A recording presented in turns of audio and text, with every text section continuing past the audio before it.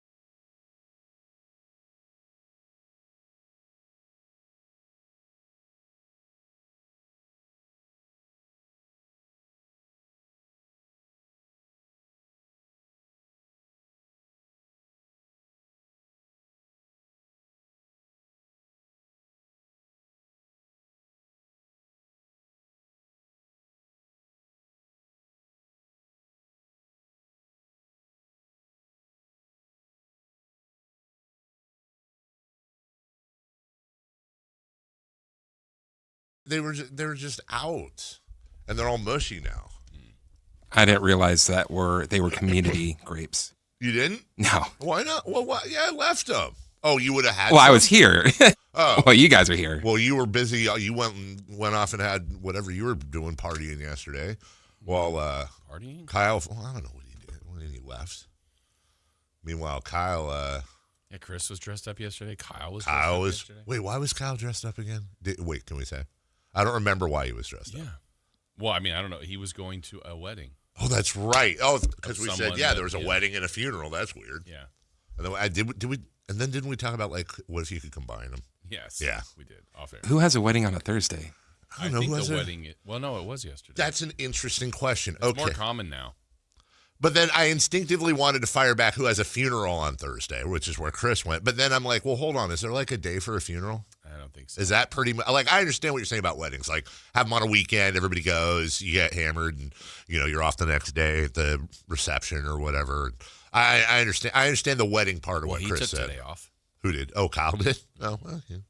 So he's hammered. But then, can I just say something? And I give Kyle a bunch of crap, but actually, it's because I actually really like him.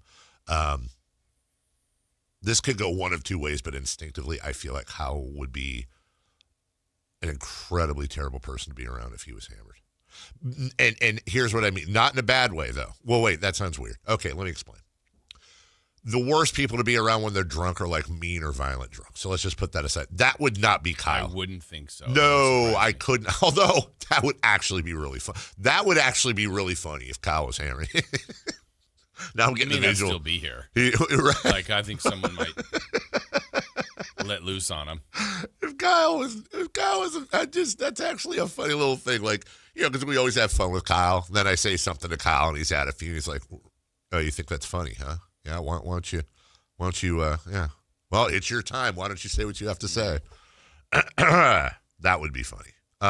No, I feel like Kyle would be overly friendly. Yeah. And honestly, I don't know the answer to this. I don't know if he is a drinker. I don't either. I feel like he's not. Maybe he is. I don't know. I feel like he's not. I'm pretty sure he's not.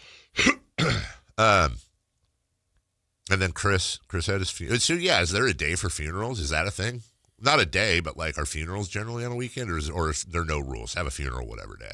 Yeah. I don't know. I truly don't. I don't think I've ever been to a funeral. You went to one yesterday. I'll stop talking. I don't even know what you're self-editing right now. That's what pisses me off. Like, I don't mind, but I don't, like, usually we can tell where Chris was going to go. I'm cold. You can give me all day. I wouldn't. I just didn't want to get into it. Oh, the funeral? Yeah. Oh, okay. Well, okay. Well, can we just close? Let's just keep going. I'll tell you in the break. Okay. And it's nothing intriguing or funny or anything. Okay, all right. Well, because I was going to ask you how was it, which is a dumb question. How was the funeral? But, we ask about things. Here's the bad I was thing. going to have you rate it. As you grade the funeral. I mean, you guys all know this. As you get older, Yeah. There's a lot of people in your life that you don't see a lot of just because everyone's doing their own thing type of thing. So Yes. it's good to see like people that you haven't seen in a long time. That's a fact. And that's what's great about weddings and unfortunately funerals at the same time. So it's one of those things is as you get older, instead of seeing those people at weddings, you're now seeing them at funerals. That part bothers me. And it's a true fact. What Chris is saying is 100% true of society.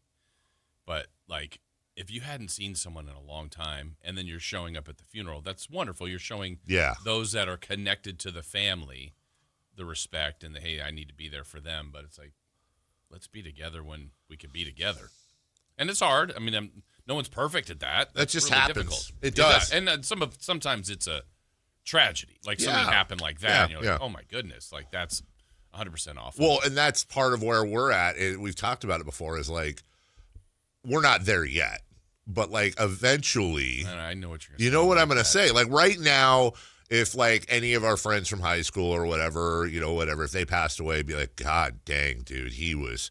But there's like, I see my, mom and dad and go through it and all that. You get to a certain age, and it's like, oh, Billy died. Oh, Billy died. Oh, Billy, what was he? He was 74. Oh, man. And it's kind of what Chris is saying. Like, we also all went through like that time where we had a concentrated amount of weddings. Yes. Because everybody, generally people are getting married between 20 and 30. So over 10 years, depending on your friend group, you're going to a lot of weddings. Then you baby showers and christenings and Godfather and all that stuff. Yeah, now the funerals are the leader in the clubhouse. Yeah. Fun. Yeah, no, not at all. No, not at all.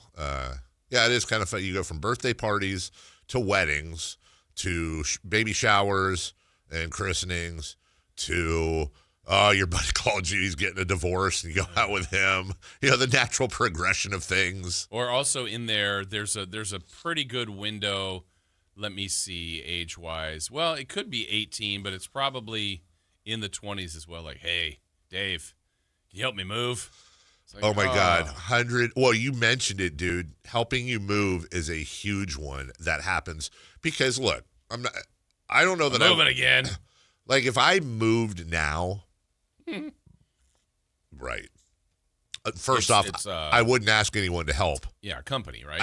It would have to be, which is super freaking expensive, but you almost have to work that into the price of moving. Yeah, you almost have to eat that one because you're like, who am I calling? I'm not calling my friends. And there's no way, dude, Even though they would do it. They would, but but it would be a horrible spot to put them in. Who's got a truck? Right, exactly. Whereas I have moved many times with friends helping. You go get that $20 U-Haul and make a few trips, and here we go. Here's some pizza, guys. Thanks. Yeah, and then we all get done at the new place, and you have a makeshift table, and you order 5 pizzas and beers, and you have a night. Those were some fun nights. Sometimes I'd have 5-6 friends over. We'd hook up a TV maybe or something, and just hang out in the new place with everything still in boxes. Yeah. And all your friends are mad at the one thing that's like 8,000 pounds. 100%. Next move, I'm not moving that. Moving that. Yeah, or get rid of that. Not moving that. And then, because look, dude, I was freaking practically in a wheelchair yesterday from playing golf on Monday. I don't even want to think about what I'd be like after a move. I don't think I'd physically be able to do it. If I did, I'd be laid up for 2 weeks. And then, you mentioned too the moving part. Also, forgot about this one. Hey, Danny's turning 21, and then you go through like a 1 to 3 year stretch. Generally, most of your friends are your same age at that age, but you'll have a couple, maybe a year or two younger, a year or two older. So you basically have this 4-year stretch, dude, where everyone's turning 21. It's a special day for them. Yeah. Obviously, that involves a lot of drinking. And guys like you and me who aren't really into it, and it's like, oh, let's take a shot for Billy. And then you're just hung. Graduations. I was in a weird spot because I didn't have that because I was the youngest of the group. So I was the last one. But then when you turned 21, I would imagine you had quite the friend group that was celebrating. So there was one, the oldest friend had nobody there with him and had to basically get his mom to buy beer for him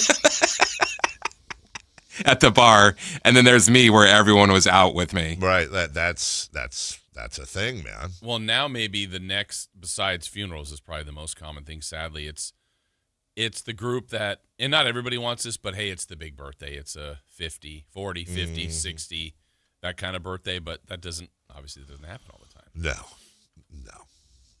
And some people don't want to celebrate that birthday. Oh, I'm turning 40. No, I'm 50, 60, whatever. I was that guy. Yeah. I did not have. I think you did better with the next tenure than the first one. Well, the next one, I did not acknowledge it. I went on I was. But you seem to do all right with it. I was mentally better, but like, 40. That was a terrible day, man. I spent the day in my room, and the only friend I saw that entire day was not by choice, because Katie kept calling and texting and whatever. I texted her like, hey, thanks, whatever, and she's like, where are we going? What are we doing? Where are we going? I'm not doing, I'm depressed, blah, blah, blah. And then, I don't know, like 45 minutes later, I hear this knock, and, I do the thing. We've all done that. If you're home and you hear a knock, odds are it's somebody trying to sell you a roof or something like that. So I snuck down and, like, peeked out the peephole, and there's Katie. And I'm like, and for like a second, I was like, I'm just going to pretend I'm sleeping. But she Dave's also not here, man. Right. But at the time, she lived in, I think, West Sac, she lived in Midtown. And I lived in Roseville, and it was like a half-hour drive. Roseville, Dave. I wasn't going to do that. So then I opened the door, and then she just, celebrate, blah, I got you this. Roller skates? She was just over the top, dude. And, like, I'm like, okay, fine. I'm like, you know what I look, honestly, you know what, have you ever seen the movie Swingers with Vince Vaughn? John? Yeah. Okay. Do you remember when Mikey got dumped, and Vince came over to his house or his apartment, and he's, like, in a T-shirt and boxers, and it was like 3 days of beard growth. He's drinking orange juice, and all the blinds are drawn. There's like a tiny bit of sunlight in there, and Vince comes over and opens it. That was Katie. Come on, man, get up. We're going to lunch. That's a good friend. 916-339-1140 is your text line. Somebody send a text because I want to. The text line looks different today. But the date is the same. So I feel like I got the right one, but this text thing is being weird. I'm a big believer in not misleading listeners who use your time and energy to listen. Oh,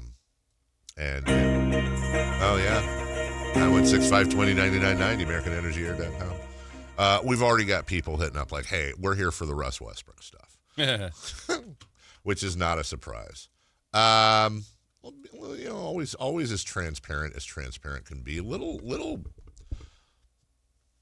I'll admit, I'm a little. I'm still not exactly sure how. Well, I say we as a show, but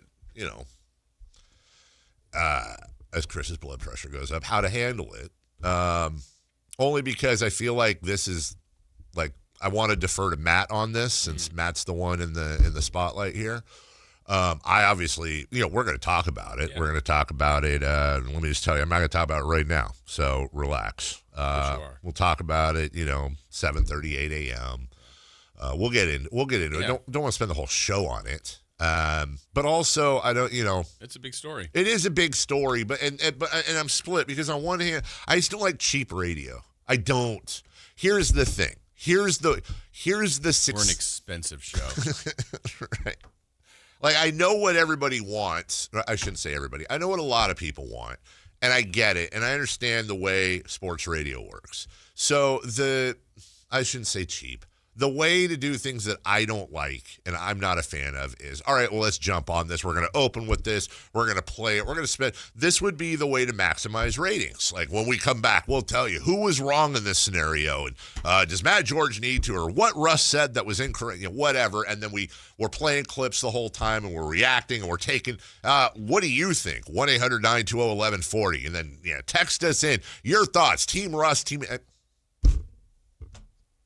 I don't know, man. That just seems cheap to me. First off, I wish, this one time I wish Matt was on before us because I want to, I'll also be very honest. Russ, look, I'm just being honest I'm just being transparent. I like Russ, and there's not a but at the end of this. I don't have a problem with what Russ did. I don't really, there's one thing he said that I'll kind of question, but look, we cover the athletes. And we say what we say. They should have every right. And look, if you want to take the time and you want to address it back, fair play, man. Seriously, fair play to you. Go ahead. So I don't have anything negative to say about Russ. Also, in Matt's case, so Russ was out there and he was fired up in part. I felt like he was being a leader and he was protecting his rookies and he was standing up for the young guys. Did you get the same kind of feeling that he was standing up for the youngsters? I think when he kept talking and explaining, because we ran the whole thing live in the post game, and it's one of those things like as it starts, like, whoa, okay, well this is the best radio we can have right now because this is a player on the team sharing his thoughts. Yes. So, agree, disagree, whatever. It doesn't even matter. Let it go. Let's play it. Right. So we played the whole Smart thing. move. It's the right move. It's just like we stayed out of it, let it go, and then all right. We kind of had a quick reaction and went to break. And anyway, I think as he went along, I was understanding it a little bit more. But I know we'll get into this in more detail. It was just some of it I was like, is that what he's doing? I don't know. It left a lot of questions to me. He talked at one point, I guess I'm just pointing out to he's saying, we got a lot of young guys on this team and they don't, and they're questioning, they're listening to all this stuff and all that. So just to be fair, there is a part of me that's like, well, okay, so Matt's kind of my rookie. And that's no disrespect to Matt, but Matt came into my show as an intern and I would hope he would agree that, me, you, a lot of us have tried to, as we were once, to the Cozes and the Grants and the Whitey of the world, as they kind of helped us and mentored us, that with Matt, you feel a little protective. So part of me is like, I see online, the group, if you will, the large group of, especially on social media. And I read, I was curious. I read social media. I read Reddit. I went to all the corners, and if I'd have been there, how could you put yourself in that spot? It's not a comfortable spot to be in. And that's fine. I think Russ meant it that way. And again, good on him. It's not his first rodeo. No, he knew what he was doing. He knew exactly what he was doing. And again, I don't take a single issue with any of that. But also, I would say this about our Sacramento media, and I am absolutely, and this is not me pointing at Sac media. This is me standing amongst Sac media with two thumbs pointing at all of us.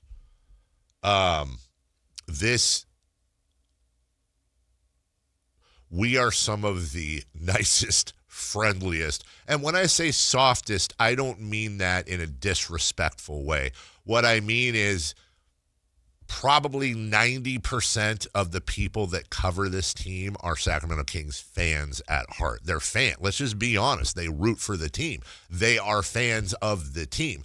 This is not New York. This is not LA. This is not Philly. This is not Chicago and 20 other markets. This is Sacramento. The Sacramento, if this team was playing in one of those other markets, or imagine this team, when Philly was going through the process, it was brutal. And I appreciate the media here and their coverage because this hasn't been a fun year to cover. It hasn't been a fun year to cover. And no one, just like people don't ever want to feel sorry for an athlete. Like, dude, you're an athlete. Like, come on, you make millions of dollars. Okay. I think even less are they willing to have any empathy or understanding of where media comes from. And what I think people forget sometimes is just like it's everybody's job. Like if you're covering this team, that is your job. That is your paycheck. That is how you support yourself and your family. And the bottom line is that when this team does poorly, it sucks for fans. It sucks for the team. It sucks for the players. It sucks for the media because you got to cut. Like, let's say this Russ stuff never happened. What are we doing on a Friday? Well, we're trying to fill 4 hours. Mm-hmm. We're trying to fill 4 hours without being gossipy, without being rumory, without trying to be first take, without having you and I coming in every day. And again, this is what I think is cheap yet effective broadcasting, but you and I don't like doing this. Jason, I'm going to say this. You're going to argue that point. You're going to say this. I'm going to argue that. We're going to yell at each other all day and then take phone calls where we yell at the phone calls and then we move on. Like, that's cheap radio. I don't like it. You don't like it. So we're trying to fill 4 hours of like legitimate conversation, 20 hours a week on a team that there's really, let's just be fair, there's not a lot to talk about with this team. It's rinse and repeat, dude. They went out, they played, the game was sloppy and ugly. In the end, they lost. Here's your Tankathon update. Here's a mock draft. Let's do Kings Rewind where we play highlights and funny clips. Like, we're manufacturing entertainment out of freaking saltines and dish soap every day. It's not fun. And by the way, from a fan point of view, your interest wanes. Now, we have diehards in here, sure, but Jesus, of course your interest is going to wane, which affects ratings and clicks and all the stuff. And that attendance of the game was light. Like holy lighter, crap, so that was. It's happening. Yeah. Yeah, it's what happens when you've won, gosh, I already forgot, 14? Yeah, 14 games and lost 50. It ain't fun for anyone, dude. We try to have fun with it. Mm-hmm. We smile and we laugh and we try to make jokes and talk about, what's the best ranch dressing and Chris's funerals and Kyle's weddings and whatever we can come up with. But in the end, we got to come in here every 4 hours. We got to stare at this, stupid. I don't say, you know what I mean by stupid. This thing kills me every morning when I wake up and I see Jason's filled out his half. I got a blank page usually, although sometimes you fill it out. And I don't tell you I appreciate that. I do. And you got to fill each segment with, all right, what are we going to ask in 3 for Madness? How are we going to break this down today? Or let's say Russ didn't happen. Okay, so or we can go through. Today's big topic might be Precious Achiuwa. What a night for him. Should the Kings sign him? What's the market value for I did not think at the beginning of this year. We certainly thought this team was going to suck. We were very vocal about that. Would not have pulled breaking down Precious Achiuwa's value and whether or not the Kings should resign. I did not have that as a March topic. Right. And here we are. Yeah, that's the kind of year it's been. So look, I want to respect the listener. I know you kind of. When I say cheap radio, I don't say that as a. I don't say that in a disrespectful way. Like, we all like cheap entertainment sometimes. My wife watches that 600-pound fiance thing, and I watch Beat Bobby Flay, and I don't know. You probably have something cheap you watch. Oh yeah, dumb, mindless content. Oh, you know, the show coming up. Oh. Yeah. Grown-ups too. Yeah. But we'll talk about this. But I think there's ways to talk about this where I do want to defer to Matt and Kayla. By the way, poor Kayla's like, I just got welcome here. to Sacramento.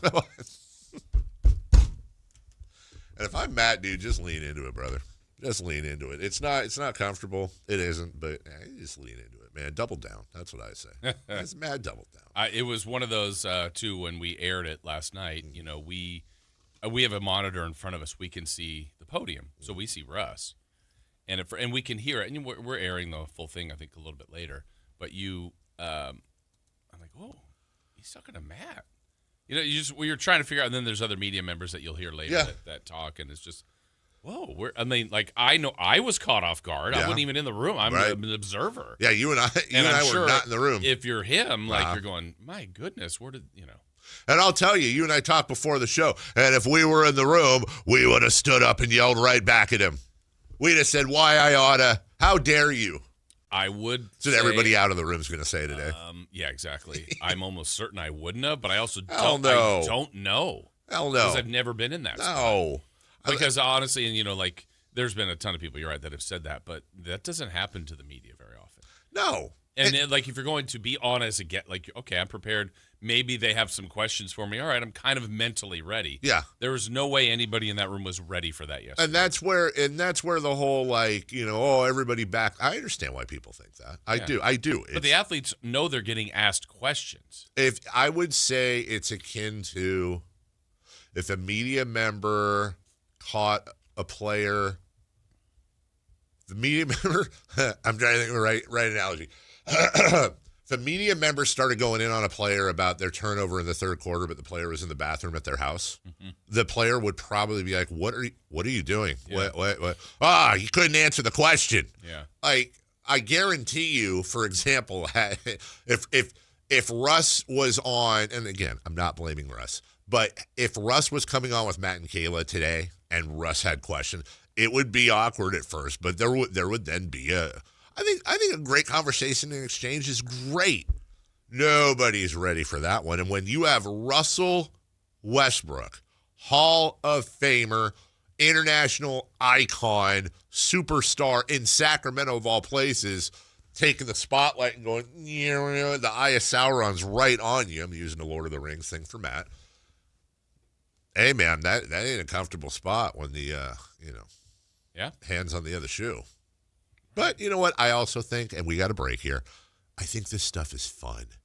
I think sports are fun. I think sports radio is fun. I think this is all mindless entertainment anyway. So, you know what?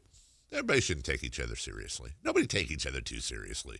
We're going to have fun. We're going to talk about that and other stuff. And we'll also have highlights of the Kings and Pelicans. By the way, they played last night. There was a basketball game. There was. No, I promise. Yeah. And the Kings lost, but we've got stuff for you there. Also, we'll have Kings Rewind, and it's Friday Fun and Games, baby. We're going to have a fun day. We'll start it all next. You never know what you might hear when listening to a Sacramento Kings game. Out of Keegan, going for another triple. Man, is he feeling it. Keegan, can he do it? Yes, there's number 11, Keegan Murray. Keegan steps back. He just knocked down his 12th three-pointer, a Kings franchise record. He's got 45 points. Never miss a moment of Sacramento Kings basketball with Sactown Sports and the Sactown Sports app. Gold demand is skyrocketing to record highs. As more Americans rush to preserve their savings, will there be enough gold? I'm Dr. Ron Paul, and I believe physical gold is the only way to truly protect your 401k or IRA savings. Gold offers tangible security that can't be tracked, stolen, or inflated. That's why I strongly advocate for gold IRAs. To learn more, text the word SECURE to 989898 now. Birch Gold Group will send you a free info kit on gold IRAs. Birch Gold is the only gold company I trust, and their thousands of great reviews prove I'm not alone. So don't wait another second. Protect your retirement savings today and see how easy it is to move your IRA or 401k into physical precious metals. Text SECURE to the number 989898 for your free gold IRA info kit. Again, SECURE to 989898. Message and data rates may apply. Get ready, Sacramento. The Sacramento Boat Show and Big RV Show is taking over Cal Expo, March 5th through March 8th. It's 2 huge shows, one massive event. Don't miss it. Get details now at 2hugeshows.com. Guys, did you know your testosterone affects everything in your system, including how you feel and perform every day? Right now, Revive Men's Health Sacramento will check your testosterone for free. Knowing your T levels is the first step in understanding if you have low T. Your testosterone level impacts your energy, libido, sleep, weight, hair loss, mood, and even ED.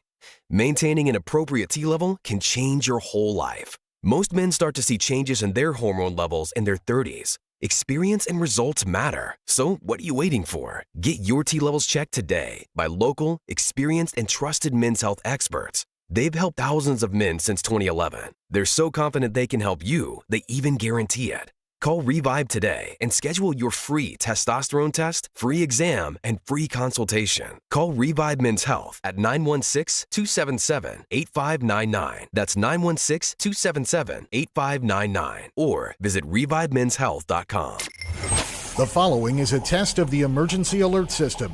This is only a test.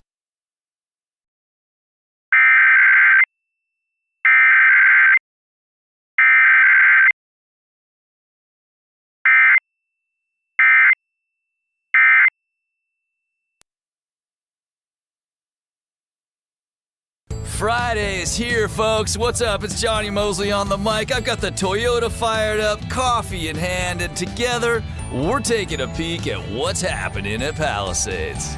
Thanks, Johnny. Tahoe is sitting on a solid base with freshly groomed corduroy.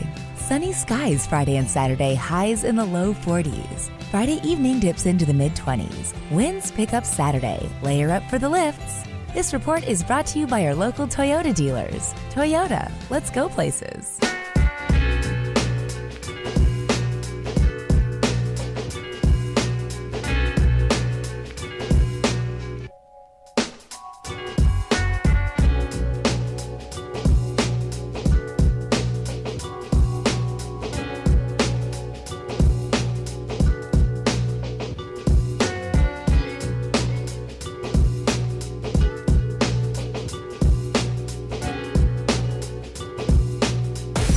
Carmichael Dave Show with Jason Ross. Call or text at 916-339-1140. On Sactown Sports.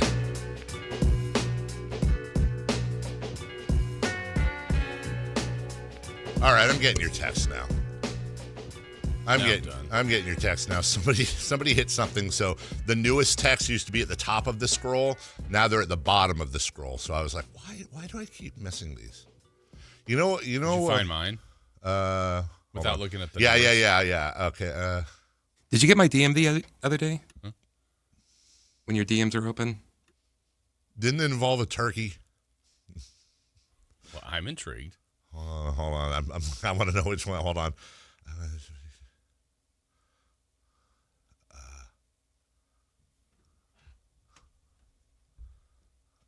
Is it the one about is it this one?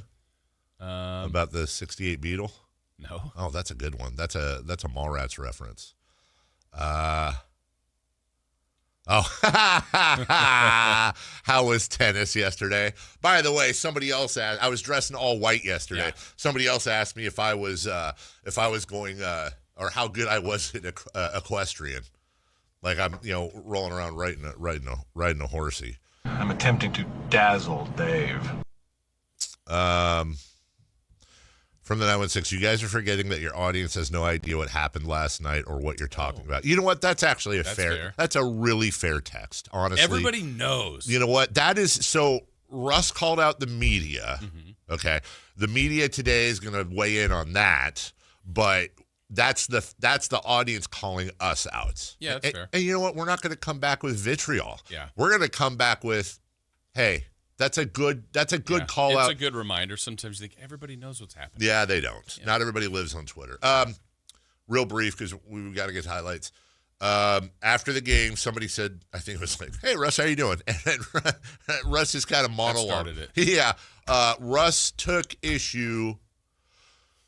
We're going to play the comments, but Russ basically is taking issue with some of how the media, not all, but some of how the media has covered the Kings and players and narratives this year and kind of turned it on specific media members. I think I'm happy to be corrected here. I think the voices I heard were Matt George, Chris Biederman, James Hammond, I want to say Antonio Harvey. That's what I remember hearing. Okay, yes. Okay. So, and there was back and forth, and Russ was like, what do you have to say? And this is what about you? What about you? Yeah. And so he's pointing sometimes. Yeah. I'm like, who's he pointing to? And there wasn't yelling. No. There wasn't name calling. I didn't feel like any of it was disrespectful. It was uncomfortable, I think, especially for the people in the room, but maybe for people listening too, depending on if you like uncomfortable situations or not. Unexpected. Unexpected is the right word. So anyways, and Matt George was, our colleague in middays was probably the main one. I was going to say one of the ones in the crossfire, but I think Russ was, even at the end, Russ kind of gave him a look and said that's especially for you. Yeah. So he was, I wouldn't say he was calling out Matt specifically for the whole thing. It was the media, but I think his eyes were kind of started there and circled back. Yeah, exactly. So that's what we were talking about. Yeah, and you'll hear the clip later. You'll hear the clip later coming up we'll play the full clip at 8. If you remember the Cuban Bee scene from from Half-Baked, where he was quits much the like job. that. It was well, then who was the one that was cool? Was it James? No. I feel like I feel like the exchange with James was like, who? Yeah. You know what? I'm just gonna pretend that G-Man was in the back of the audience that night, and he would have been the one. You're cool. I'm out. Yeah. Usually G-Man is still up there. He'll like to listen. Who was first? Drew Eubanks went first. Then there was a little bit of a break, and so we were in our second segment, and then he had left. And that's usually when he breaks after the first segment. And so he would have heard that normally, but he wasn't there. Maybe I don't know if he was in the lock. He usually goes to the locker room, so maybe he didn't even. I know he's heard about it, but yeah. Sorry, I said a visual. This would never happen. It would never happen. No. It would never, ever happen. I don't know why it's not humorous, but it is to me because I have a whacked out head. If instead of pointing at Matt, what if he was pointing at G-Man? Like, I'm just trying to think of the level of riotousness that would happen in this city. If anyone ever said anything cross to G-Man. You know what? Honestly, that's actually not a bad idea. If a player ever wants out of Sacramento, like I want it. So they go after. Don't ask a trade. Don't ask for a trade. Don't talk to your agent. Don't do any of that. Just say something even slightly impolite in the vicinity of Gary Gerald, and you're gone. I know. It'd be like, what would be I don't know who's the king of the mountain of the most beloved Kings player. Imagine if that player, whoever we say it is, somehow went after the most beloved. You mean like person. all time or right now? I mean, I'm thinking all time. Okay. But so because they passed, likely. Yeah. Right? But like, if there was a time in their superpowers. Yeah. Which I'm thinking Weber. Yeah, I'm thinking who Weber. Absolutely adores G-Man. G-Man, of course. It's not a good. As does Mitch. Yes, but also, everybody does. But let's just. Right. I mean, C-Web loves G-Man. So As let's he just, should. Pretend in this world that he's at the peak of his powers. G-Man's and then Webb, he's going after G-Man. I got it. If his locker room tirade about Tyra Banks when Sean was there, but that was just G-Man. You're gone. It's like, sorry, Chris, you lose. Love you, Chris. Yeah. Nobody beats the G-Man. Yeah. Speaking of social media, by the way, unshout out to everybody at Twitter who had the great idea of removing dark mode on Twitter. If you don't know what I'm talking about, you go on Twitter. Okay, so you go on your app, and the background for Twitter would be black, and then the writing would be white lettering, and then you'd have pictures and videos and all that. So that's white mode you're in right now. That's bright mode. Same here. So when you update your Twitter, or when your Twitter updates on its own, Chris, you're going to lose that, and you can't change it back. The only way you can change it back is you have to go into your phone settings and put everything in dark. I don't want everything in dark mode. I want Twitter in dark mode. It's a text-based app. I don't want to stare at this all day. It hurts my eyes. I want dark mode. Oh. I want the black background. What about not looking at Twitter all day? You know what's interesting? If I pull up Twitter on there, like for a Kings game on the road, I'm sitting where you are. Yeah, let's pull it up. Pull it up on there. Yeah, let's pull it is it in up. dark mode, but on my phone, it's always in light mode. Well, because I changed it to dark mode on here. Oh, Is it still on dark mode on the computer? I haven't been on that. Yeah, still on dark mode on the computer. Give me my white mode back, or dark mode back. Gotcha. Anyways. If DMC went after G-Man instead of Andy Ferrillo, he said the other guy in the right. Good pull. DeMarcus would have never played another game in Sacramento. Andy Ferrillo. By the way, DeMarcus also adored. I mean, everybody adores G-Man. Exactly. But I'm trying to think. I don't think that would be actually hilarious. I don't think there's literally ever been a player. I don't know that this player had an opinion. I'm going to assume liked him and loved G-Man. I know G-Man was mad at an instance with absolutely. one Kings player, James Johnson. James Johnson. Before. I don't think he disliked him per se. He did not like that. What was it? He wore a Seattle hat? He wore in the middle of the relocation when we looked like we were absolutely screwed. James Johnson was wearing a Sonics hat in the locker room. And understandably, angry G-Man. Angriest I've ever seen G-Man. Angry, I've never seen him that upset. Honestly, though, now you're giving me another visual. What kind of an awesome... G-Man goes up. MMA, James Johnson, G-Man takes him out. G-Man just takes him out. Yeah. He just haymakers him. Carey Gerald knocks out James Johnson in the locker room. Standing over. Boom! There you go. Like, none of the NBA That's players. when the statue goes up. Boom! Him standing over him.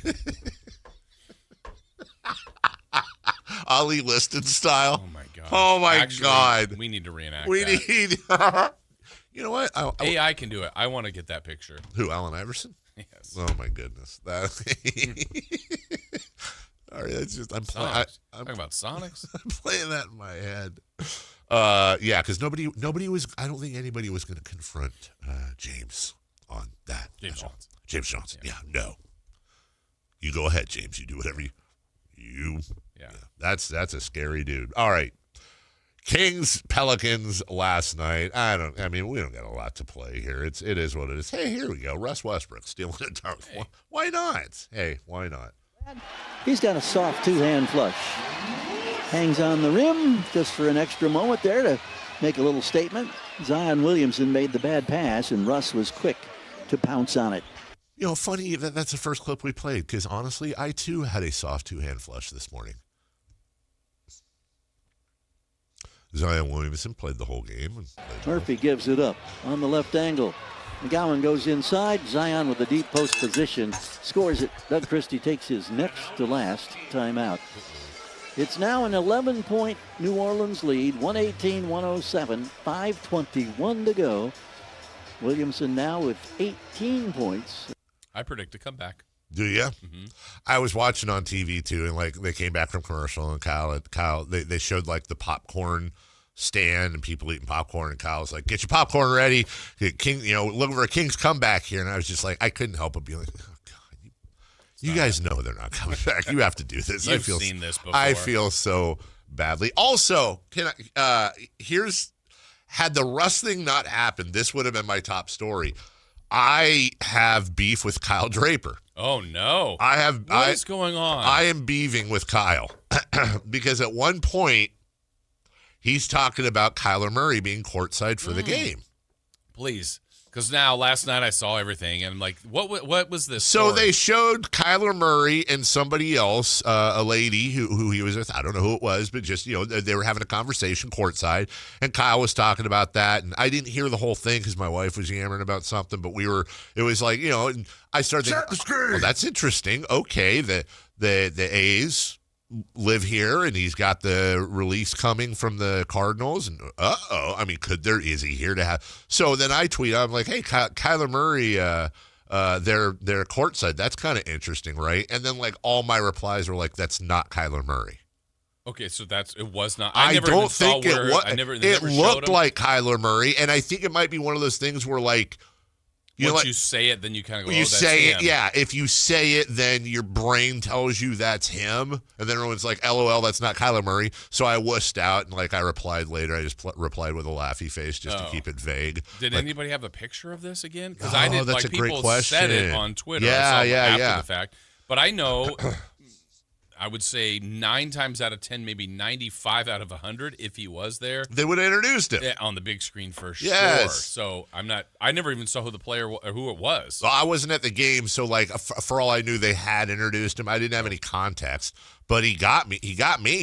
Yeah, I just saw it post because I'm looking at all the Russ stuff after the game and like, what's this stuff about? What happened with Kyler Murray? Wait, was he there or was he not there? I don't know who that was. And I never saw where that was. I missed it. We'll take a break. When we come back, we'll go around the sports world. Speaking of football, a number of things happened. Also, the WBC has opened. And open for business. My goodness, Japan, the defending champions, looked good yesterday. And I have a very interesting highlight clip from their game that I seriously, I want to talk to you about because it's actually really kind of cool involving the crowd. We'll do all that before we get to 3 for Madness coming up at 7. We'll be right back. Download the Sactown Sports app. Sacramento sports in your pocket. This is Sactown Sports 1140. I know that hiring can be challenging. You need someone to match your role perfectly. Well, now you can meet them fast on ZipRecruiter. Build your team, build it sooner. Meet your match on ZipRecruiter. Just head to ZipRecruiter.com/free right now to try it for free. That's ZipRecruiter.com/free. Meet your match on ZipRecruiter. Try it free. Welcome to A to Z Savings, our biggest sale of the year. Happy to be here. Can I get some rotors? Would you like brake pads with that? How much are the brake pads? Free with Duralast rotors. Free. Really? Really? Free. I also need some oil. Would you like an oil filter with that? Yeah. How much is that? Free with the oil. Free. Really? Really? Free. It's part of A to Z Savings with hundreds of deals. From A to free. Get in the zone, AutoZone. Ends March 9. Restrictions apply. Spring is here, and there's really nothing better than hitting the open road in a new Honda. Whether you're shopping new or pre-owned, Stockton Honda has the selection and savings, plus get top dollar for your trade. And while life's roads are often filled with bumps, buying from Stockton Honda couldn't be smoother. Wherever the road you travel might lead, Stockton Honda is happy to get you there. Come in today or go to StocktonHonda.com. Anytime, anywhere, it's all here. StocktonHonda.com. Golf to Go is brought to you by the Hagen Oaks Golf Super Shop. Here's Frank LaRosa. In golf, a tee can refer to the area where you hit your opening shot on any hole, or it can be the little piece of wood or plastic that holds your ball off the ground so you can hit your tee shot. Now, if you're not already confused, let me try harder. In earlier times, golfers made tees from little heaps of sand, and the sand was kept in little boxes called tee boxes, which gives us the historical connection and gets us back to where we started. Various types of reusable tees were invented over the years, made of rubber, cork, or paper. But the first commercial tee like we know today was the Ready Tee, invented by an American dentist in 1921. It was white wood with red tops, so they were easy to find.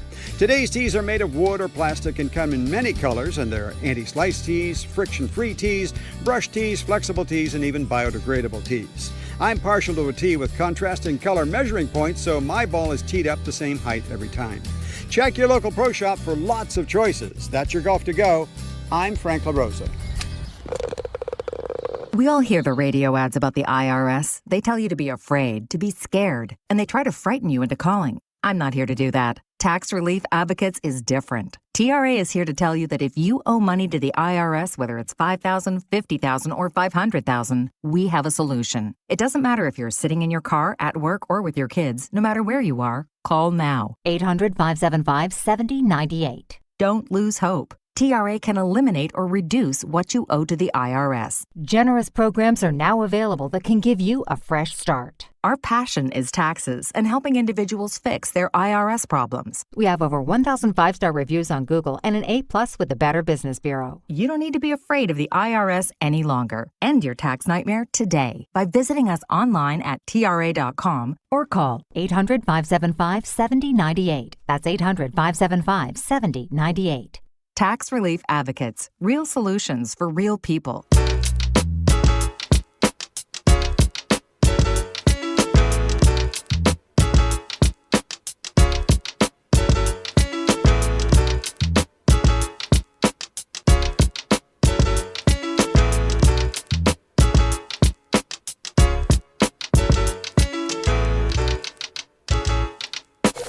Waking you up with the best in local sports. They just make it interesting, you know? It's the Carmichael Dave Show with Jason Ross on Sactown Sports.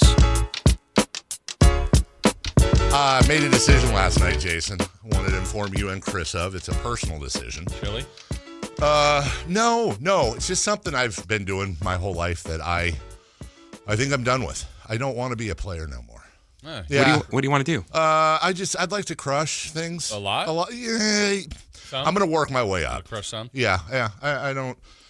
I'm done with that. Just playing my whole life. I don't want to play. Congratulations. Thank you. It was a big decision. I talked to my wife. It was a family Celebrate thing. by popping the bubbly. I think we'll celebrate our differences. You want to be a baller? No, I'd rather be a shot caller. Okay. Not a brawler. Too many concussions. Here's a clip from. Just a sound clip. Okay. From the WBC. This is Shohei Ohtani. He plays for the Dodgers. Power hitter. And he, the pitcher? Yes, the also can hit. Weirdly enough, he is at bat. And spoiler alert, he's going to hit a dinger. Okay, I'm Shohei. I have dingers. I'm going to play the clip, and then I'm going to play it again. Here's the clip. Shohei Ohtani and the pitch.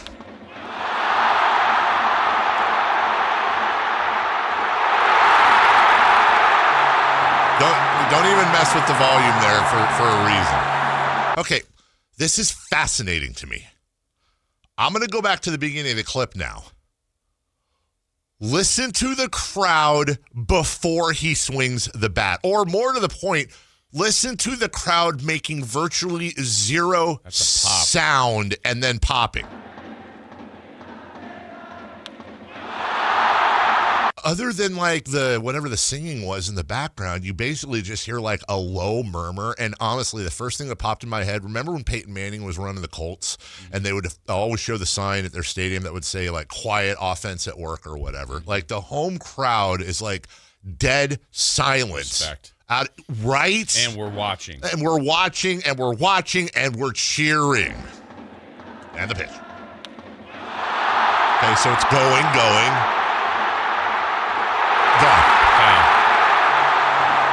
I actually kind of like that. I want to hear how long they go. Sure. About to round second.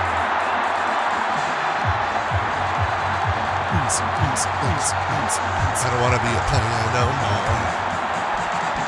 Sure, man. I want to crush a lot. Hey, shout out to the cameraman running with him.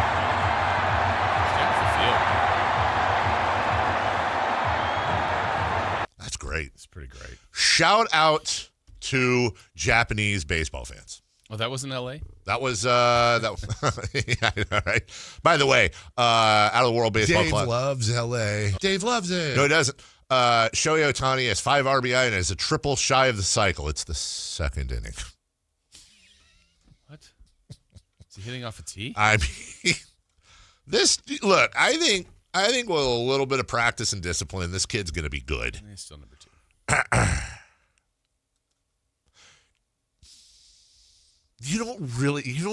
I think you do really. I mean, look, it's a good conversation. Let me take these glasses off. And then I got a second pair. Like that Laker meme guy. Third pair. Oh. Hey, what effect would Kyler Murray have on the Vikings when he's not at a Kings game? I want to see one up on, you're talking about ESPN right now, talking about that. I want to see, was Kyler Murray at the Kings game? A 30 for 30. Yes. I did send you the picture. Oh, you did? Oh, okay. Hold on. This is going to be good radio as we look at a picture nobody else can see. This is it. Let's see. No, that's not the okay, person, is you it? know what? Like that's Seriously? Yeah. Okay, that's not Kyler Murray. No, it's not. No, it's not. I mean, that's 100% not Kyler Murray. Right? That's not Kyler Murray. When it's in that context, it's 100% not Kyler Murray. When somebody is saying, look, I'm having fun with Kyle. It's fine. But when somebody says Kyler Murray, like I'm raising my hand. I was like, Kyler Murray's there? I don't know. Maybe he changed it. He's coming to the A's. That was the picture? That was it. Well, there's a video. I mean, there's actual that. Maybe that was a bad picture. Maybe he looks more like Kyler Murray in the video. I don't know. Maybe he's a Kyler Murray impersonator. I don't. Yeah, I'm going to bring up Kyler Murray here real quick. I wish I could do. I'm sorry, radio. A headband. Let's see. Is it even close to Kyler Murray? I mean, no, it's not. Like, okay, it's not terrible. It could be his cousin. Yeah, Skyler. Maybe that's what they said. Skyler Murray's here. Skyler Murray's here. Okay, well. Ronald Flip Murray. Eddie Murray. Ann Murray. Bill Murray. Brian Doyle Murray. Oh my gosh, I got nothing but Murrays. I'm freaking blanking on Murray. All I could think of wasn't there a Murray bicycle? Oh, I don't know. Like a Schwinn. That's all I could think of. I'm stuck on that. Murray. Keegan. Oh my gosh. Chris. What? What? Huh? What'd he say? I said what? I thought you were talking to me. Oh, stupid. I was like, what, Murray? Murray what? I was doing that in my head. That's what the arena should have done last night. Kyler. Murray. It would be Moke saying like, and welcome to the game. I know. Kyler. Murray. That would be great. Would that be like bottom 5 worst moments in Moke's life. If he, like, the Kings did a whole introduction of, like, and it wasn't him. They asked him to stand but I up. think Yeah. Like they didn't. I was hoping it was really him, though, and then they did that. That's what I was hoping. Like, I was excited if it was him. Hey, we are all a family here. Just want to say, I'm reading in the chat right now. Shout out to our guy LTF in the chat. Doggy going to doggy heaven today. That sucks. Our dear friends lost their dog Rocky yesterday morning, and her aunt all in the same day. So it was not a great day for them. But anyone who has pooches, like, man, one of these days, Gus, Gracie, Nacho, Not Nacho. You know, you're probably you're actually Nacho's already 400. Nacho's like the sequoias of dogs. She's just gonna, or like, what's that big fat fish by Greenland they showed that's been around since like the 1700s? You know what I'm talking about, Chris? They showed a picture of some big fatty. He's just blind and fishing around. It's like a whale or something. It's a shark. It's a shark, thank you. And he looks like an old shark. It's like 600 years old. Yeah. It's a land shark. Huh? It's a land shark. It is. Yeah. So anyways, we'll take a break. When we come back, 3 for Madness. Let's talk about, I want to get a little existential here. We're going to talk about not really necessarily in light of yesterday's post game, but it did make me think about the job of media and fans to analyze this season and the difficulties within. And we'll touch on the presser a little bit in 3 for Madness. Don't worry, we'll play it. We'll play it at 8:00 right after Kings Rewind. We'll do all that next. The San Francisco 49ers play on Sactown Sports 1140. Touchdown 49ers! Every game on your #1 sports station. Don't miss the action on your local sports leader. Sactown Sports 1140. This is the story of the one. As a safety manager at a manufacturing plant, he does everything he can to keep his coworkers safe. From finding ways to reduce risks to keeping safety supplies in stock. And for that, he relies on Grainger. Grainger offers a broad range of quality products and next-day delivery, so he can always play it safe. Call 1-800-GRAINGER, click Grainger.com, or just stop by. Grainger, for the ones who get it done. When you take the time to shop at Folsom Lake Honda, there's one thing you'll always find. Happy people ready to serve you. As a family-owned and operated dealership since 2009, customer service is our #1 priority. Our customers love doing business with us, and you will too. Looking to own or lease? During the spring sales event, drive a brand new Accord or Civic. Visit us today at FolsomLakeHonda.com, your one-stop Honda shop. Folsom Lake Honda. Yeah, your one-stop Honda shop. Injured and you're considering an LA law firm looking to charge you 45% to 50% in attorney's fees? That's overcharging. Ashton & Price has been around for over 25 years, and I can tell you no matter how complicated your injury case, you should never be charged 45% or 50% in attorney's fees ever. Direct, experienced, unrelenting, and honest local representation matters. It's called Home Court Advantage for a reason. Ashton & Price serious local attorneys for serious people with serious injuries. So for the best local advice, don't think twice. Call Ashton & Price. Growing your business? It's all about having the right team on the court. At Bank of Marin, we partner with businesses in the greater Sacramento area, delivering personalized service and local expertise to help you make a slam dunk. Whether it's customized lending or solutions to keep your business growing, you'll benefit from local decision making, expanding, acquiring additional assets, or building a lasting banking relationship. We're ready for tip-off. Bank of Marin, your local business bank. Visit us at bankofmarin.com. Member FDIC. Get ready, Sacramento. The Sacramento Boat Show and Big RV Show is taking over Cal Expo, March 5th through March 8th. It's 2 huge shows, one massive event. Don't miss it. Get details now at 2hugeshows.com. Card collectors know there's nothing as special as a rare one-of-one card. And now you can hear a very rare one-of-a-kind sports card show right here on Sactown Sports. Whitey Gleason here inviting you to join me and Mr. True Sports Cards himself, Imran Pilati, for the True Sports Card Show every Saturday morning at 10 on Sactown Sports. It's the only sports card radio show in the nation. For all your hobby needs, get to True Sports Cards, 6661 Stanford Ranch Road in Rockland. And for hobby, insight, and fun, join us for the True Sports Card Show Saturday mornings at 10 on Sactown Sports.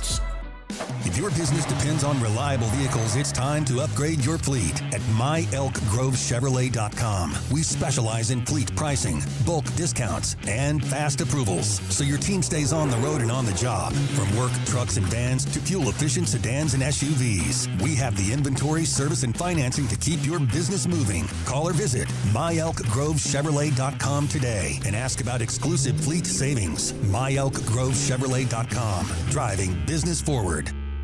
Guys, did you know your testosterone affects everything in your system, including how you feel and perform every day? Right now, Revive Men's Health Sacramento will check your testosterone for free. Knowing your T levels is the first step in understanding if you have low T. Your testosterone level impacts your energy, libido, sleep, weight, hair loss, mood, and even ED.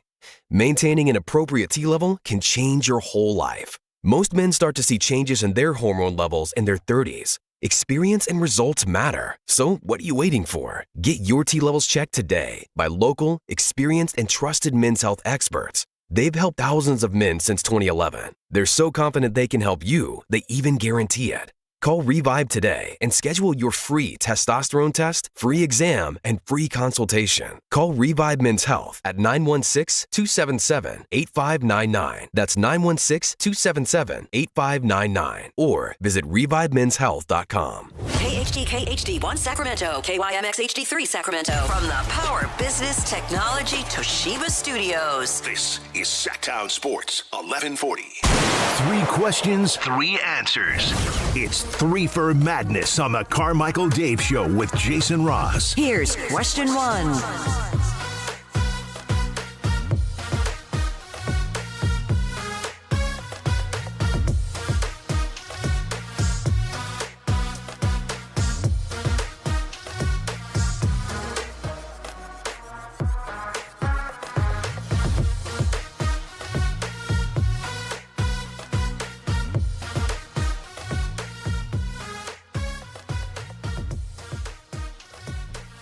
All right, welcome back.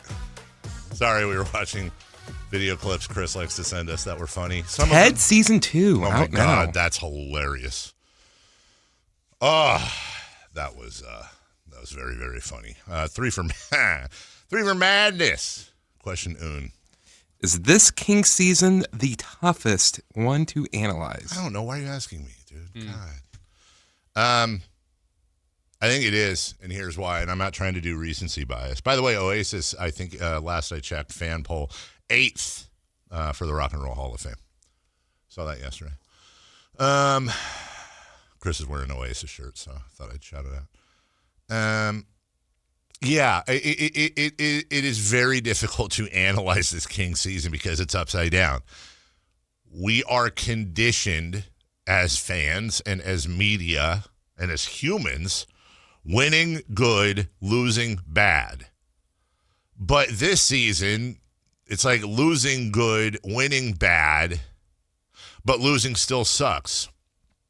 Oh, Russ went out and Russ Westbrook had 26 points the other night and 11 rebounds and 9 assists, and the Sacramento Kings beat the whoever's blah, blah, blah, bloody blue. Okay.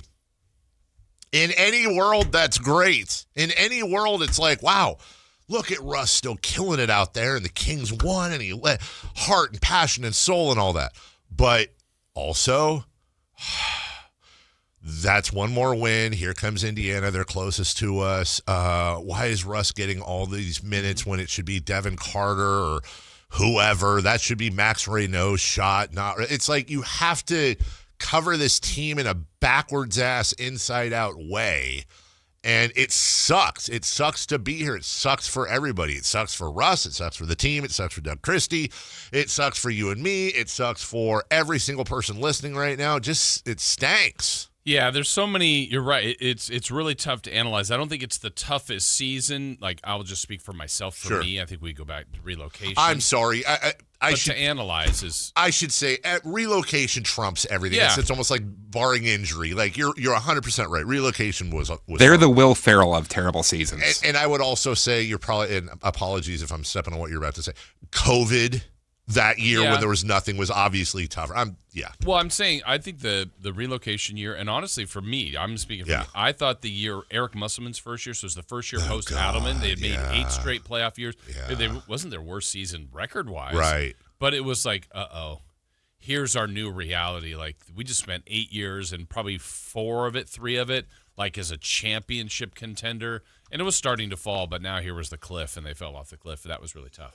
But with all that being said, it's been tough, and it's almost the amount of layers to it is what makes it tricky because exactly what you said, Dave. It's like, partly there's injuries, but I mean, I think the injuries in one sense have been helpful to the fact that we've been able to see some younger players play. Yes. There's been games where the younger players played the majority of the game and looked good. There's been games where the younger players played and looked awful. Same with the veterans. Maybe the veterans have kept them closer in some games. Maybe the veterans have helped them win a game or two extra. And then I'm even thinking about potential problems that aren't here now, but could be. I kept thinking about this last night and we talked about it a little bit yesterday, that there is a world here where this season ends with how many ever wins, one of the bottom 4 most likely, or almost assuredly, and they come back with Sabonis, Monk, Levine, DeRozan, Murray, Hunter, and all this stuff at the end of the year where you're playing, hey, look what Cardwell's doing. Look what Reynaud. Look what Clifford. Look what this number 1 pick will do. Well, where are they playing if you have all of those guys back? So, I'm not trying to project a problem that's not here yet, but it's something that could be here, and it just makes all of this more confusing. Even a guy, honestly, you kind of joked about it earlier, but the guy in the last 7 games that's played the best is Precious Achiuwa. Yeah. Great story. Yeah. He's a free agent. Yes. Likely he's not going to be on this team. Yeah. So it's like you want to be excited about what you see, but it's like, is he doing this for the Miami Heat, for the Toronto Raptors, for the Utah Jazz, like some other team? And it's like, great, you're doing what he's supposed to do. Right. But it's like watching your girlfriend have a glow up while you're living together and working out and getting all this stuff done. It's not gonna end and well you for know you. she's going to be with Bill next year. Bill always. It's always Bill, everybody. dude. So it's a weird year in that, and then it's just the incomplete part. And I'm with you on it hasn't happened yet, but we're getting closer to that time with 18 games to go. I don't know if this is going to happen. I don't want this to happen, but if we're in with 3 games left, and it's like neck and neck with the Pacers, let's say, and the Kings are winning a game late at home, and it's like naturally, everybody that's at the game is there to watch the team, to be entertained, to probably see them win. But there are people that don't want them to win. Yeah. And is that going to be a really weird feel? Like if they're on the road and you're watching on TV, like, no, it's easier to say that on your couch. But if you're at the game, are you going like, miss that free throw? I know. Which is completely counterintuitive. Yeah, it's a weird year. You got me going on the Musselman thing because. That was a really hard year. I'm saying for me. No, okay, so it's the year after Rick Adelman. Right. And, so that wasn't consecutive. Popular. Right, at all. And then they won 39 still? I mean, they weren't awful, but they didn't make the playoffs. But beyond that, October 22nd, he gets the DUI. That's he the gets way the year DUI. starts. And then this threw me because then I was like, gosh, what game was that? It hadn't started yet. It hadn't started yet. Right before the season or preseason. The season started November 1st. Later. Okay. Yeah, so it was preseason. Yeah, it was in preseason. Kings end up going 33-49 that year, and then he got fired April 20th, 2 days after the season ended. Yeah, so 8 straight years. It's like playoffs.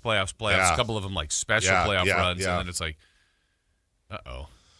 it wasn't popular to get rid of Adam, and then the coach you hire, it's like you give him a chance, right? But it didn't work, and then you're going, where are we going? And you've already moved off from Weber. And it's starting to happen, the breakdown of that team. Jason Ross. The Sacramento Kings lost to the Minnesota Timberwolves 92-83 November 1st, 2006. Eric Musselman's first official game as Sacramento Kings head coach. How many of their starting lineup and or roster members can you remember? Mike Bibby. Mike Bibby started at point guard. Ron Artest started at the 3. Kenny Thomas was your 4. Oh, you've gotten Brad Miller? Brad Miller was your center. I'm missing the 2. Kevin Martin? There you go. Wow. Cisco? Honestly, well done. Francisco Garcia, 3 minutes, was 0 of 1. Was this Corliss Part 2? No Corliss. There's one name you could throw out there that pretty much played for the Kings every year during that stretch. Multiple times. He just kept coming back. If you throw his names out. It's not Bobby. It's not Bobby, no. If you throw his name out, odds are it's not the most popular memory. He didn't do anything wrong, but he's kept seemingly coming back to the Kings all the time. And multiple times? At least twice. I think twice. Also the same. Was this the Mikey Moore era? No Mikey Moore. Same last name almost as a popular or as a Salmons. Yeah, John Salmons. Popular what? I was going to say is the popular Angels power hitter. Oh, okay. Okay. That's another reason why the Kings need the worst record in the league, so they don't have to give up any drafts for the Salmons trade. Yeah. Great, which we still are. Okay, this guy was drafted number 2 out of Cal, currently an executive. Oh, I didn't know if he was still there. Sharif Abdur-Rahim, Maurice Taylor, Vitaly Potapenko. This player. Price? God bless you. I was just going to say it has one of the most famous, if not the most famous, dunk of all time. And then this player, I was going to say was a Sacramento Kings first-round bust, but he was really a Sacramento Kings first-round bust. Doobie? Yeah, Quincy Doobie. That is the entire roster. Kings. Proud of myself. You should be proud of yourself. You did 10 times better than I would have. Kings shot 35, 20, and 72 as their splits. Kevin Garnett, 24 points, 12 rebounds to lead the Timberwolves. Garnett, Trenton Hassel. Zerbiak? Zerbiak did not play. Mark Blount, Mike James, Ricky Davis. That's your starting lineup. Your sixth man was no, I guess he wasn't. Rasho Nesterovic? No Rasho. Vin Baker. Okay. Mark Madsen. Rashad McCants. Randy Foy. Those are some blasts from that year was tough. This year is tough. That's very, very true. All right, question 2, please. Question 2. Do we underestimate the mental toll on fans, players, and the media? Yeah, I think so. I think everybody shares in it. Let's start with the players, dude. Like, they're not tanking. Right. They're winning. They're trying to win. Right. And they play on a crap team. And every night they go home and they're losers. I mean, you know what I mean. They lost.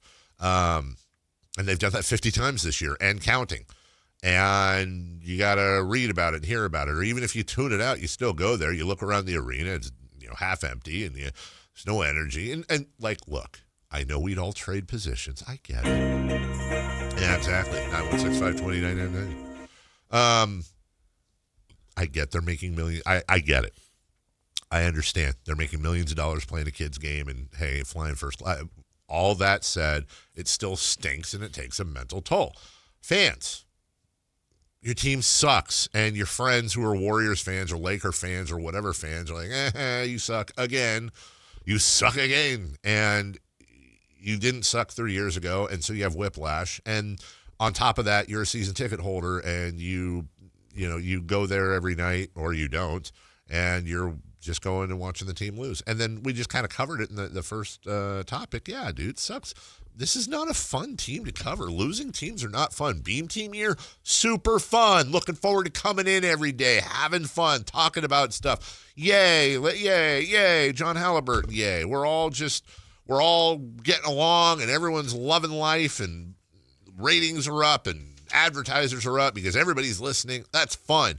Yes, there's a mental toll to all of this. Yeah, I think even to the point of, let's say last night, forget the other stuff that happened, but let me paint this scenario. The Kings win last night, right? Mm-hmm. Play great. Yes. But it was a heavy dose, let's say, of Russ, DeRozan, which ended up being true here as far as the minutes. Achua. Bless you. Eubanks, who had a really good game too. I don't know, McDermott. I'm just throwing in all these older players. Yeah. Like there would be arguments to say, like, what did that win do for them? They won a game that some would say it's not good to win. Plus, the way you won it, now we're arguing the way they win games, if they win, or the way they lose games. I think it's definitely taken a toll. I think the out for fans, and I'm not saying every fan is this way because we know it's not the case, the fans can choose not to go. That's right. Not watch, not follow. But plenty of them still do. season ticket holders, tickets just came out. We talked about that. Renewals, that's a big decision. That's a big investment. Obviously, you're drawn to something to be going now already as a season ticket holder.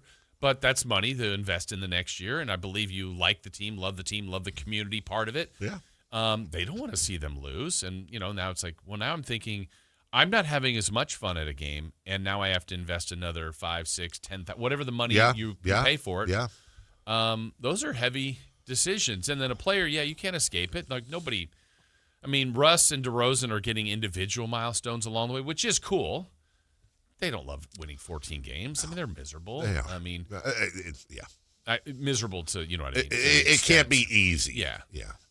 The people that are hurt, like Keegan's not has Keegan had fun this year? No. I mean, he wants to play. And if Keegan was having fun this year, we also wouldn't know. True. Good point. But is Keegan miserable? We also don't know. We have no idea. But the whole thing, Doug's not – these losses go to him. Scott Perry, even if he knows this may be his best plan, he has to wear this too, right? Yeah. Everybody's wearing this, and it doesn't look good on anybody. No, it doesn't. Who wore it better? Nobody. There's a group that I forgot, and I know you're going to agree with me 100% on this, but one more little subgroup that it sucks for, Kings employees. Yes. The game ops especially. Who kill it every night. And here's a group that I do feel bad for. Imagine, again, everybody listening, well, I hope, and if not, I hope you find one soon, but everybody has employment. I would assume you have a job, or you have, or you will, whatever. Imagine if your career right now is being a Sacramento Kings season ticket holder or season ticket rep. Yeah. And you're hearing all the stuff. Yeah. Our rep is great, but I hate that his job has to be, or his and her, there's a. Yeah. Brutal. I mean, Dave, you interested? No. I know they won 14 games, but look, this is what we can, right. And how then do you sell that? And you're getting vented on, I'm sure, by everybody, hopefully politely, but you're the conduit. It's not like they can, text Scott Perry. Fire everybody. Trade them all. So you have to hear everybody saying, not only am I not renewing, but a lot of them are like, and here's why I'm not. And give it to me for half off. Right. Well, and I can't. And I don't blame the fans for that at all, of course, but I honestly don't know the structure, but these are the reality of the situations. Most sales positions have, if they don't have out-and-out bonuses, they have commission structures. Yeah. So there's like a real income level that's dropping. Selling that? It's like, it's a lot like, easier if they were 50 and 14. Right. But in the meantime, you're trying to sell bags of ice in Alaska. What? Does that work? Does that work? Someone buys them. You're trying to sell heaters in Death Valley? Selling ketchup popsicles to a woman in white gloves. I like that one. You have to have heard that before. That's Tommy Boy. Oh, it is? Oh, yeah. Okay. All right. Okay. But it's good. It's really good. I was just like, I didn't recognize that, and I should have. Would you eat a ketchup popsicle? No, I wouldn't.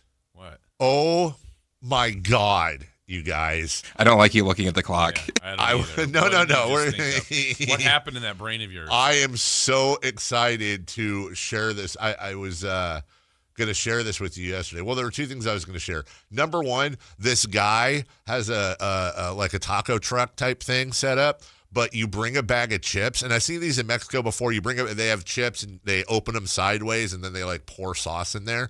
No, dude. This guy has a full-on, the best way for me to describe it is he has a full-on Chipotle stand. And this guy opens up this pack of Doritos, full size, and it's like, do you want chicken or beef? Cheese, guacamole, sour cream, pinto beans, grated cheese, like all this stuff. And again, I've seen a version of that in Mexico before, but what an idea. It's just like instant nachos. Mm-hmm. Oh, my goodness gracious. I thought I had. Oh no, I did, Jason. I said this yesterday. If I ever win the lotto, I don't think I'm going to go public with it, but there will 100% be signs. Yes, we're going to introduce to you our brand new Heinz Remix machine that will give you custom sauces. Build over 2,000 sauces. We're the first in the state of Washington to have this machine. To demo how this works, you're gonna click the start button and then you can choose from their recipes or build your own. So what we're gonna do today, we're gonna look at all the different recipes that they have. There's ketchup, mayonnaise, barbecue sauce, mustard, and ranch dressing, and then all these additional featured recipes as well. Honey mustards, jalapeno ketchup, buffalo ranch, chipotle aioli, sweet and smoky barbecue, bacon ketchup, bacon, garlic, ranch ketchup, and more. So you've seen those like Coca-Cola remix machines where you can get like base Coca-Cola and add like vanilla syrup and orange and cherry, whatever. This is that for condiments. Sauces. Dude. You're moving to Washington. Dude. There's a major problem I see with that, though. What?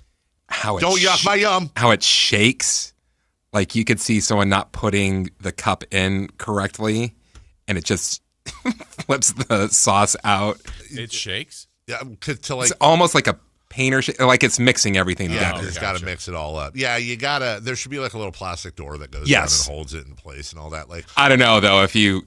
Just don't wear white gloves. If you've seen it a bunch of times and it's just like plastered with sauce everywhere. I would buy one of those, and I would also have one of them. Soon. You know those little milkshake machines they have at like Chevron where you put the cup. Yeah. Have you ever had one? They're pretty good. Okay. I would have one of those. Question 3. Question 3. Is it unprofessional for players to go on offense publicly?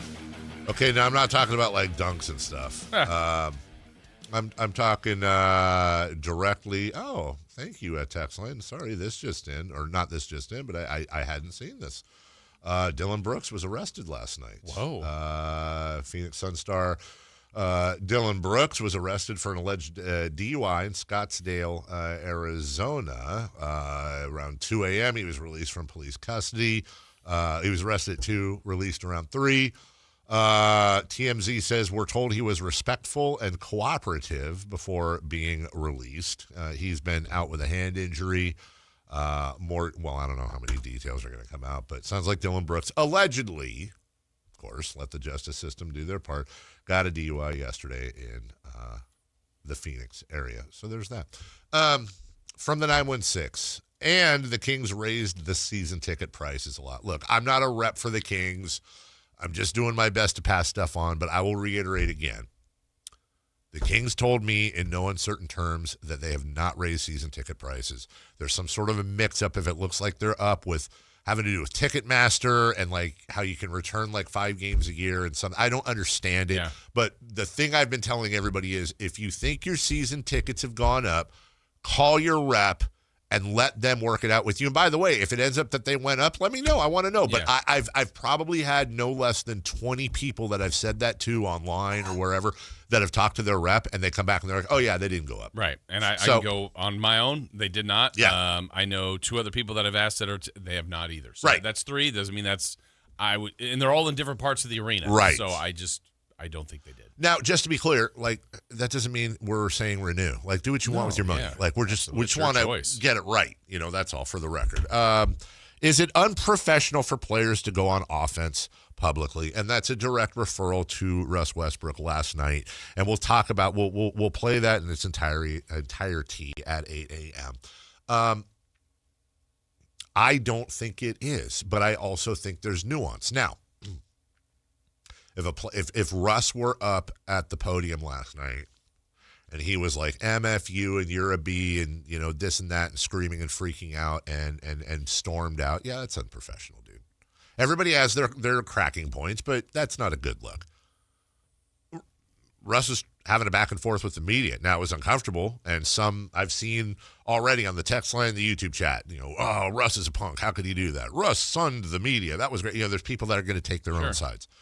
I don't have a problem with a player interacting with the media, and if they disagree with how the media has been covering the team, speaking up for it. I will also applaud Russ Westbrook for saying, what do you guys say it? Like, let's have a conversation. Let's do that. Now, I understand the discomfort. I'm not immune to that, and I know that's kind of a tough position for the media to be in, but I don't think Russ was disrespectful. I don't think Russ was aggressively egregious.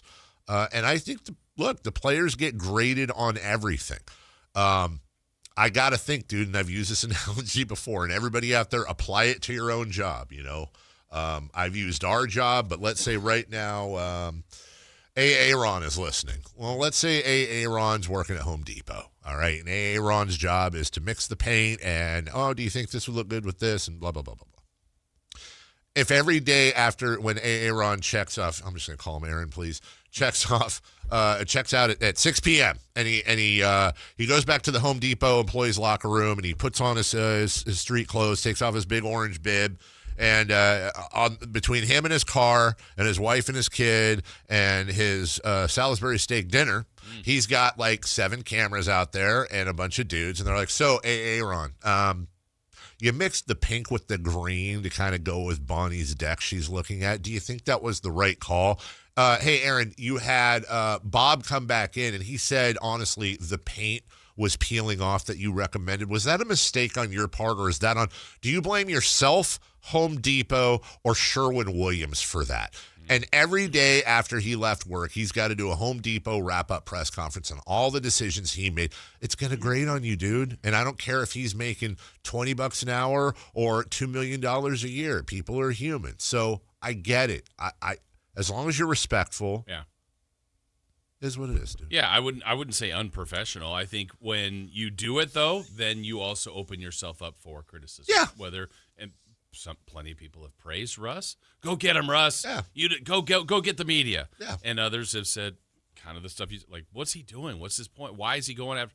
So he has every right to do it. I don't think it was unprofessional. It was curious. I know we're going to talk about it more coming up, but I just think he opens himself up to that, and maybe he's more than comfortable doing that. Curious case of Russell Westbrook coming up at 8 o'clock. We'll talk about that a little bit more.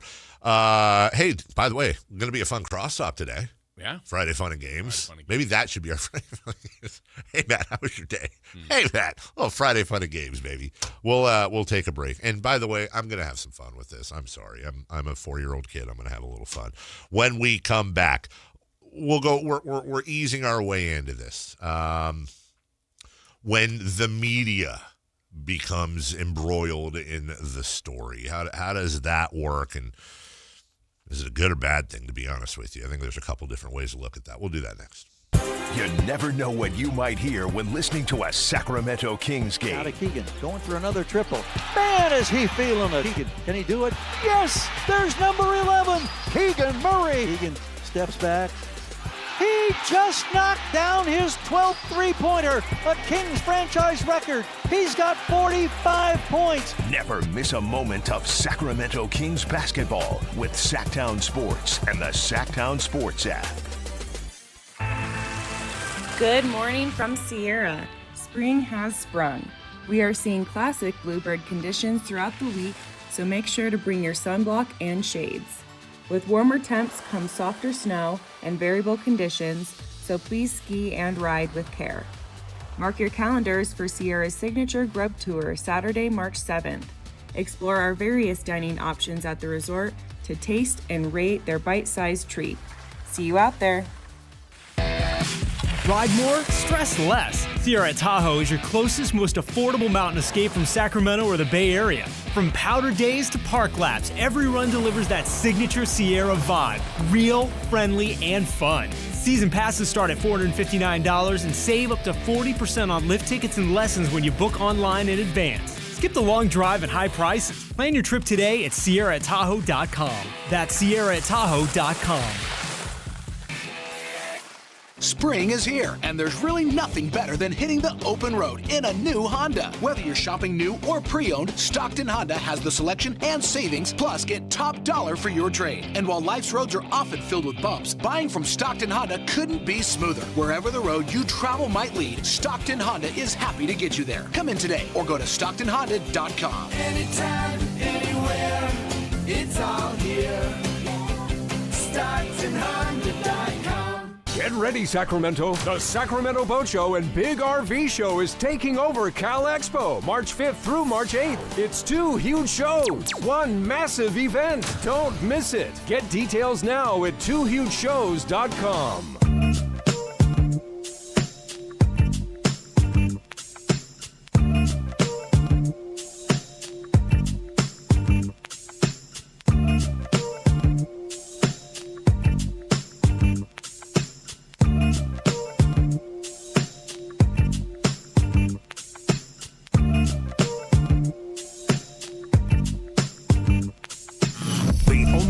In the morning to get your sports fix. Live and local. The Carmichael Dave Show with Jason Ross.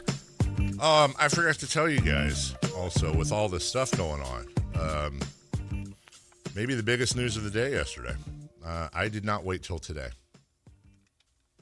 I was driving home. I felt the urge. Arby's?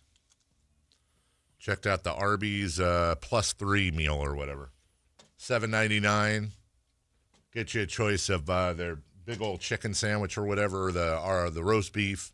Hopefully you got that. I got the roast beef. Beef and cheddar? Of course. Beef and ched. I got you get curly fries, mozzarella sticks, and peach cobbler-y thing. Oh, they give you those three. That's all. Yeah. Choose. There's no choose. That you get it in a big old munchie box or whatever it's called. And the peach cobbler thing was good. The peach cobbler was the best thing in the box. Really? Okay, have you ever had one of them hot McDonald's apple pies or whatever? Long time ago. Okay, same. time. But it Do reminds. they still serve that? I don't think they do. I think they do. The ones where like you bite in and it burns your it's face 400 off. degrees, But it was kind of, think about that, but peach in like an egg roll form. It was actually really impressively good.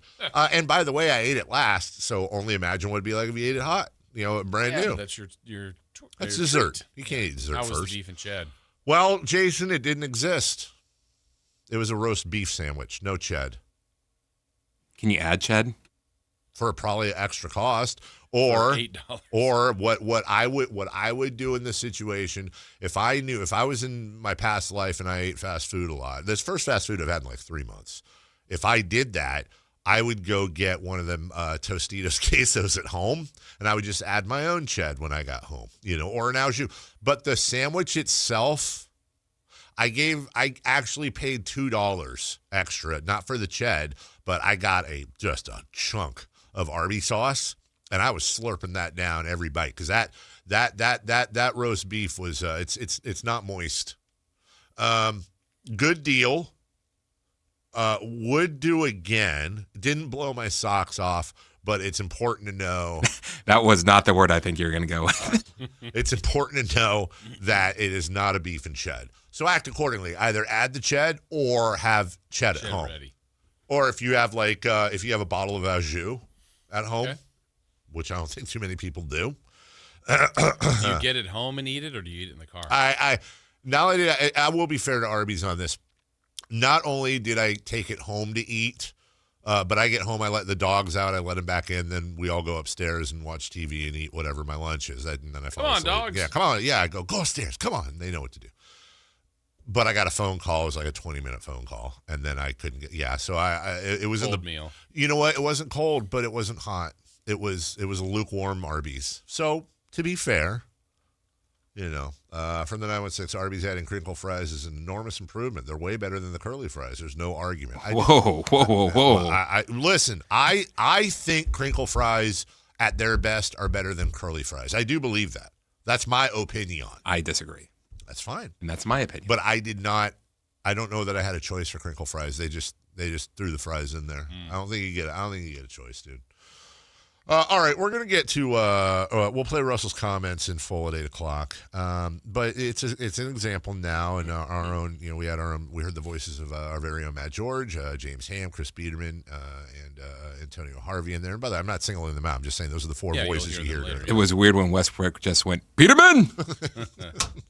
So you hear them, and but he was directing it at the media. And it made me think about there are times when the media becomes part of the story. Now, classically, that's every media member's worst case scenario. You're there to cover the team. You're there to analyze the team. You're not there to become a part of the story with the team. But in this day and age of social media and interaction back and forth, there is back and forth. And when that happens, it becomes – and by the way, no disrespect, but that wasn't Max Reno. That wasn't Killian Hayes. That wasn't who it was Russell Westbrook, who is still one of the biggest stars in the entire NBA, and it was all over the place. Nationally, it's everywhere. That is a very, very discomforting. Not a lot of people would enjoy that.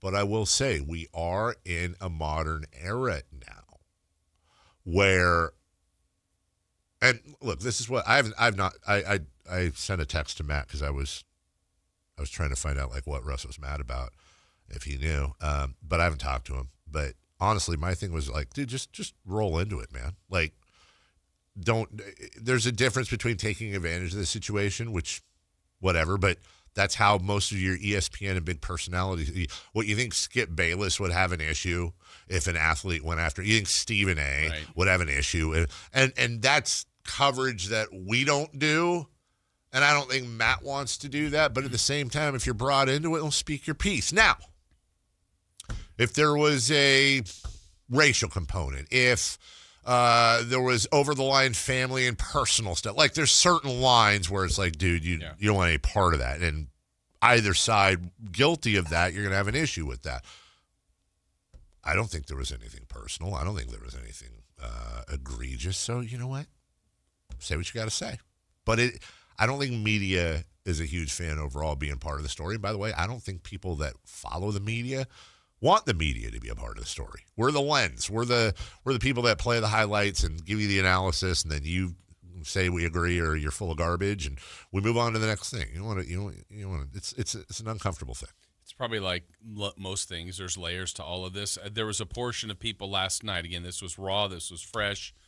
When you go to social media, there was a lot of people that immediately shared their opinions, and I got the feeling that as people that could then chime in and comment, they were eating that up. Yeah. Because it's like, one, I'm not in it. Right. Two, these are media members in Sacramento and a superstar. That's juicy. Yeah. So now it's like, hey, what happened here? Why is this a thing? And so what can I say about it? This person's wrong. This person's wrong. This person's wrong. Whatever it is. And they're going to cover it like they would a ball game. Yeah. So it's definitely interesting. I think the whole thing, I just go back to how I felt when it happened. It was just unexpected. And then to see it happen in real time and hear it and then try to process it, and you're just going, where did this come from? Yeah.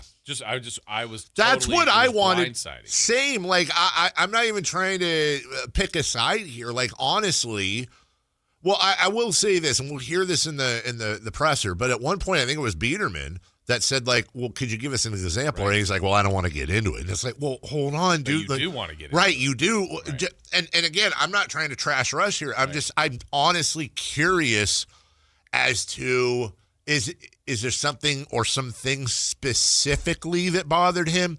Is it the overall tone? And if so, what is the tone that's bothering you? You were saying, like, false narratives, and I want to know what, because I don't know what he's talking about. Yeah. I truly don't. I'm not being a wise guy. I don't know. I want to know. Yeah, I know we'll dissect it like once we hear it, and everybody gets, hopefully if you haven't heard it, gets the real chance to hear it. But there was something in there that I went, and I'm going to paraphrase because I know I won't have the exact quote right, but he's like, yeah, I think all of you think we should be winning a championship, or said we should be winning. Yeah, I heard that too. Has anyone? Nobody thinks that. Anyone Nobody said thinks that. In fact, most people predicted you not to make the playoffs. Yeah. So, like, I didn't understand that part. Scratcher. I'm like, okay, that nobody has said that. I mean, nobody has. When something like this happens, I think I do. I think you're the same way, Jason. I think most people probably are.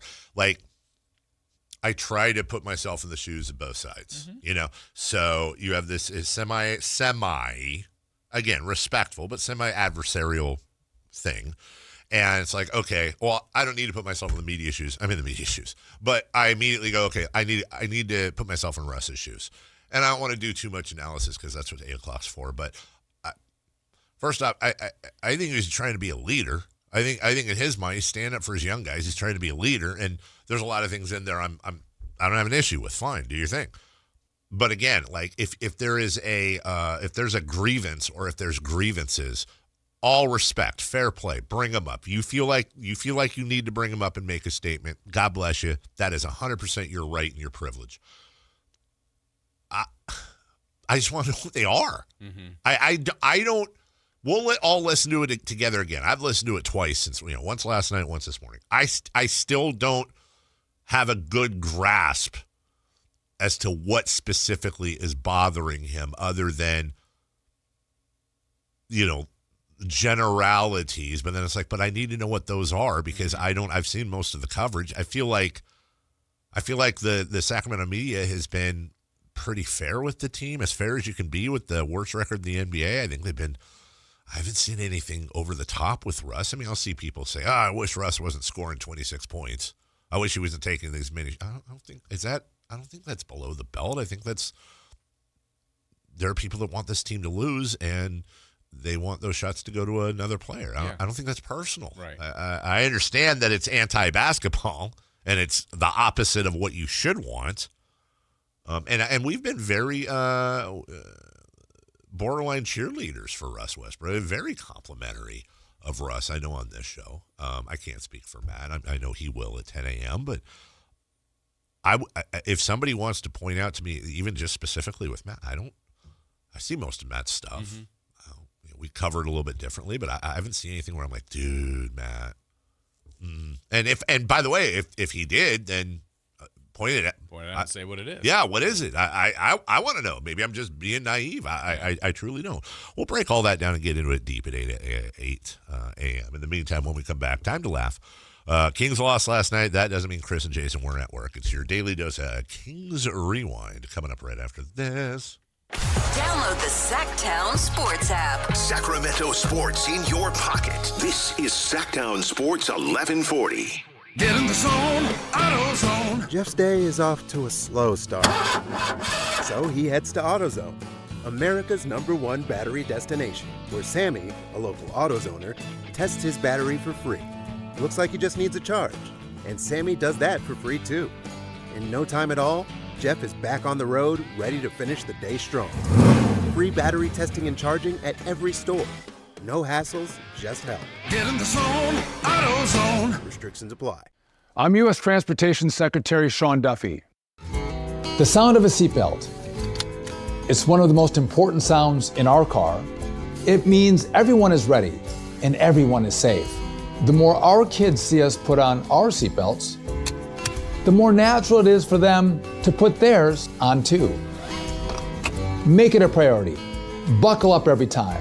Hear the sound? Make it a habit. Paid for by NHTSA. Are you an adult with uncontrolled moderate to severe Crohn's disease symptoms and still packing a backup bag of clothes? Just in case? Skyrizi Risankizumab Riza can help you take control of your Crohn's.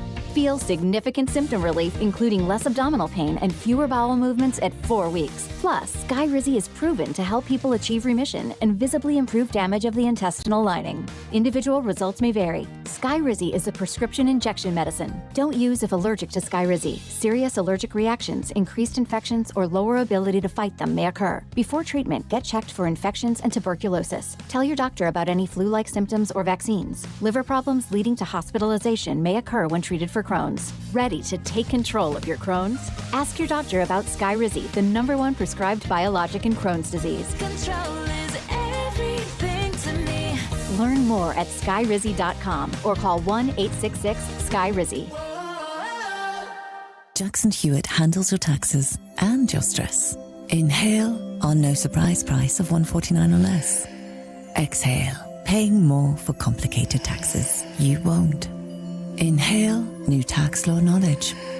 Exhale, missing out on your biggest refund? Certainly not. Don't miss paying $149 or less. Rest easy. Jackson Hewitt's got your taxes. Guaranteed. Limited time offer for new clients on federal returns. Participating locations only. Terms at jacksonhewitt.com/149. Get in the zone, AutoZone. Welcome to A to Z Savings, our biggest sale of the year. Happy to be here. Can I get some rotors? Would you like brake pads with that? How much are the brake pads? Free with Duralast rotors. Free. Really? Really? Free. I also need some oil. Would you like an oil filter with that? Yeah. How much is that? Free with the oil. Free. Really? Really. Free. It's part of A to Z Savings with hundreds of deals. From A to free. Get in the zone, AutoZone. Ends March 9th. Restrictions apply. Country in the Park is back. May 8th and 9th at Cal Expo. Miranda Lambert. John Party. Chris Young. Turnpike Troubadours. Dylan Scott and more. Line dancing, mechanical bulls, and food trucks. Make it a lucky night out of live country music and dancing for your crew. Tickets start at only $68. Country in the Park, May 8th and 9th at Cal Expo with Residents in Cal Expo and Gornick Academy. More info at CITBfest.com.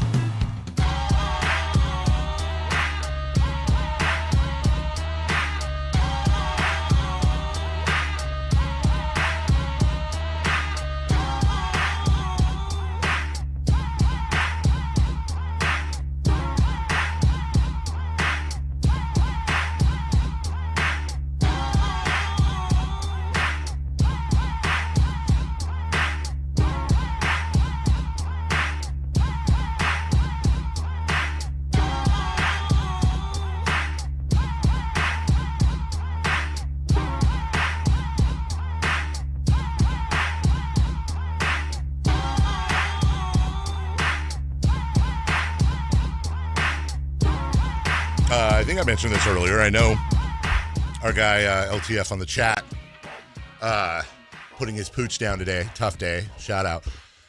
Can't remember if I mentioned or not. Our friends, they lost their dog. They had to put their dog down yesterday. You know, Chris went to a funeral yesterday. We were talking about that earlier.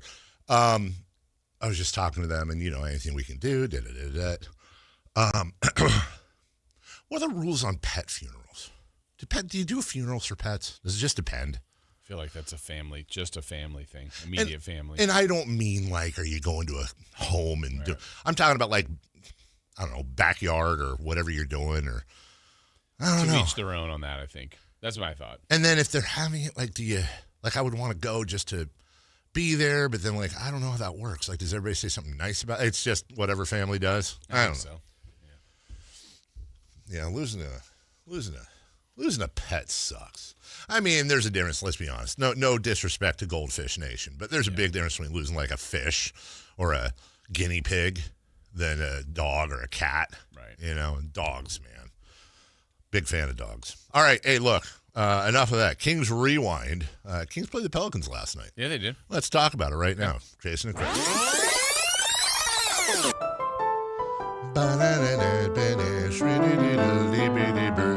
Well, the Kings have been getting torched. Oh, I'm in the wrong line here.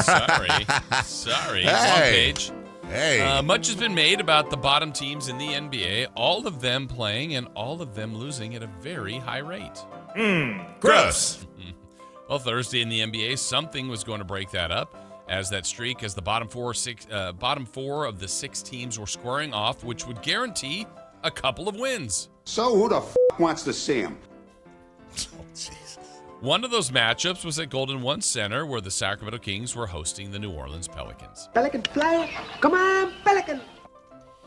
Pels are in a different situation than the other bottom feeders, as they don't have their pick in the lottery, so it really doesn't benefit them at all to lose.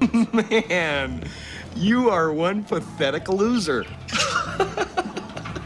No offense. No offense taken. No offense taken. There were questions as to whether or not Trey Murphy and Zion Williamson would even play. Well, they were available and ready to go for New Orleans. Oh, good for you. In the first quarter, the Kings established an early tone and built a 9-point lead. Ain't no stopping us now. Also in the first, future Hall of Famer DeMar DeRozan connected on a hoop that moved him into 19th place all-time on the NBA scoring list, surpassing Steph Curry. I think you should say that again one more time and maybe a little slower. Oh, sorry. Oh, surpassing Steph Curry. Also, in the first, future Hall of Famer DeMar DeRozan. Well, he did score. He connected on a hoop. That moved him into 19th place all-time on the NBA scoring list, and that moved him ahead of Steph Curry. I just want to wish you one last hearty and heartfelt suck it! I love that clip. The Kings have been getting torched lately beyond the arc, but good news on Thursday. The Pelicans began the game 0 for 10 from 3. Hey. You shall not pass! Gandalf. That's Gandalf from Lord of the Rings. Oh, I had a friend ask me yesterday, Chris, said, hey, I love Kings Rewind. I listen every day. Every time it comes on, it's exactly what you'd want to hear. Jason, and I said, that's all Jason and Chris. He goes, yeah, stupid, I know. Gave you guys all the credit, well-deserved. He goes, I just have one question. I don't know if you guys get this, too. He goes, how come when you play a Precious Achua highlight, how come Chris never uses My Precious from Lord of the Rings? Chris? Because I'm not a dork. Back to you, Jason Ross. By the way, that person. Good question from the media. By the way, that person was my wife. I didn't want to taint his answer. But he didn't. I certainly did not. Back to you. In the second quarter, the Pelicans finally caught the Kings, and we had a solid back and forth most of those 12 minutes with ties and lead changes. You're going to break us like wild horses, ain't you? A courageous moment happened in the second when Kings rookie Nick Clifford. Well, now, look at this big fella. Clifford, is it? Yeah, Nick, he had the guts to take a charge from the physical marvel Zion Williamson. Yeah. Are you okay? You all right? You good? Oh, no, you're not. You okay? Oh, gosh. Are you okay, because of the 41 points scored in the second, the Pelicans had the lead at the half, 67-63.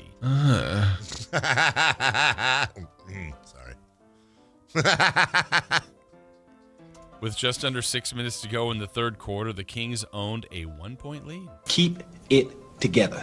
Keep it together, keep it together, keep it together, keep it together, keep it together.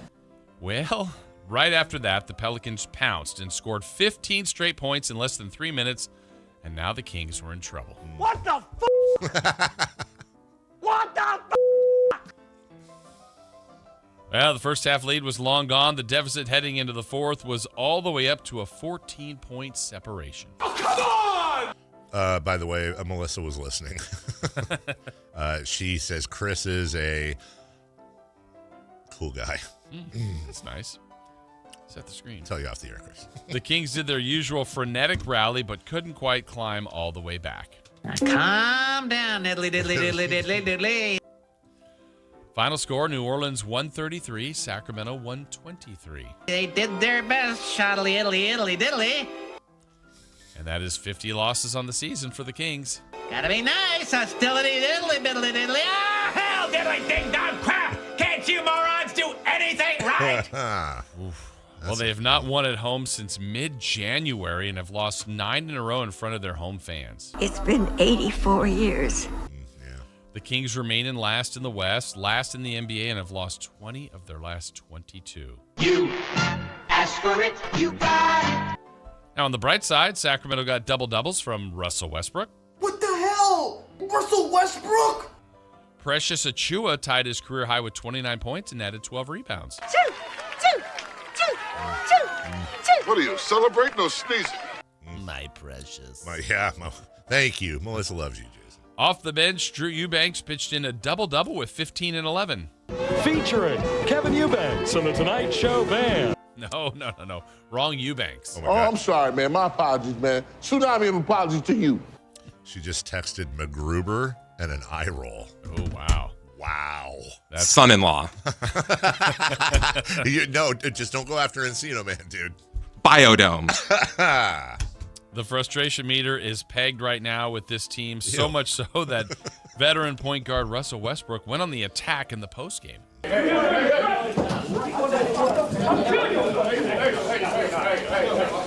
remember that when I see you, I'll kick your ass. That was a joke. It's a good pull, though. It's a joke. The Kings will not play again until Sunday when they host the Chicago Bulls. Chicago. Chicago. You're Illinois. And now I think it's pretty clear how the game went for each and every one of you. And every single one. We appreciate the feedback on Rewind. It's you got fans. Yeah. You got fans out there. Somebody in the chat says that the post-game media is not going to say anything because Vivek will pull their credentials. Listen. That's happened. I mean. Remember 3, 4. Then there was the one. Yeah. Oh, man. I remember right out of town they took that person. So many times I can count on that. Well, there was the time when, on Monday we get the talking points from the Kings. Mm-hmm. And if you don't follow them, then boom, your credentials. They go straight into the script. Yeah, here's a secret. There's no credentials are getting pulled. No credentials would get pulled. It's just not going to happen. Who is on line one? I put them on hold, Chris. Can you check? They've called a few times. I feel bad. I don't know. They're probably looking for when are we giving away Kings tickets? And the answer is in about 7 minutes, by the way. Kings versus Utah. Utah? Utah. Anyways, nobody's pulling credentials, dude. Come on. Let's not. Yeah. Yep. Let's not all start taking showers. Diddly. Italy. Yeah, Italy. All right. So we're going to take a break here. Let me set up the rest of the show. Now, the consultants say don't pre-promote too much. You're only supposed to promote one thing with a line that teases people and makes them stay through the commercial break. You've talked to the consultants? All the time, dude. Love consultants. They're my friend. So I will say it's Friday. We're going to have Friday fun and games. Yeah, it's a good one today. Yeah, is it a good one? Okay. Oh, you're calling a shot. It's been requested Oh. By the midday show. Oh, really? They feel that comfortable now, huh? I think they're in trouble. And I'm going to say this. Okay. I'm going to, as a tease. Yeah. You are going to shine. I'm going to shine. Yeah. I don't. You are the heavy favorite, and they're underdogs. I don't even. Especially after that Arby's. I don't even know what that means. What game it could be. Because I feel you are favored. I am favored. Yeah, I'm saying that with such confidence. Okay. That here's how I'm going to say it: you will only disappoint me if you don't. Basically, so the bar is so high that I can only fail. You're going to win. I can either meet it or fail. You're OKC in this. Wow. So if you're going to Vegas right now, I'm like minus 350. It's not worth betting on you. Wow, it's off the board. But you are, and some will make, that's just smart money. They're going to. This would be a bigger upset than Buster Douglas. Wow. Chris, am I right on this? Correct. That's a lot. You know what? That's a lot of pressure. No, you are going to handle it. That's I know a lot it. of pressure. I'm not even worried for you. Are we going to role play a press conference with them? We'll see. You feel good about that, huh? Nope. From the 530, we need to clean house starting with the media, then only after work on the roster. I do agree. I think the media is the problem. I don't want to go. I don't want to go. When we come back, we will play the Russell Westbrook press conference in its entirety, and we will comment. And we will. Can we play the Drew Eubanks? No one's talking about it. The Drew Banks? Double-double last night. Yeah. All right, we'll be right back after this. The San Francisco 49ers play on Sactown Sports 1140. Touchdown 49ers! Every game on your #1 sports station. Don't miss the action on your local sports leader. Sactown Sports 1140. This is the story of the one. As a safety manager at a manufacturing plant, he does everything he can to keep his coworkers safe. From finding ways to reduce risks to keeping safety supplies in stock. And for that, he relies on Grainger. Grainger offers a broad range of quality products and next-day delivery, so he can always play it safe. Call 1-800-GRAINGER, click Grainger.com, or just stop by. Grainger, for the ones who get it done. Good morning from Sierra. Spring has sprung. We are seeing classic bluebird conditions throughout the week, so make sure to bring your sunblock and shades. With warmer temps comes softer snow and variable conditions, so please ski and ride with care.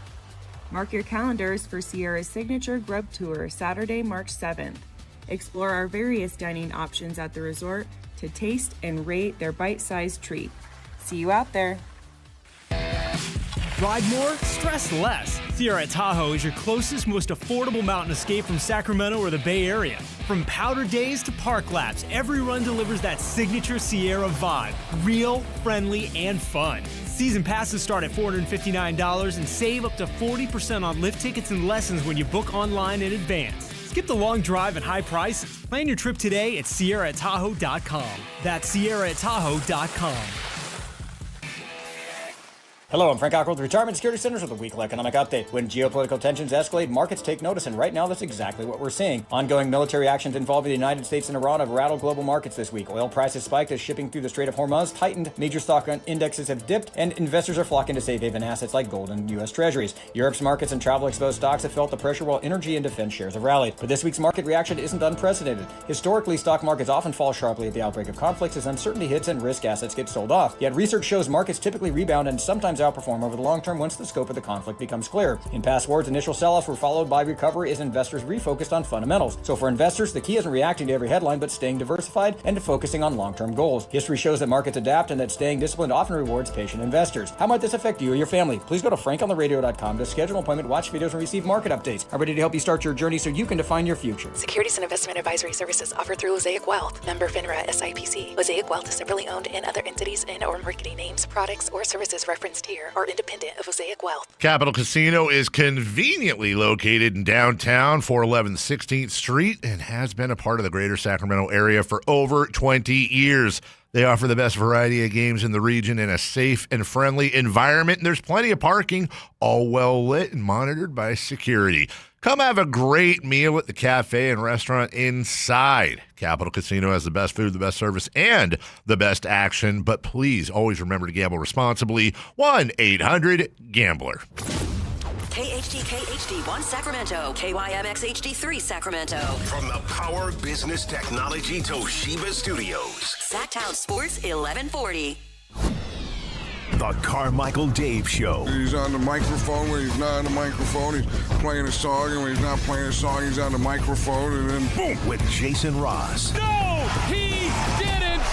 Yes, he did. Call or text at 916-339-1140. It's the Carmichael Dave Show with Jason Ross on Sactown Sports.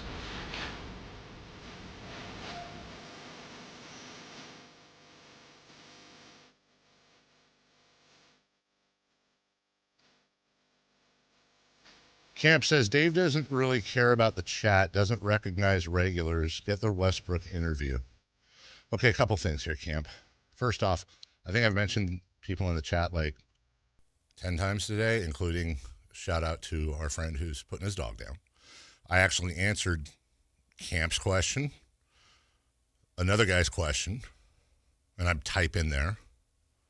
Also, FYI, and you know this, just to answer the question, we've had an open request to have Russell Westbrook on the program since he signed, and have had like 3 conversations. Like if last night aside, I'm just saying, because get Russ on. Of course, we'd love to have Russell Westbrook on 3 days ago, 3 days from now, whatever. We've asked. Russ does his own thing. We've asked. It's out there. If he wants to come on, he'll come on. We would love nothing more than have had open requests for Vivek, have had open requests for Russ. It is what it is, man. So, what do you want from me? Here's the full. I gave Aaron a job at Home Depot. He has. That's absolutely right. We're going to play this rather than do the stop down.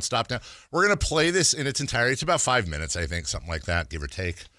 This is Russ Westbrook, post-game, unedited, in full. Hey, it's unedited, right, Chris? I didn't want to say that if it wasn't. This is unedited. This is raw, right? Okay, this is Russ Westbrook last night post-game. Russ, how you doing, man? Hi. 19 games left now. Like, just kind of what's the focus, like, as you guys close this out? You hit 50 losses tonight, and you're kind of doing some things, developing young guys and stuff. Like, what can be accomplished, like, in these last 19 games? Go out, compete. This is a game. You're a professional. Go out and play, and that's all you can do. Which I think, though, because y'all got a lot of answers and y'all always be talking. Oh, it's very interesting. And when I said I wasn't going to stop it down, of course, right when it gets to the good stuff, I wanted to remind everybody that right now is the time for the secret code word, as we've been giving away tickets to the Utah Jazz Kings game March 15th. We've been doing that all week. Listen at 8, noon, and 4 for the code words. Today's code word is monk, as in Malik, MONK, 916-339-1140. Text that in, and you could be a big winner. Okay, no more further interruptions. Here's Russ Westbrook. Nobody, y'all don't got no. You guys have a lot of opinions about how we do what we doing. What you got? No, you. Yeah, you make a lot of statements and broad statements that you have no context. So where do you get your context from? Are you in practice? Are you at our film session? Are you anywhere around the building? No, I haven't seen you at practice. So the false context of, and actually, do you know me? No, you don't know me. You don't know me. You don't know me. But you make a lot of comments as though you do know me. No, you don't. My intent, I see it. But I'm asking you now, but you don't know me, right? So you don't know anything about me. Thank you. That's good. Anybody else? You guys have any comments about how we play, what we doing? You guys are quiet today, but you guys have a lot of comments when the game's going on, when after the game, what we doing, what we should be doing, how we should be doing it. I'm confused. Oh, let me hear. You must have been in our film session too. I'm not in your film session, but you guys have the worst record in the NBA. Cool. You guys are been bottom 3 in offense and defense throughout the year. Perfect. So, I think that's fair to. What's fair? It's fair to point that out. Yeah, that's been pointed out, but that's not the only thing that's been talked about. What else is to point out? Well, I can only speak for myself. Yeah, but that's not the only thing you say. I've seen things you say. It's not just about our offense and our defense and what our record is. We've been the worst record for a long time now. What have I said? I don't want to go down the route, but I mean, we can. I'm asking you. You have a lot of things to say, so this is your time. This is the floor to say it. I mean, this is the time. I just think in sports when it's the time teams don't have success, right? They're up for. You think that we should have success, right? Do you feel that way? I mean, a lot of you guys feel, huh? That you should have success? Yeah. I think you guys are trying to have success, yeah. Okay, cool. That's good. What about you? What you think? I think it's been a rough year for everybody. Yeah. And, I mean, as somebody who's covered the league for a long time and this team Yeah. for a long time, this is by far the worst season Yeah. And I don't blame that. No, listen, I don't think nobody's blaming me. I'm just saying what I don't like is that I've been in the league a long time, and I've been around a lot of different organizations, media, beat writers, and we have a lot of young guys on this team, a lot of guys that don't know what's happening or what's around, whether it's from the coaching, from the players. You guys' job is to talk about the game, what's happening in the game, not stir up a bunch of, I don't want to cuss here because I want to get fined, but stir up a bunch of stuff that it's not accurate. And that's my problem. Like, being in the league a while, I've been able to experience a lot of these times where people outside of our building, outside of the film session, outside of what we do daily, how much work we put in, that is not an easy job to do. It's not an easy job to do. And I think the respect level is that we respect y'all, we respect what y'all do. Y'all come in, y'all make y'all comments, and nobody say nothing. But I don't have to sit back and not say nothing. I've been the media is, that's been my thing and been down the road. But as a leader of this team, it's my job to speak up for the guys in the locker room. We talk about it, they see it, I hear it. Because of the comments you guys make, you got guys thinking about a whole bunch of random things that have nothing to do with the game. And you guys are making false comments about our team and what we're doing here, and I don't appreciate that. So my ask is that you respect what we do and we respect what you do. Something different that you've seen throughout your career as far as media coverage? No, not for me. No, I've seen much worse. But it's not about me, it's about our team. So I'm talking about our team and our group of guys, the organization. I mean, I wasn't, I came here a little late, but I feel like you guys expect us that we was going to win the championship. The way the conversation and how we talking is like, yeah, you guys, we don't win the championship, it's like it's a bust or something. And that's not the case. This is our job. Like, y'all have your job. Y'all go to work. It'd be great if we can critique y'all, but we don't. We have our job. We come do our job the best way we know how to. Wins, losses, all a part of the game. And after that, we go home. Y'all go home and see your families. We go home and see our families, and that's that. But don't make false comments about people as individuals, people who they are, what they do, what they're thinking, why they're doing this, how come they're doing that. If you don't know, don't say nothing you don't know nothing about. And that's particularly for you. Russ, I think in Sacramento recently with Keon, more recently with Precious, he's seen some guys either undrafted or who have been towards getting out of the league, right? Get like a second chance here or to really blossom in their first opportunity. What has impressed upon you about Sacramento as a place? Do you think that has happened in the last few years? Like, why in Sacramento is that kind of a culture they've seemed to be able to breed a little bit of, like, developing young guys or guys that maybe needed a fresh start? I think just giving opportunity. Obviously, this is a unique place, and I think whether it's front office or just the synergy of bringing guys in, giving them an opportunity to be able to go out and try to compete, and whether it's revamp their career or continue finding ways to be successful in this league. But I do think it's a unique situation. Sorry, I was talking to Chris there. That's okay. Wait, did you say that on the air? Damn it. My apologies, Dave. I was wrong. Thank you. All right. The tsunamis of apologies your way. Thank you. Lot there. Jason, floor's yours. So when I heard it last night, again, the first thought was, wow, surprised, unexpected. Where did this come from?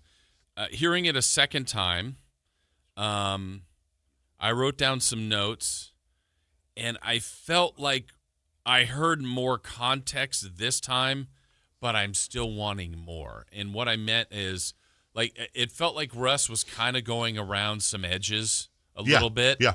And then there was a couple times in there I'm like, all right, here we go. He's about to go somewhere. And like, for example, I think he said what I don't like.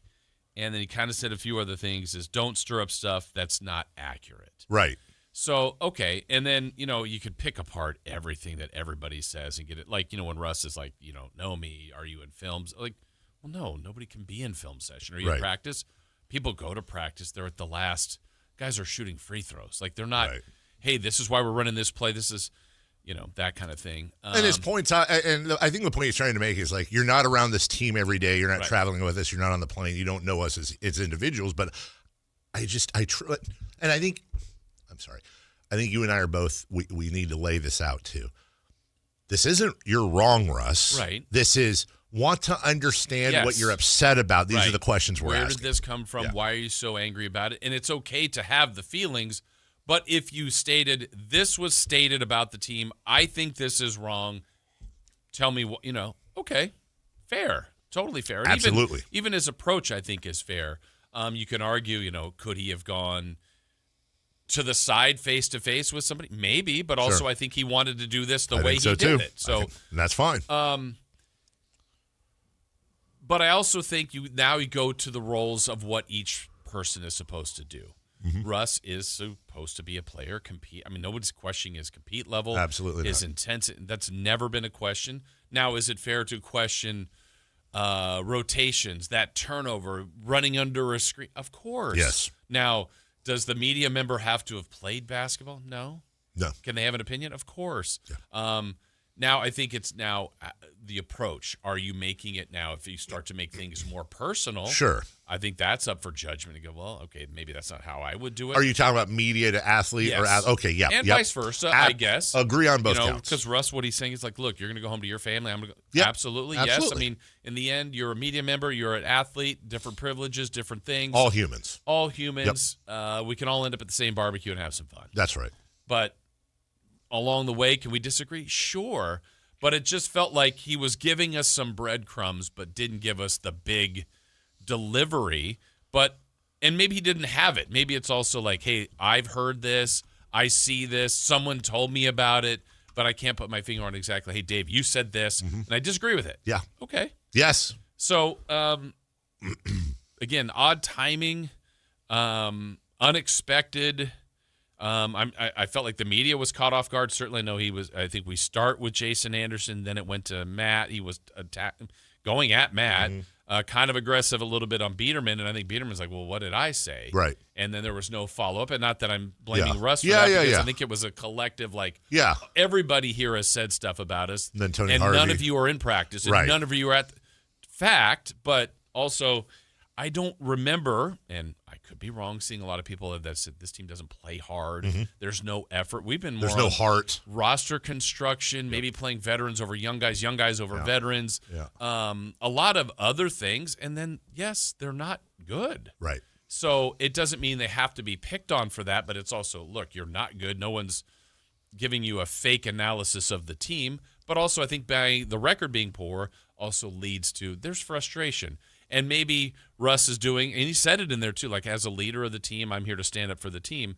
Okay, that's fine. That was his approach. That was his angle. I don't know if there's been personal attacks on Russ or even individuals on the team, but if that's the way he's feeling, I can't tell someone how to feel. But if that's what he's heard, then that's what he's heard. It was, I mean, definitely interesting. Oh, yeah. There's no doubt about that. Absolutely. And it's one of the biggest names and biggest players on this team. Calling out the media, and I think in the 40 years it's happened before, but maybe Chris not quite. Weber, probably the most famous. Yeah, but maybe not quite like this. Yeah, I agree with you. I mean, there's a lot more in there, but that's kind of where I started with. And, some of the things, I mean, it doesn't really matter the accuracy because, again, it's how you feel. Like the thing we joked about earlier is like, I don't know if you guys think we're supposed to win a championship. No, not at all. But, we don't need to pick apart every little word, but he was aggressive.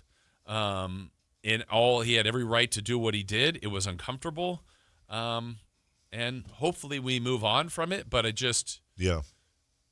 guess in the end, maybe my question is, if I could ask Russ, which I was not there, like, what was, I mean, I think I get the point, but I don't know if I have it exactly. It's like, I'm here to protect my team. I'm great with that.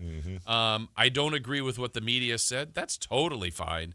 But kind of what was it? And if you're saying, well, you're not at practice, you're not in the game, you're not in the film, we can't be. Like, to this level We're literally of not access. allowed to be. And I don't know that I've heard someone going, these guys aren't trying. They're losing, like they're missing shots. They're not playing hard. Like, there are defensive breakdowns. They do miss shots. Like, that happens. Yeah. So, I don't know. It's a lot there. There was a lot there. I think a lot of that's well said, and I agree with everything you said. This is a and one more thing, a little bit of the personal, like, kind of on the context of it. You don't know me. It's like, well, what is that attack? Like, I know who you are. Yeah, I know who you are as a I don't. I mean, I've never know been to you your house. personally. You've never been to my I don't know what the. It almost is like you're questioning my integrity. I don't know that was done, but if that's how Russ feels, then that's how he feels, and that's we all feel like we know them to an extent. We know you as a player, what you do on the court, what you show us, whether you are we have a perception of Keegan Murray. I feel like it's the right one, but I don't know him 100%. Maybe he's this way outside of the arena. Right. Oh, I feel like we have this perception of what Russ shows us. That's right. Do I know him? Do I know him with his kid? I don't. No. I don't. I think that's a good point because I look. And vice versa. Yeah. Who Russ was going at and talking to, like, you don't know them. He doesn't know Jason Anderson, Matt George, Biederman, Tony, and Ham, and all the guys that we talked to at all. I think the headline I want to put out first, because one of my favorite things about having Russ here this year is, well, I would say two things. Number one, I always had respect for Russ, but he never played for any of my teams. I'm very aware of his career, the highs and lows, but having him here, I think has been a pretty cool revelation. Like, and we've said this many, if you're a listener, you've heard this almost every freaking week. Like, for a first ballot Hall of Famer to be here in an outpost on the worst team in the NBA, amazing. It is nothing short of amazing. And he's making the league minimum, and he's out there diving and fired up and dealing with the vets and dealing with the young players. And like, everything Russ has done here since he got here has been, I don't want to say a pleasant surprise, but really awesome. I have no complaints about anything Russ. I mean, yeah, he misses shots and makes a turnover, but I have literally zero complaints about anything Russ has done on the floor.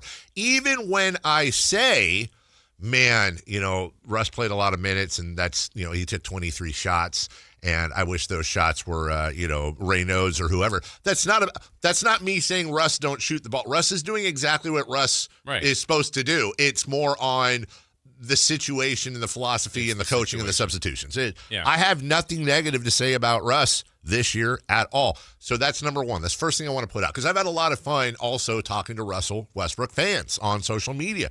He has a massive following, and it's a blast. It's an app. They are like Russ or die, and I respect that.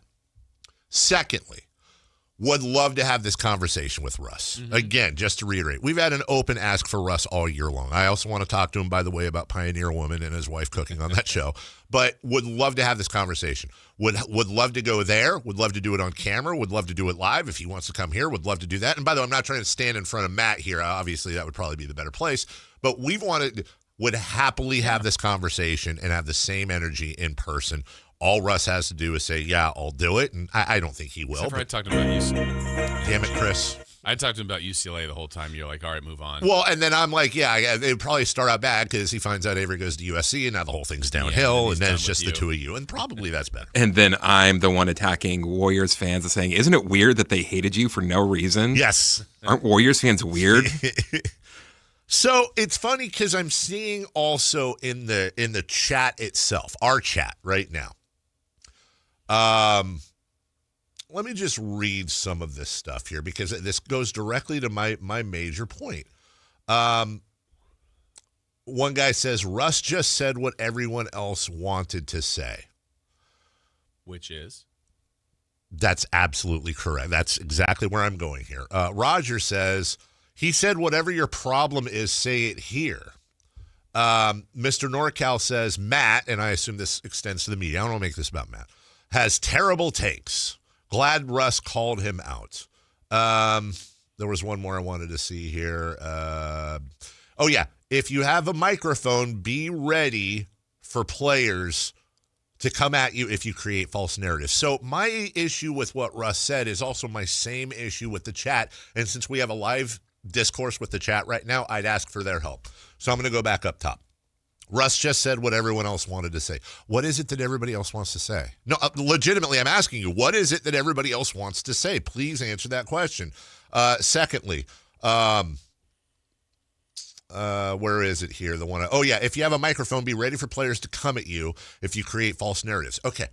False narratives. It's what everybody else wanted to say. He also said false comments, false context, not accurate. Chris Biederman said, what have I said? Because he was they were having the conversation. He said, I don't want to get into it. That's my biggest problem. Like, dude, I'm not here want to get into it. That's what I'm saying. I'm not here to say, Russ, you did something wrong. Like, I respect it. I fully respect a player coming back at the media and airing his issues.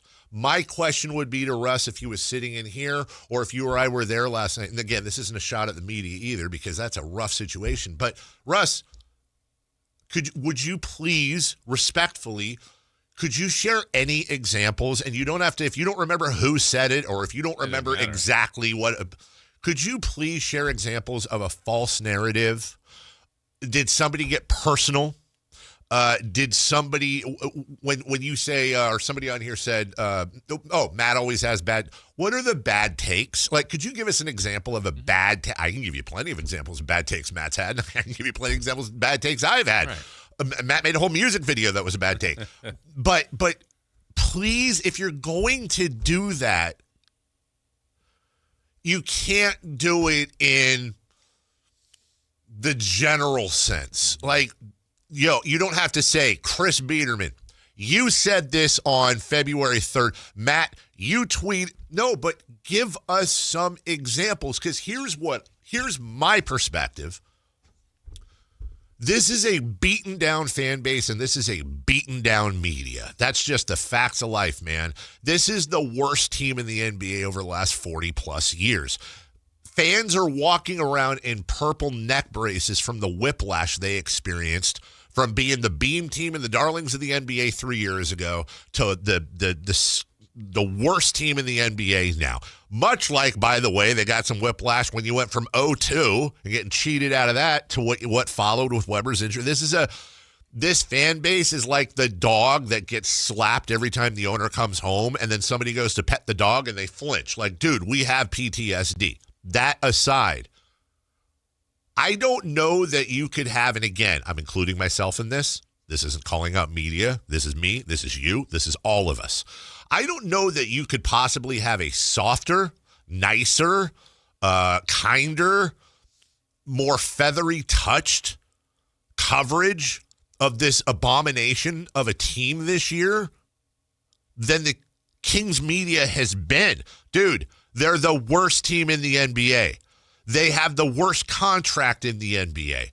They are the worst collection of players, arguably, in the NBA.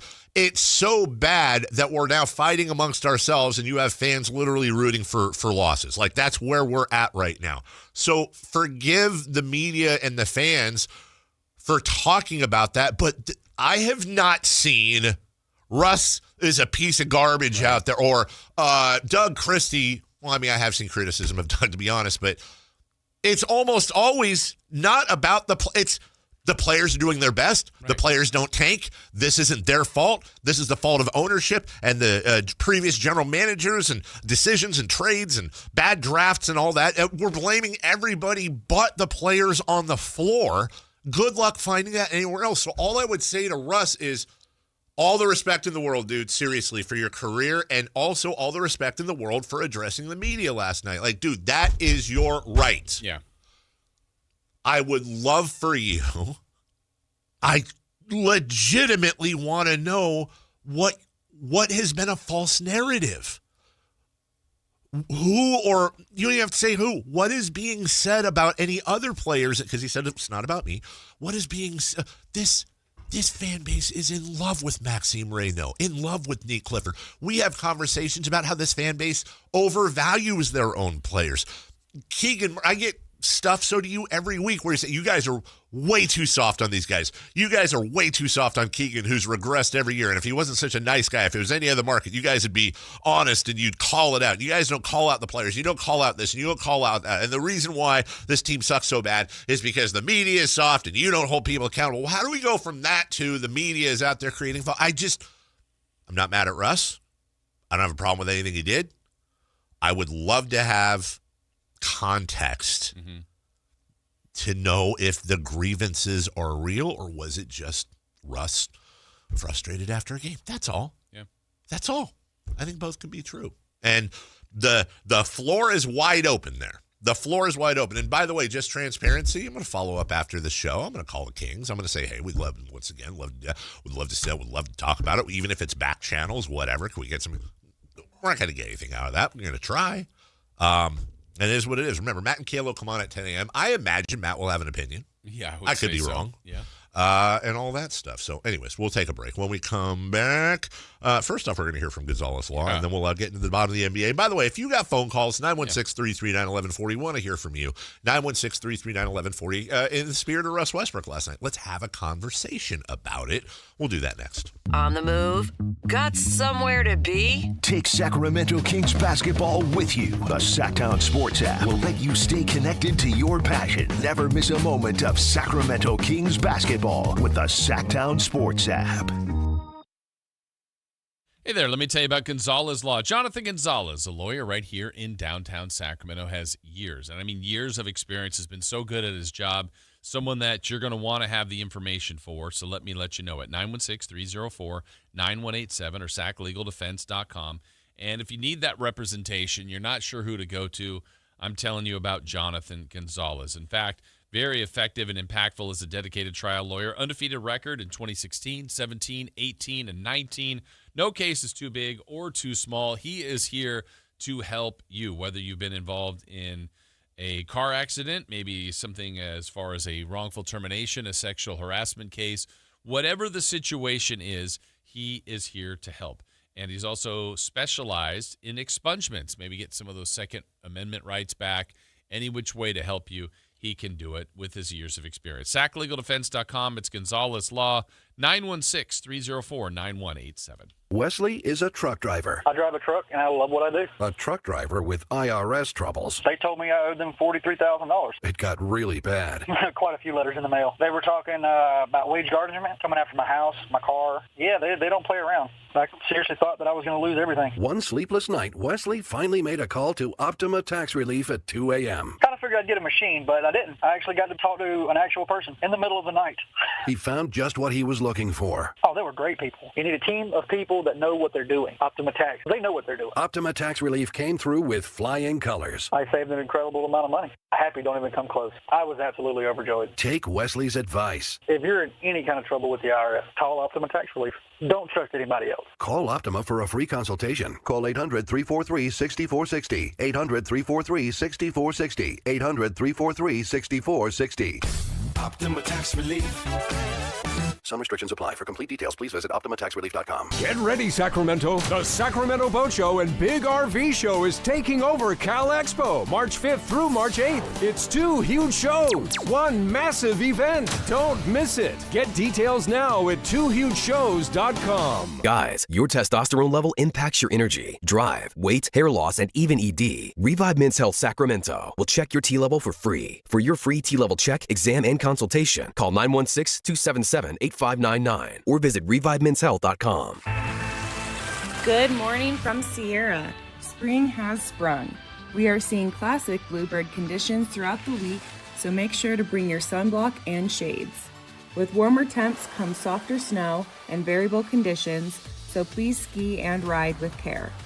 Mark your calendars for Sierra's signature Grub Tour, Saturday, March 7th. Explore our various dining options at the resort to taste and rate their bite-sized treat. See you out there. Ride more, stress less. Sierra Tahoe is your closest, most affordable mountain escape from Sacramento or the Bay Area. From powder days to park laps, every run delivers that signature Sierra vibe. Real, friendly, and fun. Season passes start at $459 and save up to 40% on lift tickets and lessons when you book online in advance. Skip the long drive and high prices. Plan your trip today at SierraTahoe.com. That's SierraTahoe.com.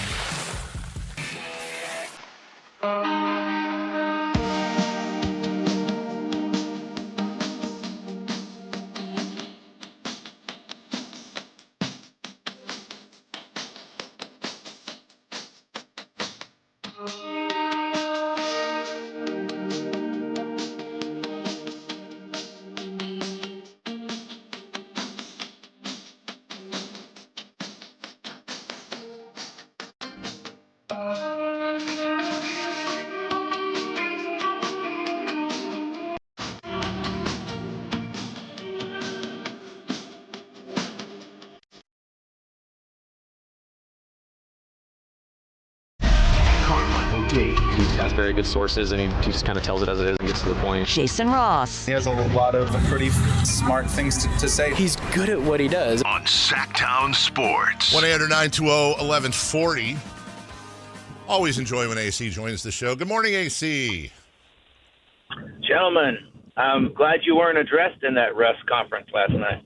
Hey, man, I am too. I wouldn't want to be in that spot. That ain't comfortable.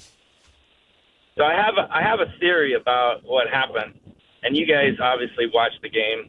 I confess I haven't watched many games this year because of the way they've been playing, but I think Russ just finally snapped because he knows the season's ending down. He knows that he's playing his heart out, and like you mentioned, I'm sure I could never find anyone who's actually said in the media about a bad thing that Russ is doing playing-wise, but you watch the end of the game, and that one rookie tried to drive to the basket, and DeRozan fouled him to stop him from scoring. And then he comes down again and tries to shoot a three. Mm-hmm. And Russ took him aside and kindly talked to him and tried to give him a little education like Katie and what's his name? Kyle, sorry. They tried to address the fact that Russ was given a little education like, hey, dude, don't come down and take 3-point shots when you're up by 20 or 30 or whatever. So I think that finally just got to him, and then he just went off. That's my theory. What do you guys think?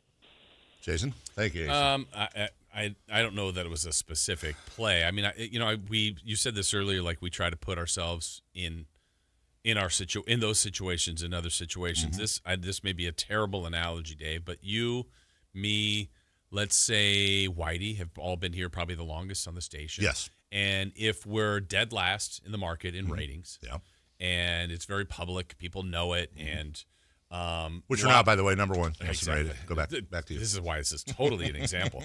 But then a lot of people are just talking about that and addressing that, and then I guess the example would be, I feel like part of this is a little bit you, me, or Whitey then going in front of them, like we're protecting now Matt, Kayla, Alan, newer people to the station. It's like, you guys don't know what we're doing every day, how hard we're working. It's like maybe there was a personal feeling like you are trying to take shots at all of us. And I believe, now I don't see every tweet, every comment, every post, every podcast, everything that everybody does, but I think if it's just based on the way they're playing, it's pretty easy to attack the team, the results. But if it starts to get personal, that's where maybe you can have some questions. But I don't know if there's a line that's blurred there. But I also think part of this from Russ was, the losing is getting to all of them, but he's also going, look, I'm trying to protect everyone else here. And that's part of his job. Yeah. I love him for that. Yeah. That I love. But I just stand don't know in front of if the young it's guys. out of context or not. That's why back to what you said, like, give us an example. If this was said, okay, I see why you're ticked off about that. But what was it? What 2 things? What 3 things? What 8 things? What was it? I'm also going to lean on the chat and the text line. A lot of feedback there. And we're still not there. Okay, Folsom Mike. Well, the media have crushed the superstars all season in kind of a disrespectful way. These are some of the best players in the league as individuals, Levine, DeMar, Sabonis. These are $30, $40 million players that we in the media are saying bench for guys like Carter. He's like, respect us. Folsom Mike, I couldn't disagree with you more. Disrespectful is You're stat padding. You're tanking it. You're not playing with heart. Dude, I haven't looked at every single thing Matt said, but I think the air quotes worst thing I've seen out of him all year, for example, would be not a huge fan of the amount of shots Russ is getting. Hopefully next year, he moves on. Dude, that's it. That's not disrespectful.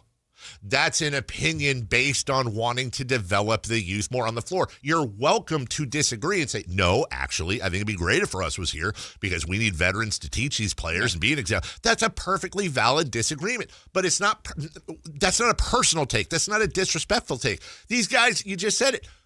The Sacramento Kings have the number 8 payroll in the league, and they have the worst record in the NBA. Dude, if you think the Sacramento media is being disrespectful, I would ask you to point out specific instances. Yeah. Plus, I also think this has shifted. Like, again, you have to look at the results in the record. They're 14-50. If this was, I'm not even going to give them 50 and 14. If they were, what is that? How many games? 64. If they were 32 and 32. Sure. So they're not likely winning a championship, but they're a good chance they can make the playoffs. Mm-hmm. We're talking about a different scenario here. It's like some people may go, that's the middle. That's that no man's land. It's not a great spot to be. But you would have earned that record, and then you go, yeah, it makes sense to be playing, these guys. I think Levine would still be playing. I think Sabonis would probably be back sooner. Or, just different things. You go, man, I would be less worried about developing the young players because you're trying to chase a playoff spot. Yes. They're not in that position. And so now when you look at, all right, if you're going to be like the difference between the Sacramento Kings and the Brooklyn Nets record-wise is basically nothing. Right. That team's really young. The Kings are not. Doesn't mean the Nets have a brighter future. It just means I think the Nets are in a better situation because it's like maybe some of the young players can develop into something for their future, or they don't have these huge contracts they're tied to. The Kings are in a spot where they have good, talented veterans, but they're either injured, expensive, tied to more years. It's a tough spot to be in. From the 916, my best guess is media assuming these guys' intentions are to tank and not compete. Again, I would ask you to find one. Please tweet me at Carmichael Dave or text here. Find me one link where somebody says that. All I can speak is for ourselves, and I read a lot of stuff, but it's like, I think every single day, or at least every other day, we say players don't tank, coaches don't tank. It's the front office's job to tank. Not one time have I heard a media member say XYZ player is missing on purpose because they want to lose. So again, these are people that even the examples that are being brought up are absolutely patently 100%. Again, unless there's an example I don't know about, but I don't think so. Russ and DeMar are just chasing their legacy, implying that's all they're doing. Matt has said that. I listen every day at my desk. That's fair. Yeah. That's the first example I brought up that I would understand. I wish Russ had said that. Yeah. That's a perfectly valid pushback. Yeah. And then, I can see why that would bother him, if that's the case.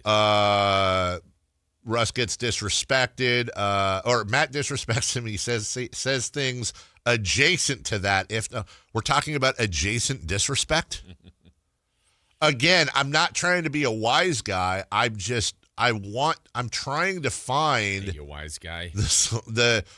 I'm trying to find the root of the issue and really try to understand what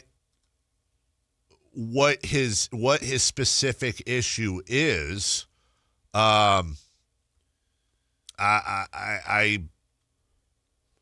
want it. I really do. I want to understand what Russ is saying. That's my main thing. All right. Good morning, JR. Bitterman owes him money.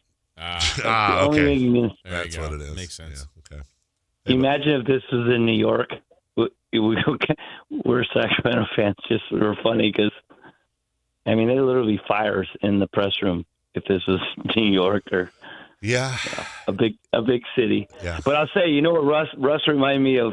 Kind of like a pimp going after the people giving his stable a bad name. He was protecting his girls because Gator don't play that game, and he came out strong. I like what he said. I'm behind him 100%. Okay, thank you, JR. Exactly what it reminded me of. Know that I want to JR was waiting for you to hang up on him. I know he was. I think he surprised me. I don't. He knocked you off your balance. I'm not. He did. Did Westbrook go to CSU Bakersfield or something? I'm not a huge fan of that analogy. No, he's a Bruin, Chris. Jacob, or is it Jakob? Good morning. Jakob. Good morning, gentlemen. How you doing? Good morning. Good. Hey, you wanted a quote? You wanted an example of a Matt George reference to Westbrook? All it took was me searching up Westbrook into Matt George's Twitter once. Here's the first thing that popped up. Okay. Not thrilled about Russell Westbrook leading the Kings in scoring with 25 points, but Precious Achiuwa and Plowden were really good. And then something else underneath that. I just think it's subtle shots like that probably get Westbrook a little bit, not emotional, but, it's understandably so from Westbrook because he has that history of being upset. Stuff like that would definitely upset somebody of Westbrook's caliber. Okay, let's. I've seen that too. That's the one everybody keeps popping up. Let's actually, real quick, because we got to go, but I want to give this a minute. Let's have a conversation about that. What Matt tweeted out. So Matt is, and by the way, I didn't want to make this all about Matt. Matt's going to have his own show here at 10 a.m. But I'm going to Matty. I'm going to stand in front of Matt as a noted Russell Westbrook fan. Matt's intimation, and he can speak for himself, but as I understood it, is whether it would be Westbrook, whether it would be DeRozan, whether it would be Levine, the veteran, let's not get lost in Russ, is taking a bunch of shots. He's not thrilled about that, and I think the intimation there is that he'd rather have the young guys getting that usage and the young guys getting those shot attempts. I think it's a natural conclusion to come from that his frustration was not at Russ taking shots. I didn't take that way. Russ is Russ, dude. He's going to Russ. That's fine. That's why he's a Hall of Famer. It's more about from the coaches, substitutions, playing time point of view, it's better to have the young guys getting those opportunities than having a vet. Now, you can disagree with that philosophically. I don't think that's a shot at Russ. I don't think that's a personal attack at Russ. And I'm honestly asking you, do you think it is? It's okay. Push back. I think both things can be true from both point of views. I think Matt has a point that you'd like to see younger players play, but I think if Westbrook is going out there busting his balls, in this case there's 33 minutes worth of minutes played, and he played his heart out every night, and then first thing you do is you go online and you see some local reporters saying, I'm not thrilled to see this guy leading the team in scoring with 33 minutes, I think you're going to feel some type of way about that. I don't blame him from a pride point of view for feeling that way. I also, this is going to sound like I'm criticizing Russ. I'm actually complimenting him. I think Russ's basketball IQ and awareness IQ is off the charts. It's not good. I think it's genius level at times. I have a lot more confidence in Russ's understanding of not only basketball, but how the media works and how this situation is unfolding, that I don't know why he would take that as a shot. I don't know why he wouldn't understand. That's not about Russ. That's about the air quotes Russ. Insert veteran here. Maybe I'm giving Matt too much credit. Maybe I could be wrong, dude. I think that's a great thing about conversations is somebody could be wrong, but I don't. Jesus, man. Like, I was raised on here's what the shots are. Yeah, he's tanking it. He ain't playing. Where's the heart? Where's the passion? He's loafing around. He's this and he's that. I think the young guys should get more opportunities too. And I love Russ Westbrook. But we'll continue when we come back. Where are we at? 8:43. Hey, how about a what's hot, what's not? We'll recap 3 in the key from last night, and we'll knock one out for the We'll do a 3 in the key for the Kings and Bulls. All coming up right after this. The Sacramento Kings play here. He's got the triple. Sacramento takes the lead. Get your Kings fix all season long right here on your home of the Sacramento Kings, Sactown Sports and SactownSports.com. Yo, Harvey, Zoe, group selfie. Ooh, nice new iPhone 17, Drewski. Let's do a triangle formation. I'm in front. With a center stage front camera, everyone fits in the shot. You got it at T-Mobile. But switching takes forever. Not anymore. Now you can switch to T-Mobile in just 15 minutes. Focus, people. Nail your pose. And you get a new iPhone 17 on them. No way. Yes way. No way. Yes way, guys. Switch to T-Mobile and get iPhone 17 on us. And right now, we'll pay off your old phone up to $800. I'm grabbing my phone and switching to T-Mobile right now. Get back, Harvey. We're taking a... let's go again, y'all. With 24 monthly bill credits, finance agreement, 256 gigabytes, $830, eligible trade-in, example iPhone 13, and new qualifying line, $60 plus per month plan with auto pay plus taxes and fees. For well-qualified customers, plus tax and $35 device connection charge. Credits end and balance due if you pay off early or cancel. Contact us. $800 via virtual prepaid card. Card typically takes 15 days after rebate submission, no cash access, and card expires in 6 months. Check out in 15 minutes per line. Visit T-Mobile.com. When the final buzzer sounds, the action keeps going with the Sactown Sports Live event calendar. March 15th, rock legends Jefferson Starship take the stage at Hard Rock Live Sacramento, bringing decades of classic hits and high-energy performance. Then, March 20th through the 22nd, Hot Wheels Monster Trucks Live storms into the Cal Expo grandstands with massive trucks, big air, and edge-of-your-seat thrills the whole family will love. April 18th, international comedy star Russell Peters delivers a night of sharp, non-stop laughs at Thunder Valley. On May 1st, the iconic James Taylor performs live at Tahoe Blue Event Center for an evening of timeless songs and unforgettable moments. Friday, June 12th, country star Keith Urban brings his electrifying live show to the Nugget Event Center in Reno. And on August 16th, Wayne Brown takes over Ironstone Amphitheater in Murphys for a summer night packed with chart-topping country hits, concerts, comedy, and can't miss live entertainment. Find your next big event now on the Sactown Sports Live events calendar.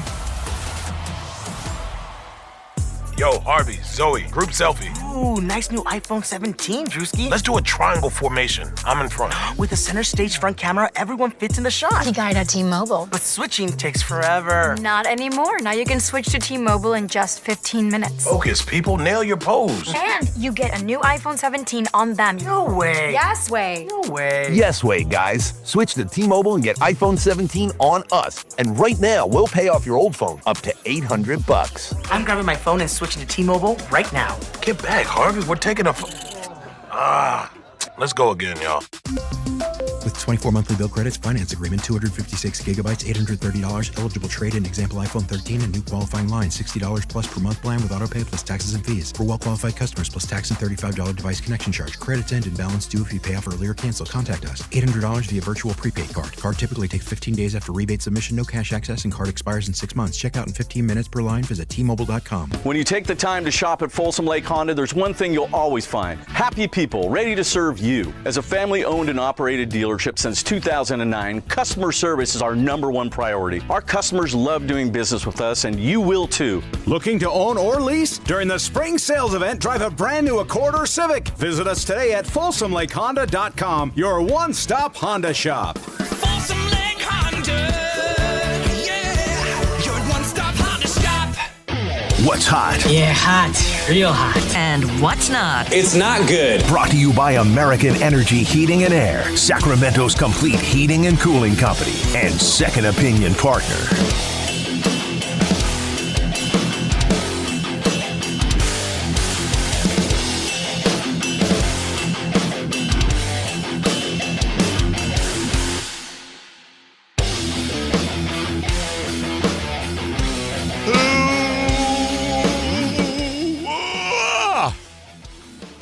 It was hot. The Minnesota Twins. Oh, what? In spring training yesterday, they scored 15 runs, 11 in the 5th and 6th inning. Game got stopped in the 7th because they're destroying the other team so badly. What, they were like hitting them and stuff, like physically? Just beating them with winning. Well, I just realized where we're going here, so let me try to do my best to not ruin it. I also want to point out as well, pitching was not a thing in most of these games. Reds beat the Dodgers 14-13. A's beat the Angels 16-11. The Padres beat the Mariners 27-6. That's like Chargers Seahawks. I mean, it's not, but you get my point. So it's pretty crazy I'm bringing this game up. Guardians 12 runs, Rangers 15-9 over the Royals. I mean, everybody, if for you to not score yesterday, you basically should fold the team because everyone was hitting. Who's not? The New York Yankees. What? Why? In their game against the Minnesota Twins, they got beat 15-0, only had 2 hits, 1 error, no runs, and like I said before, didn't even get through the whole game. They got mercy ruled. What? I didn't even know that was allowed in professional sports. Let's see. Aaron Judge did not get a hit yesterday. He wasn't with them. Find the lie, Jason. I just report the facts. Who did? I need some time off, huh? From the 916. Stop. Matt was in the wrong. Don't get all butthurt because he got called out by a professional. Again, what was he wrong about? Please provide examples. That's all I'm asking for. It's not, and that's where this conversation is going to devolve into exactly where it should devolve. What are we talking about specifically? I think that's a very fair question for me to ask. I'm not playing naive. I'm not playing stupid.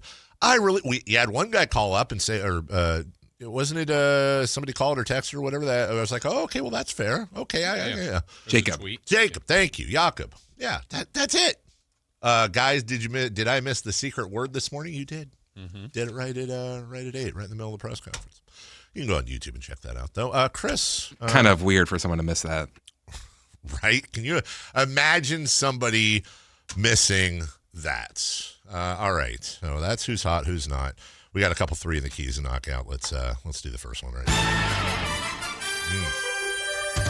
Last night at the press conference, Russ said a bunch of stuff. Some people said, what the Pelican? Last night, the Kings played New Orleans. They ended up losing to the Pelicans. Thank you. How on earth did you rhyme Helican with Pelican? You know what, bro? Just call me the Eminem of sports radio. I'll rhyme anything. 6. Nothing rhymes with orange? Yeah, right. How about blorange? Duh. Back to you. Can you use that in a sentence? Yeah. I had a glass of blorange juice last night. It was amazing. And then but it turned out it had alcohol in it, and I got so drunk I hit the florange. And then I was sleeping. I also snoranged. Back to you, Jason. It's getting worse. The Russ is going to come out at me next. All right. These are this guy's jokes. These are the predictions we had yesterday. We had dealer's choice. Dave, you picked the first category. You wanted us to predict Zion's points and rebounds. You said 28-8. I said 27-8. Kyle said he would shoot a shot 0-0. Zion was questionable. Oh, Kyle. Chris texted in 21-5. Let's see. You guys did pretty well. All of us did except Kyle. 23-9 for Zion. Dave, you might have been the closest. You or Chris? I think it probably was. Yep. That's fine. I'll take the W. Yeah, I think it was you. I will take that W. All right, next up, let's see. Kyle then said total made threes by the Kings. Dave, you said 9. I said 11. Kyle said 10. Chris said 13. Dave, you were closest with 8. Hey, that's 2 in a row. And then your random stat, you said... Oh, I told you. By the way, I finally remember what my random stat was. What? After the game, Russell Westbrook would call out the media. Did I get it? You did. And you provided Trey Murphy would score 25 or more. He had 21. Oh. I said Killian Hayes would make 2 or more three-pointers. He was 0 for 1. Kyle said the Kings would have someone on their team score 40 or more points. That did not happen, though Achua tied his career high of 29. Bless you. And Chris said Kings starting 5 would all be in double figures. Let's see. Achua, 29. Reyno, 10. Westbrook, 19. DeRozan, 15. Nate Clifford, 7. No. Way to go, Clifford. Clifford, is it? Clifford. I'm going to say something so bad he's going to call me out. Oh, God, what? Don't do it. Don't do it. Neek that'd be so, honestly, that would be top 5 moment of my life. If Nate Clifford went off on Christopher Lott. Come on. No? I can make it one higher. You can? What? If Keegan did it. Oh, my God. That would be, that would hurt my soul. Like, honestly, I you know what? I don't mind. I'm man enough to say it. If Keegan Murray yelled at me, I might start crying. And if he capped it by throwing a chair. That would be like on Geraldo. Like if he knows that he's catching, he knows that he's catching himself before he says something or does something really. He's like, "Arr!" and he just throws the chair. Yes. Keegan mad. I'm a man. I'm 40. I'd still cry.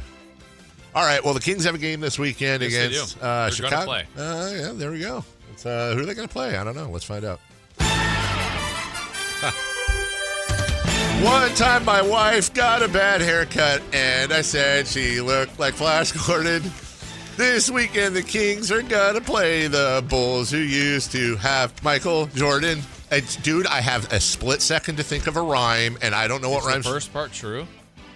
Oh, yeah. Oh, yeah. Do you remember that, dude? I think I do. My wife came home, and she has blonde hair, and it was, like, down to her shoulders. And it, like, dude, and I'm telling you, it looked like Flash Gordon, and then she got didn't say literally. it, but I didn't say it meanly. I said like, "Oh my God, you look like Flash Gordon." I really thought I was complimenting I can't her. believe I didn't remember her press conference. And then she was crying. She starts crying, and then here I start to make it better. Where I'm like, "Sweetheart, he saved every one of us. He's the defender of the universe. Like super fast. He's super fast." And then my whiteout on the whole thing was like, "Would it make you feel better if?" You know who also had that haircut was He-Man, which is true. And Flash Gordon and He-Man have very similar haircuts. It was more like He-Man, actually. By the way, both heroes. When were you let back in the house? Dude, that one was bad. That's like top 5 all-time worst. Gordon. She saved every one of us. Mel, set the screen. But it really. Let me see the haircut. All right. Well, I don't have her up here. Yeah, but if you're saying He-Man or very much like that, except blonder, dude. It looked like He-Man's haircut. That's the first thing you went with because she legit like it looked like she went in. She's not listening. She went in there and was like, "I want to look like Flash Gordon. I want to look like Flash Gordon." Here. Little kind of like that. I promise you, if I had a picture of Mel, it comes up every year on Facebook, so at some point I'll find it. If I had a picture of Mel, and you still repost it again. Does this dress make me look bad? If I put her in that haircut in the middle, Flash on one side, He-Man on the other side, you guys would you would probably be nice about it, but I promise you, on the inside, you'd be like, okay, I mean, kind of has a point. It wasn't unattractive, dude. It was just like, oh, He-Man. I didn't say she looked like Battle Cat. Not a cat. I'm not a battle cat. I'm not a battle cat. All right, all right. Stop getting me in trouble. Yeah, all right, here we go, Dave. Since he was the topic of the day, we're going to, on Sunday, look for Russ points and assists. Be careful. You know what? Russ points and assists, 44 and 18, and I'm going to be really happy about it. Okay. Go, Russ. Russ I'm FC. going to say 17 and 6. Okay. Wow. Someone doesn't have any confidence in Russ Westbrook. Yes. Okay. 20 and 12. How about the first King to score and the last King to score on Sunday? First King to score is going to be Nate Clifford. Last King to score will be Precious Achua. Bless you. Okay. I am flipping that around. Achua and then Clifford. Chris? Westbrook. And I'm going with Maxine. Random. And then a random stat. I think the post-game press conferences will be nice and calm. And everyone will be friends.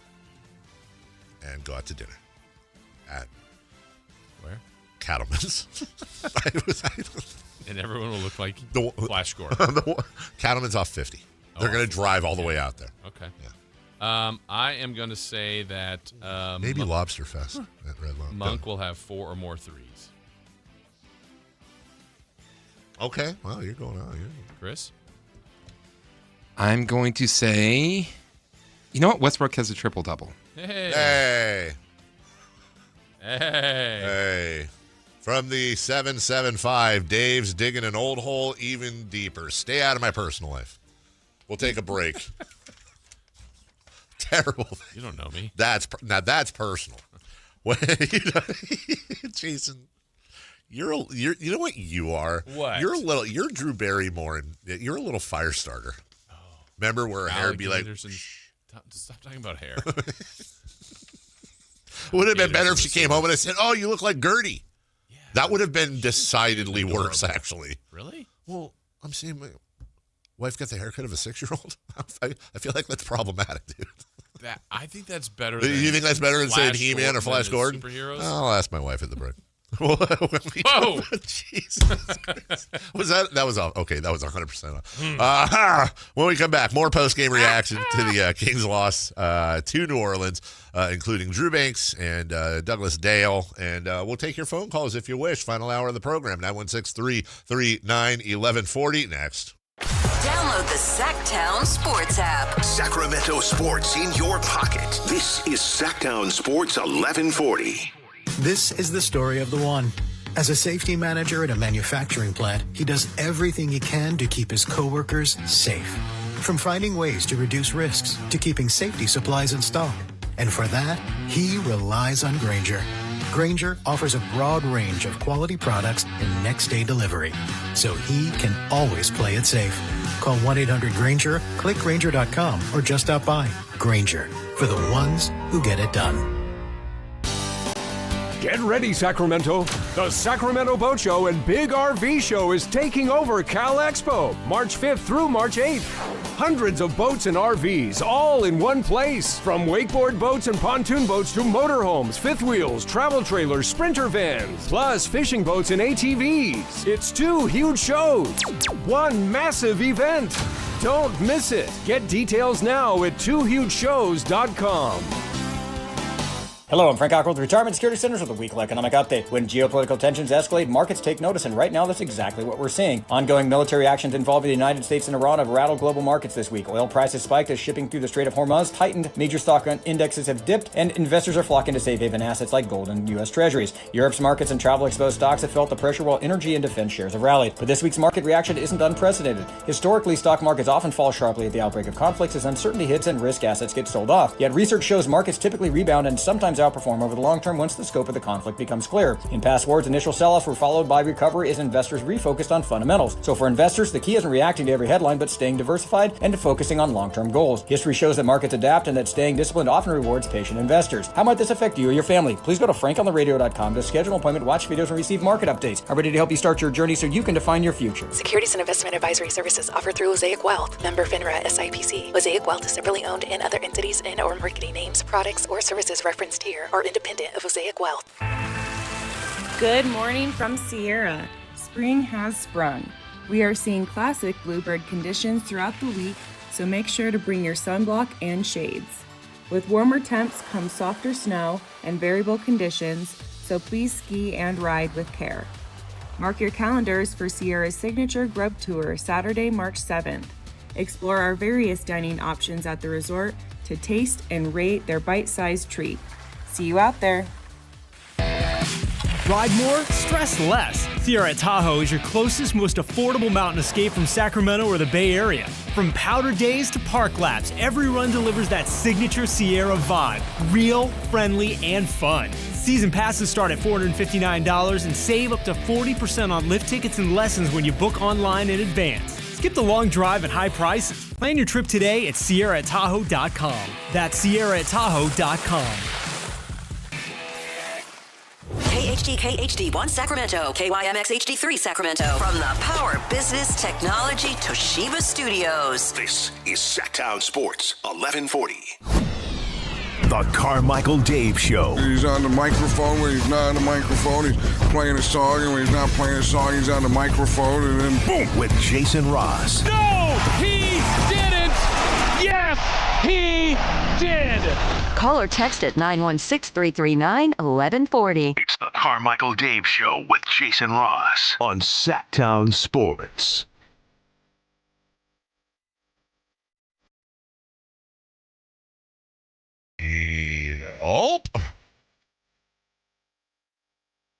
Breaking news during the break. Talked to my wife.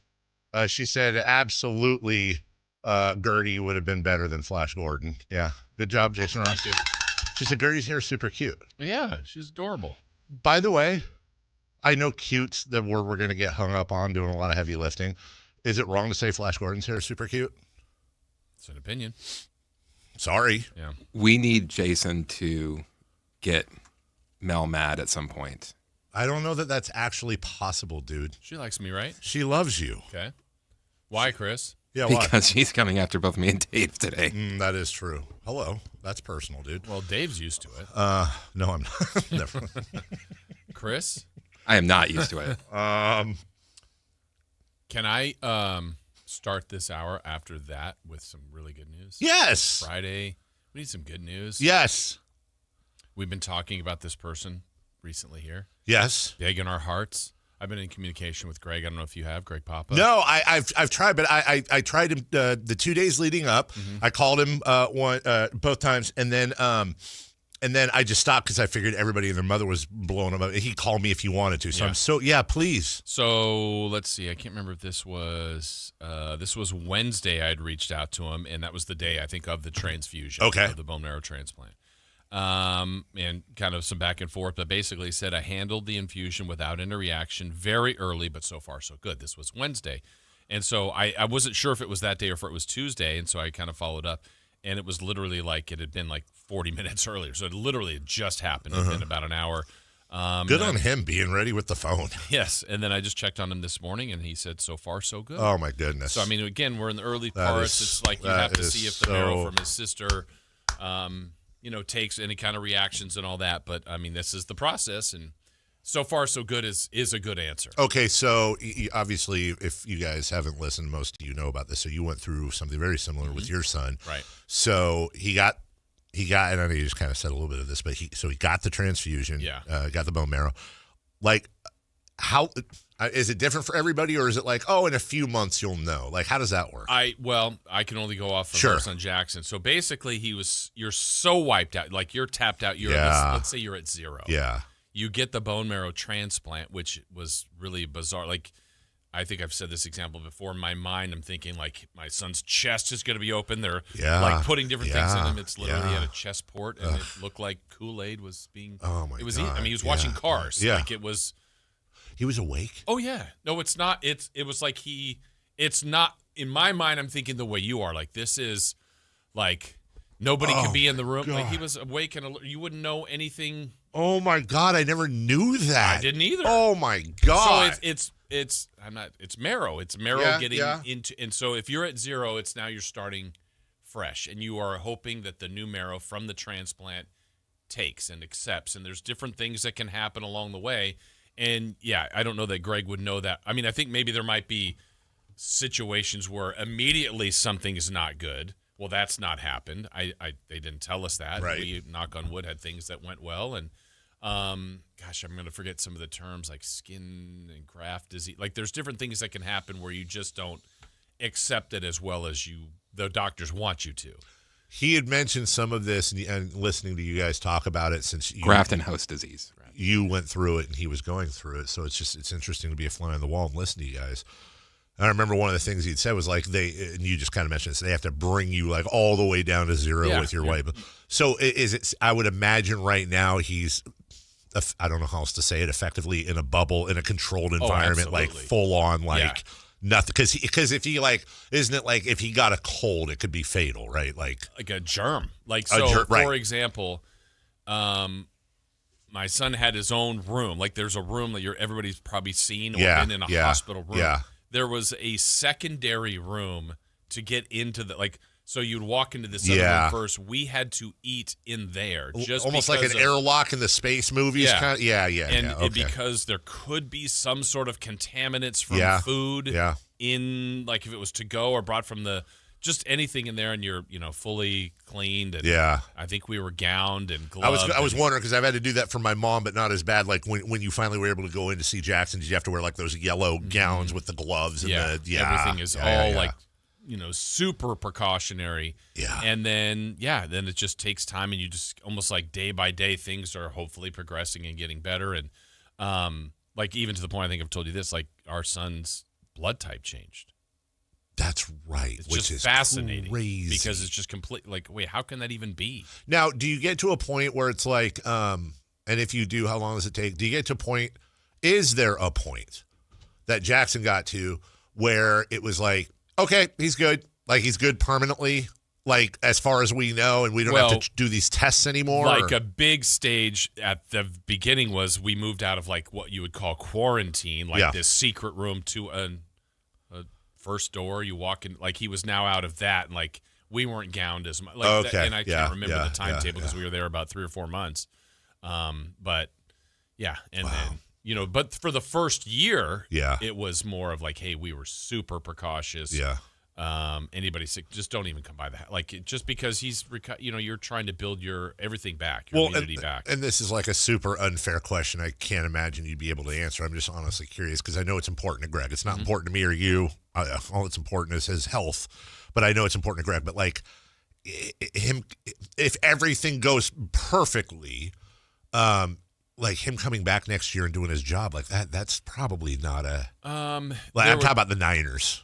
I would say they might do maybe some home games. Okay. I mean, I think there might be some because he's going to be bouncing off the walls. Yeah, like we were basically like he was. You know, Greg's joke this year, like I am the boy in the bubble. Like Jackson was in a bubble really for the full year after. Wow. Just out of you know, absolutely. like there was something even. I remember. I think the procedure was in June. We came home in late July or whatever. Or maybe it was March to July. We're there 3 or 4 months. What am I thinking? We couldn't have a Christmas tree. Oh my! What? A live Christmas tree. Oh, because they're wow. Something about that, and that was July. We came home. Yeah. So like one thing like if he's allergic or something. I don't know. There was something. I'm like, well, we're not even messing with that. Wow. Like I don't even care. Dude, I'll bet I'm not.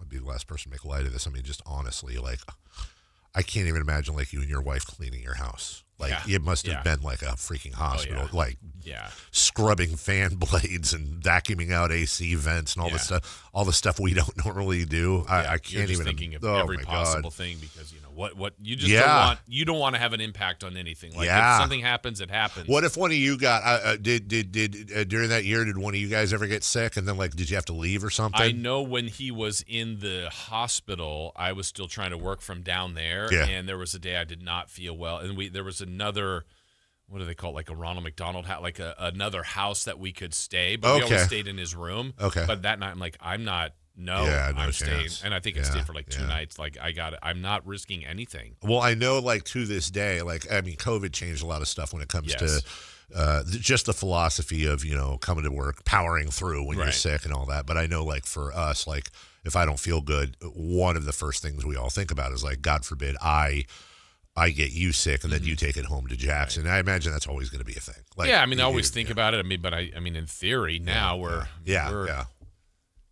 15, almost 16 years later. So awesome. Yeah. So, but I mean, that's what Greg. Yeah. But anyway, all of that sounding good news from Greg, which I know there's. I mean, he normally be on Fridays during the football season, and he's going through a lot though. That's a challenging process, and that's the best news. Yeah.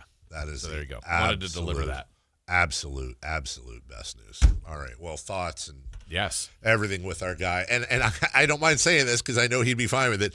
The moment Greg feels up to doing a phone call, we're having him on. Yeah.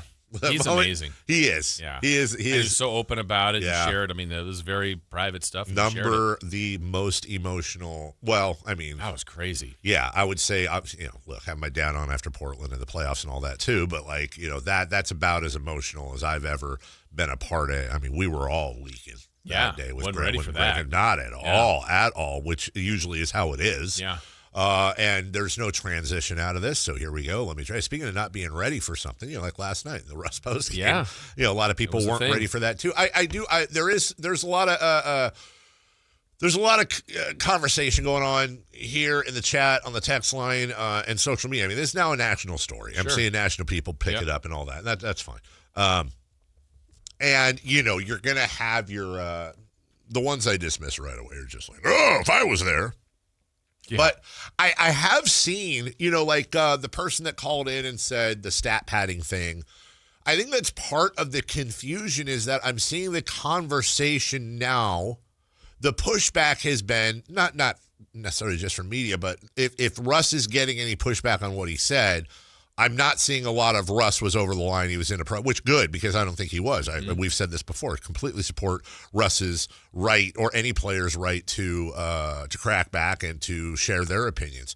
our big question was, our big pushback was just simply we want to just, can we get examples? Because I honestly don't know what you're talking about. And I'm seeing. What was the stat padding thing, by the way? I don't know if it was Matt or I can't remember it. Somebody had said that like Russ and DeMar out there just stat padding and chasing records and all that. So that being said, and so now what you have is you have a lot, you have like Team Russ, and I'm not just talking about Russ FC. I'm saying the people that are saying, Russ cooked him and he should have, trying to come up with examples. Not trying, they are. And it occurred to me during the break, like, well, hold on, though. This is what adds to the confusion. Because Russ said at least once, but I believe repeatedly, this isn't about me. This isn't about how you're covering me. Yeah. He said it. We can replay it. I'm sure they'll play, Matt and Kayla will play, but he specifically said, this isn't about me or my coverage. Yeah, and referenced like we've got young guys on the team. Which makes me even more confused because when the person said the stat padding, I'm like, okay, well, I can see how a player would take that wrong, and and that's fine for him to push back. Right. No problem. But if even Russ is acknowledging that it's not about him, now I really want. When he keeps referencing standing in front of the young players, it's like I'm trying. I don't know how else I can say this. And just say it with words like, I'm not being snarky. I'm not trying to do a gotcha. I'm not trying to be a wise guy. I am legitimately, respectfully asking because I'm honest to God, curious. What are the examples out there of Sacramento media going after the young guys, going after these players, saying things that are either, again, I wrote it down and I know you did too, false comments, false narratives, wrong context.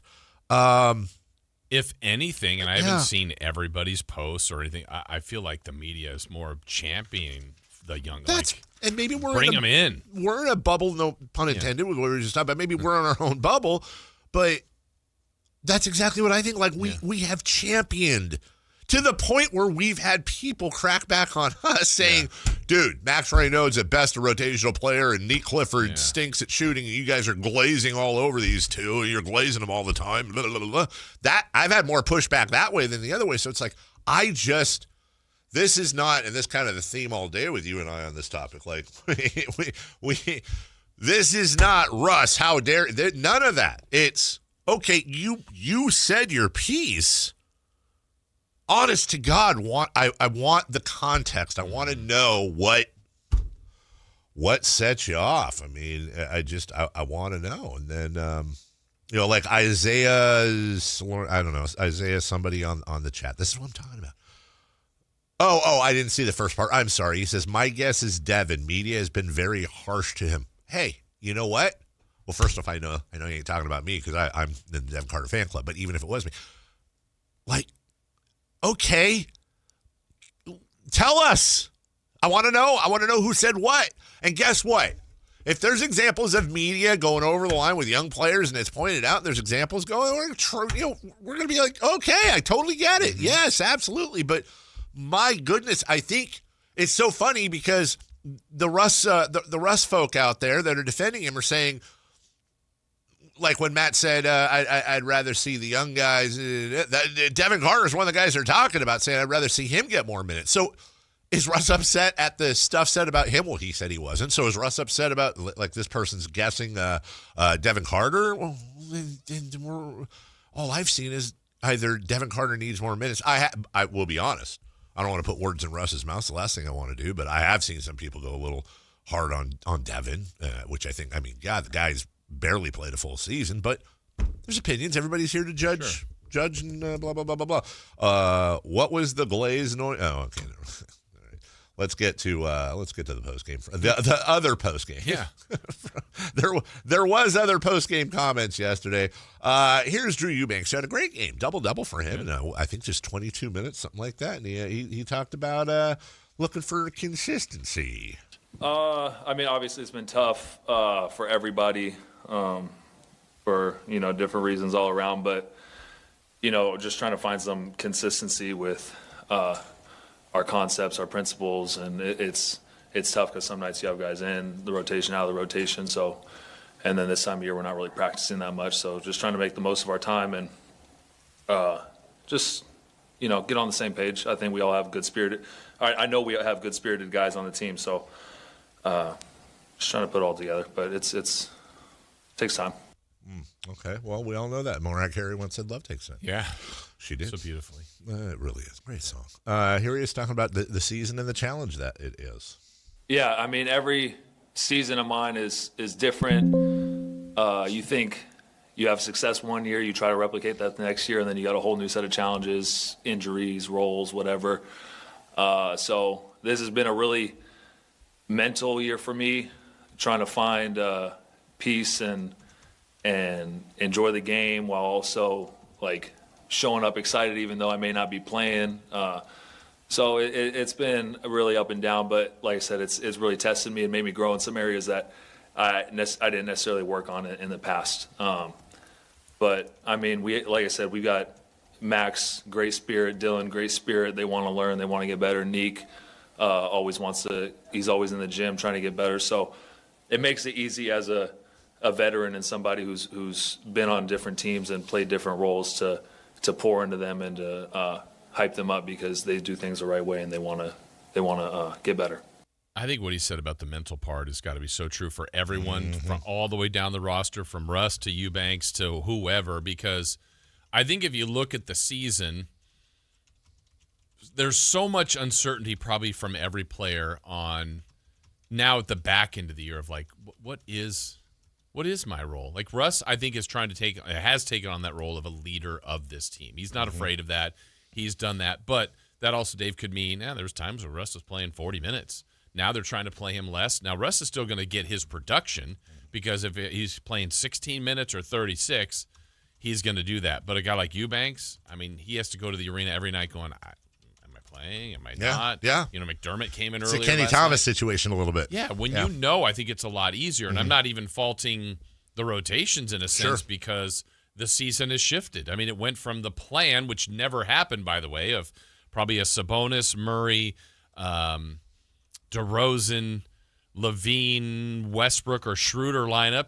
That never happened. Right. To hodgepodge it for a while to now it's what is the best plan? Some veterans, some young guys, more young guys. Killian Hayes, there's lineups at the end you're going, wait, they have Baldwin, Hayes, Carter. I need to know why Killian Hayes is getting Devin Carter's minutes, by the way.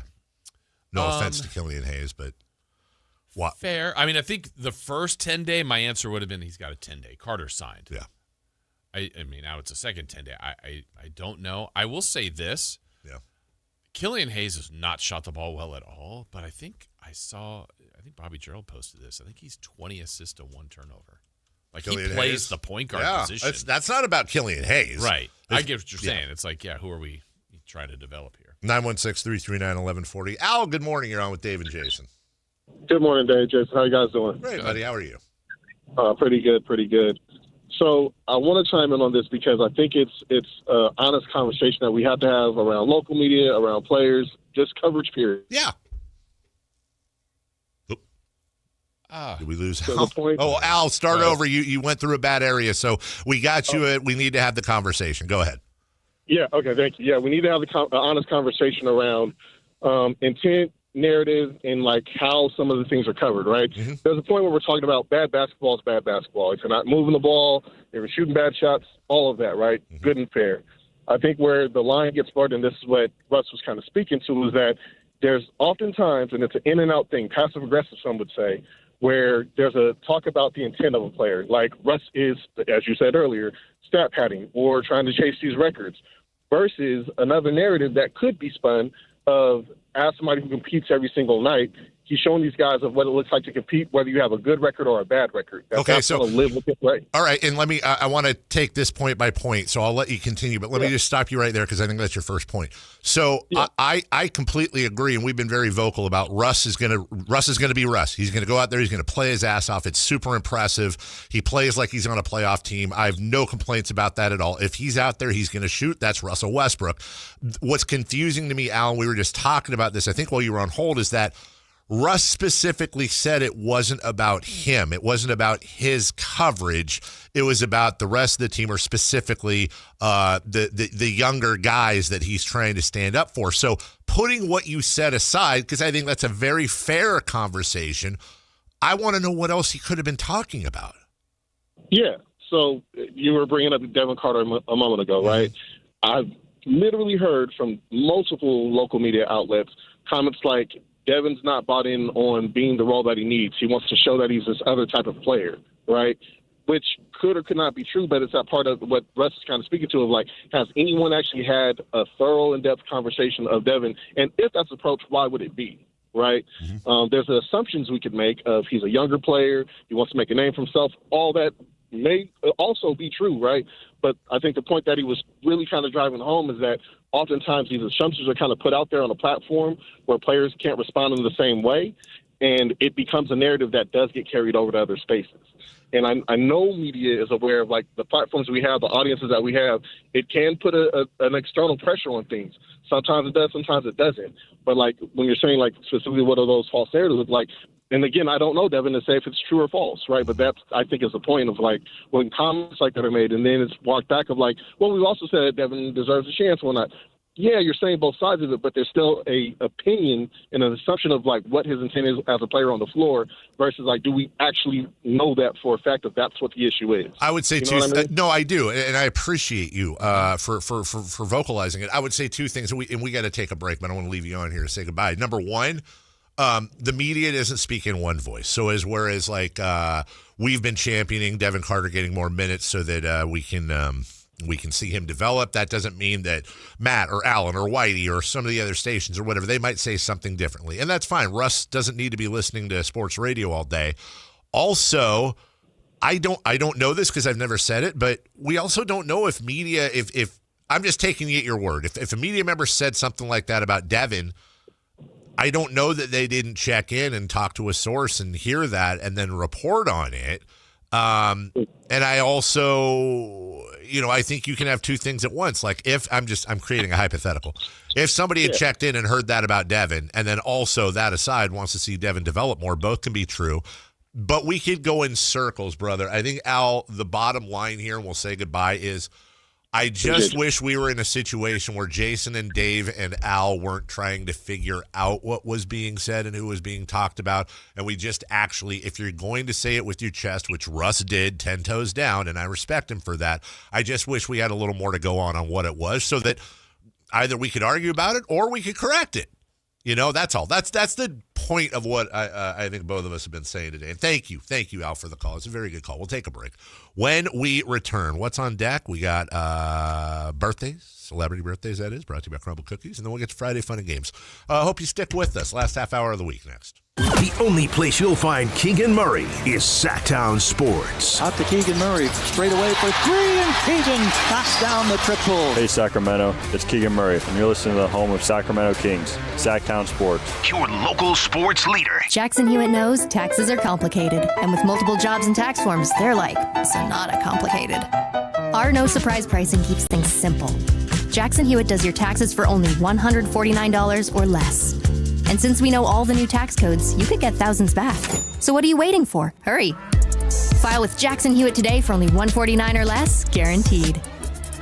Limited time offer for new clients on federal returns. Participating locations only. Terms at jacksonhewitt.com/149. Confidence is knowing you're ready to handle whatever comes your way. That's what it feels like to take on your workday with Cintas. They make sure your AEDs are up to date, your fire extinguishers are tested and inspected, your floor mats are cleaned and delivered, and your workwear looks good, feels good, and is freshly laundered with the Cintas Apparel Plus program. So are you ready to take on today? Visit Cintas.com and get ready for the workday. Jackson Hewitt knows taxes are complicated, and with multiple jobs and tax forms, they're like Sonata complicated. Our no surprise pricing keeps things simple. Jackson Hewitt does your taxes for only $149 or less. And since we know all the new tax codes, you could get thousands back. So what are you waiting for? Hurry. File with Jackson Hewitt today for only $149 or less, guaranteed.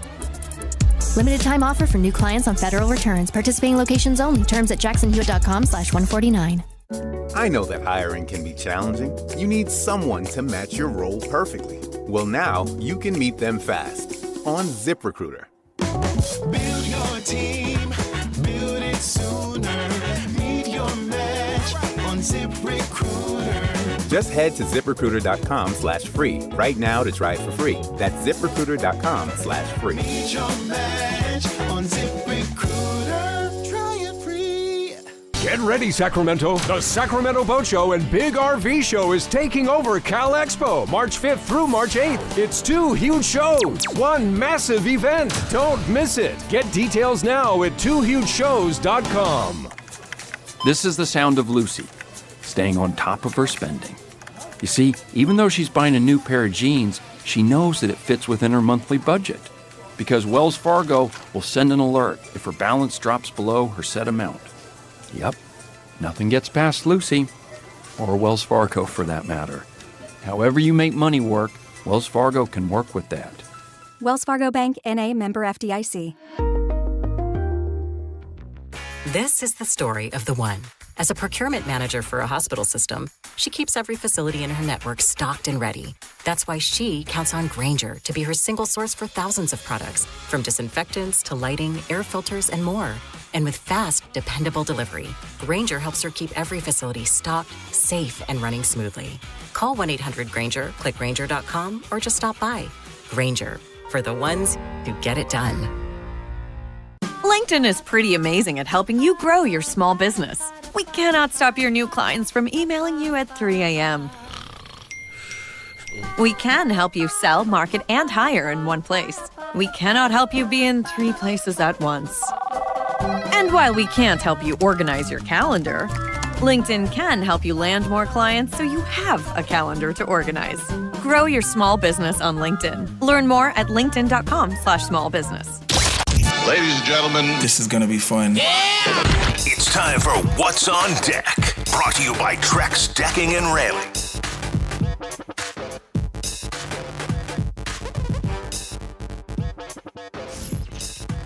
All right, let's tell you what's on deck. Brought to you by our friends at Trex Decking and Railing. You got the World Baseball Classic today. USA with their first round matchup. They take on Brazil. That'll be at 5 o'clock. Basketball tonight. No Kings. There are no Kings tomorrow either, but you got some games to watch as far as the bottom of the NBA. Well, really, it's the Mavericks at the Celtics, Blazers at Rockets, Knicks at Nuggets, Pelicans at Suns, Clippers at Spurs. Spurs are hot. And Pacers at the Lakers. I feel, Dave, like the bottom has turned into a bottom four now. Kings, Wizards, Pacers, and Nets.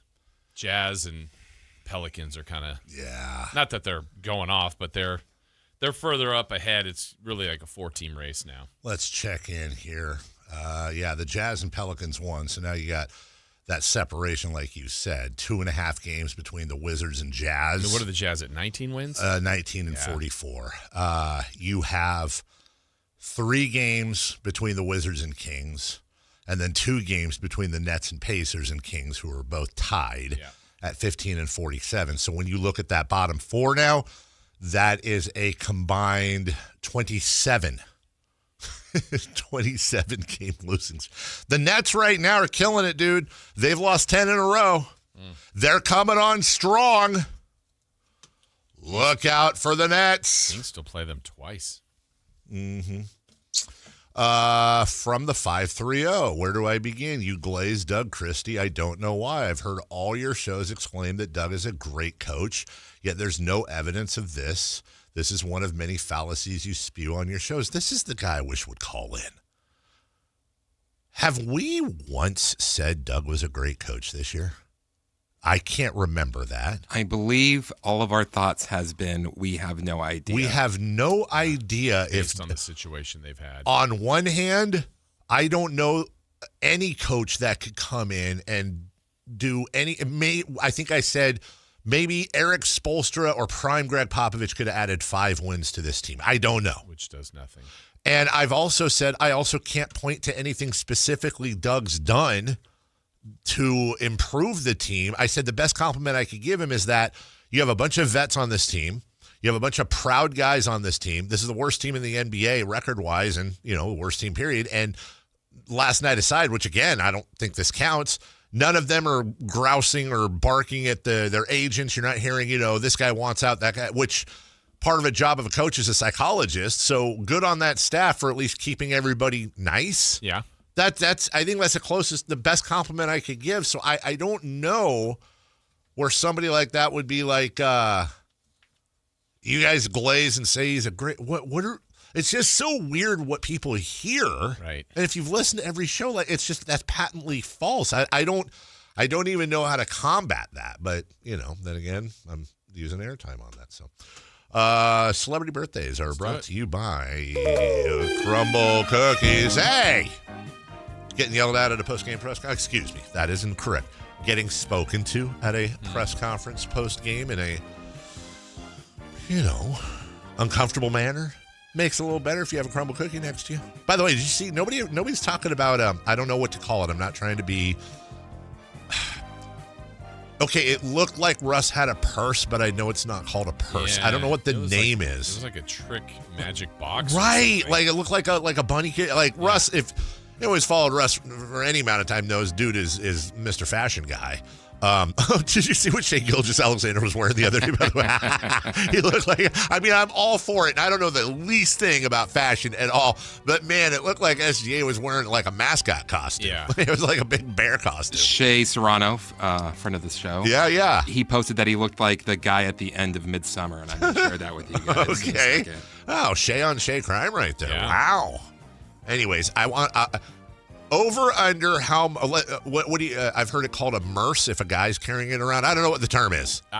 This is going to be a terrible, because you wouldn't get, it reminded me, we had a box like that had binoculars in it when I was a kid. Like that had that square thing. I'm like, those are where binoculars are, and I know that's not what that was. It looks like MacGruber's Black Punk that he takes around with him. Okay.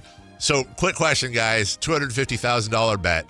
Over, under $2,500 that costs. Over. Under. I want to say over, and I hate agreeing with Chris, but I'll bet you that's like a $5,000 Prada or some crazy thing. I don't know. God bless him.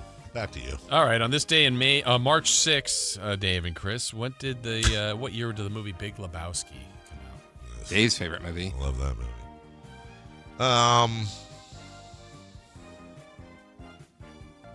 1996? 1998.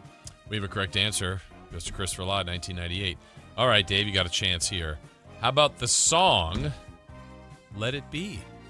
Came out on this date in what year? Dork. You have an advantage over Chris on this one. Big advantage. John. Let It Be was on the album. Let It Be. That was the rooftop concert. Beatles, I believe. The Beatles, right? Yeah, after they broke up. Oh my God, it's one of two. Came out, released. I think it's 1970? 1971. We have a correct answer, and it goes to Carmichael Dave. Thank you, God. All right, one more here that for the movies really part. pissed me off. Lethal Weapon. I'm too old for this.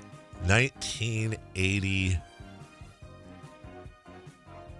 I'm going to miss it by a year. 1986. I'm going to miss it by a year. Is that with Gibson with long hair? I think so. 1989. Carmichael Davis Closer, 1987. I knew I was going to miss it by a year. Happy birthday to the general manager of Sacramento State basketball, Shaquille O'Neal.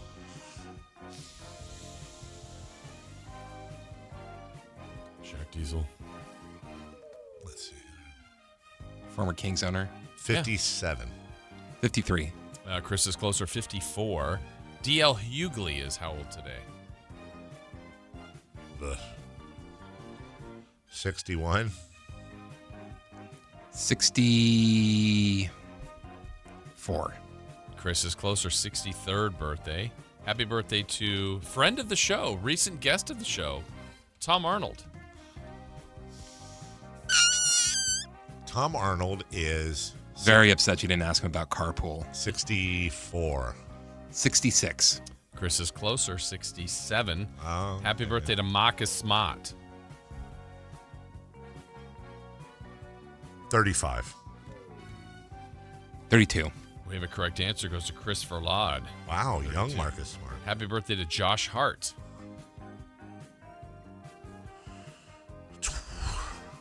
29. 27. Dave is closer, 31 for Josh Hart. Happy birthday to Michael Finley. Kings killer. Did Michael Finley? Is it Michael Finley's fault that Luka Doncic got traded because he took the beer out of his hand? Michael Finley looks like somebody I know too, and I can't remember who it is. No, yeah, like Billy Ocean, but somebody else. Mikey Fins, as his friends call him, is 58. And please don't let him be older. 54. Chris is closer. Happy 53rd Okay, birthday. I'm fine with that. Yeah. Good. I'm actually glad he's righter. Happy birthday to Mike McDaniel, former Dolphins coach, current, Chargers OC? Yeah. Best friend of comedian Dan Soder. Is that true? Yeah. Oh, Niners hired Matt Eberflus, former Bears coach, onto their defensive staff yesterday. I forgot to mention that. Yeah, Eberflus. Eberflus. That was from Sound of Music, right? Eberflus. Mike McDaniel. 37. 38. 43. Chris. Whoa. Wow. Happy birthday to Lisa Salters. The NBA on sidelines. 30. 1. 56. Chris is closer, 60 today. Oh, wow. And last but not least, Chris, help me on the pronunciation, I hope. Martin. Short? No, from Karate Kid. Martin from Karate. The sensei, the guy who. Oh, yeah, I don't know. What's his Cove last? or Cove? Kove. Who did he play? Cove. He's the sensei. He's the guy. Sweep the leg. You know. Oh, the bad guy sensei? Yeah. Oh. Also in Cobra Kai. 73. 71. Oh, Dave's closer. Happy 80th birthday. Whoa! He looks absolutely incredible for looking 80. Yeah, that's crazy. Wow. I thought he looked incredible when I thought he was 73. I thought Flash Gordon looked incredible, but my wife disagreed. We'll take a break. When we come back, Friday Fun and Games, of which apparently I'm favored. So Heavy favorite. No pressure. All right, what's coming up next? On the move? Got somewhere to be? Take Sacramento Kings basketball with you. The Sactown Sports app will let you stay connected to your passion. Never miss a moment of Sacramento Kings basketball with the Sactown Sports app.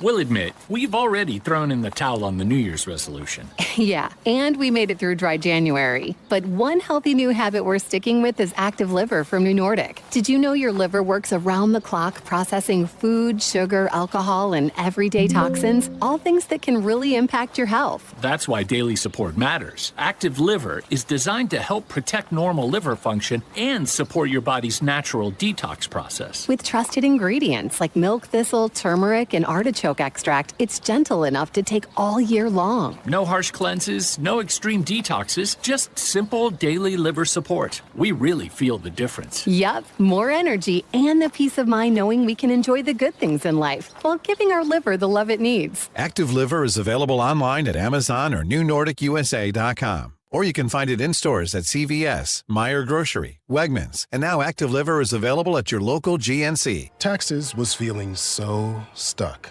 Sitting in traffic, squeezing into a parking spot, all to squeeze in getting tax help during your lunch break. Now Taxes is a TurboTax expert who does your taxes for you, while you go about your day getting real-time notifications about their progress and the most money back guaranteed. Now this is Taxes. Intuit TurboTax. See guarantee details at TurboTax.com/guarantees. Only available with TurboTax experts. Real-time updates only in iOS mobile app.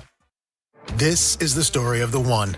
As a maintenance tech at a university, he knows ordering from multiple suppliers takes time away from keeping their arena up and running. That's why he counts on Grainger to get everything he needs, from lighting and HVAC parts to plumbing supplies, all in one place. And with fast, dependable delivery, he's stocked and ready for the next tip-off. Call 1-800-GRAINGER, click Grainger.com, or just stop by. Grainger, for the ones who get it done. Have you tried my Colombian tamales? Yes, but the Mexican tamales I brought are way better. Colombian tamales wrapped in plantain leaves are unmatched, you know. But the Mexican tamales wrapped in corn husks are the authentic ones. At least we can agree that they taste better with Pepsi. Without a doubt, tamales deserve Pepsi. No matter what tamales you love, enter for a chance to win a year's worth of groceries. Powered by Pepsi. No purchase necessary. U.S. residents 18 or over. Ends April 5th, 2026. Rules at pepsipromo.com/free groceries. Pepsi is a registered trademark of Pepsi Going. When you take the time to shop at Folsom Lake Honda, there's one thing you'll always find. Happy people ready to serve you. As a family-owned and operated dealership since 2009, customer service is our #1 priority. Our customers love doing business with us, and you will too. Looking to own or lease? During the spring sales event, drive a brand new Accord or Civic. Visit us today at FolsomLakeHonda.com, your one-stop Honda shop. Folsom Lake Honda, yeah, your one-stop Honda shop.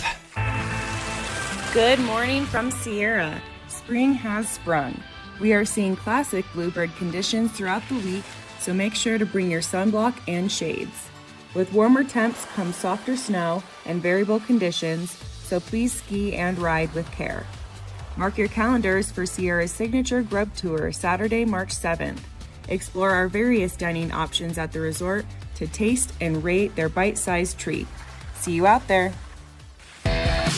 Ride more, stress less. Sierra Tahoe is your closest, most affordable mountain escape from Sacramento or the Bay Area. From powder days to park laps, every run delivers that signature Sierra vibe. Real, friendly, and fun. Season passes start at $459 and save up to 40% on lift tickets and lessons when you book online in advance. Skip the long drive and high prices. Plan your trip today at SierraAtTahoe.com. That's SierraAtTahoe.com.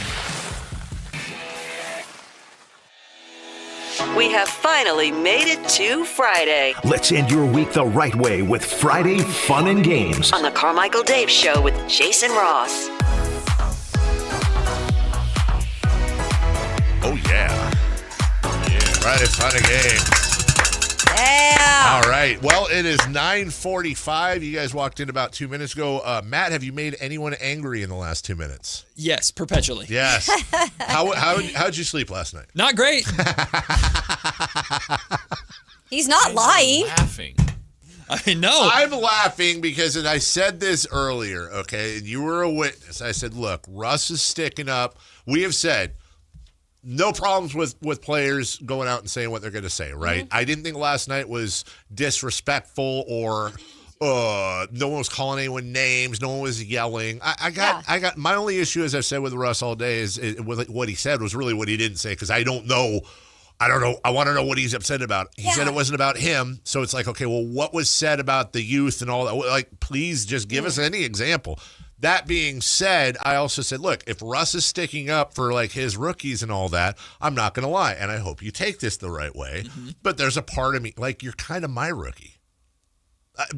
I'm protective of you because you started with me. Uh-huh. And much like, and Jason and I talked, I'm not trying to be condescending, much like Jason and I talked about like Grant and Whitey and Coase and, the people that were here before we got here that we kind of leaned on coming up. Like, I'd like to think that I would hope Jason, myself, and other people here, you're supposed to pass that on. And so you going from intern on my night show to what you did at News 10. I wasn't on your night show ever. However we work together, to News 10, to now, it's like, look, if you did something lame, then I'd be the first guy. I literally, true or false, I won't say what it is, true or false, in the last year, I have called you and been like, dude, you got this wrong. It was in the summer. You don't remember that phone call? Oh, yeah, true. Thank you. And we had a nice conversation about that. Yeah. You're going to talk about it. Uh-huh. But we'll have plenty to talk about, that's for sure. You know what would be actually Kayla's going to talk a ton about it. I'm not going to say anything. You know what I think? Kayla has I'm going to be his bodyguard. You know what I think would be funny is if you tease that you're going to talk about it next for the whole show, geez, and then you don't. And you don't. Oh, that would be a fun little troll. The internet already hates me. Might as well double down. Internet schminternet. I had to be careful there. What'd you say? What was that last part? Did you say double down? No. Are you doing part 2 remix? Oh my God! Please do. Now it's a diss track. Remix. What the little threads of my career left, I'm not trying to snip. Oh, you're fine, okay, Matt. You're fine. Or lean into that. Be a victim. That's another angle you can do too. He was mean to me. You're my tiny. He responded for me after I was critical of him on multiple occasions. Well, if I can tell you this much, Matt, if I was in that room and Russ tried to say stuff like that to me, you know what I would have done? Easy for people to say. I would have said, now why I oughta. Yeah. It's always good. I know Kayla would have said. I don't know what I would have done, honestly. Honestly, you know what I would have done? I would have done exactly what Matt did. I would have been like, I don't want it. It's hard for you to no know win here. what you do in the moment, you know? But I would just say stop saying stupid things. That's my take. I don't know if that's possible. That's for a me. good point right there. Friday Fun and Games. Jason Ross. This should make us all feel good. Yeah, I need a W today. Feel fuzzy. You may not be getting one. I'm not sure. Damn. Dave is coming in as the heavy favorite. I don't but agree with this. Of course he is. I don't agree with this. Look, the midday show, Matt and Kayla, you called for this. So we're doing this. Oh, This is no. the game. We are hitting the post This is today. hitting the post. Oh, Okay, here's how it goes. I forgot about this. Dave, you have a list of songs there. You can't see them. They're all labeled. Oh my if you can gosh. play them up there when you're called upon for that. Can you get there? Yeah, there you can. are. Okay. What if we don't know the song? What? What if we don't know Do your the song? best. Then you have to do your I best. may not know these my songs. gosh. I'm going to give you a sports category, stuff we've been talking about in the last week.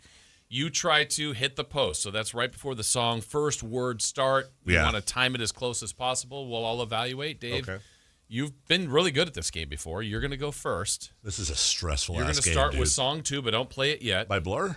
Never mind. Go ahead. Song 2 on that list. You're going to have to talk about tanking in the NBA to song 2, which is Nirvana, Smells Like Teen Spirit. Go. Wow. Tanking in the NBA. 51 minutes non-stop Sactown sports music continues right now. You know what? No one wants to win. Everybody wants the draft pick. We're losing with purpose as Sacramento Kings fans and the Sacramento Kings. So sit back, relax. I want you to go into the weekend with losing on your mind. Ladies and gentlemen, it's Nirvana. Smells Like Teen Spirit on Sports 1140.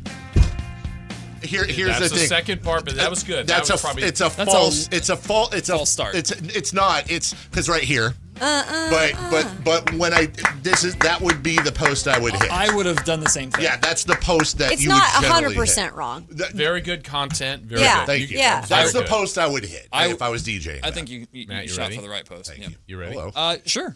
Okay. Let's go, Dave. Get If you song- say Russell I'm already Westbrook, pitting out over no, here. I'm not doing that. Song 1 for Matt. We're going to go here. I don't know. Hopefully he'll know this song. Matt, let's do this to, tell us a little bit about the World Baseball Classic. This would be so to fun. Huey Lewis in the News, Heart of Rock and Roll. Oh, I love this song. See, here on Sactown Sports 1140, we love baseball season. And with the A's in West Sacramento, they don't have too much representation in the World Baseball Classic for Team USA, but you know who does? The Giants. Logan Webb on the mound tonight for Team USA. And again, that's a false post, but I would give it to You know him. what, Matt? That is fantastic. Not because bad. that is exactly, again, that's the post you'd want to hit. I have no you would idea what not this want to is. hit. You did well. You wouldn't want to hit the post here. That's not what you'd want to do. You'd want to hit the post you would Yeah, hit, I that's think. interesting. So that's far, very- so good. Kayla, how you feeling? I already told you I was pitting out. You're going to do great. You called for this. What are you, a NASCAR No, driver? No, gonna I do did great. not. I have been in a NASCAR. Yeah. Oh, wow. Yeah. How was that? Freaking frightening. Yeah. Yeah. Wow, you don't say that 3 times fast. Okay, Dave. Let's Okay. go song 5 for Kayla. You got this. All right, Kayla, let's give you this topic. Let's go with Max Crosby and the Raiders' future. So, song 5, TLC, Waterfalls. Love that song. Max Crosby and his future. Here on Sactown Sports, we don't just talk about music, we talk about the things that are happening in sports. And one of the biggest things that's happening in sports right now is the Las Vegas Raiders. What are they going to do with Max Crosby? Are they going to trade him? Are they going to keep him to be the leader of the team when Mr. Mendoza comes into town as the #1 overall pick? Here's the thing, there's teams that are interested, but are you interested? Here on Sactown Sports. Oh my God! Get out of here! Wow. Get out of here! That was a long lead-in. That was the level of difficulty on that was She was insane. stretching. She was Down stretching. goes Frazier. Down goes Frazier. Okay, Dave, you're a heavy favorite. You got competition. I'm telling you right now, they both nailed it. That was the hardest one of all. It really I would was. have been cooked. I think I would have been cooked too. I thought you missed it like I 2 did too. times, I'm like, and then you just and kept then- going. I was then like, you- oh. There were the end points was when great. I had like Palpitations? premature sympathy. Oh. Oh, God. Because I was like, oh, dude, this is a tough one to start with. Yeah, no, let's not do sound effects. That was for you. Chris, are you playing? God. I'm going to let the experts handle this. Okay. We don't have that much time. All right. Can we do round 2? Sure. Yes. All right, Dave. Song 4. Mm-hmm. Let's give you. Kyler Murray. Was he or was he not at the game last night to House of Pain's Jump Around? Oh God. Are you...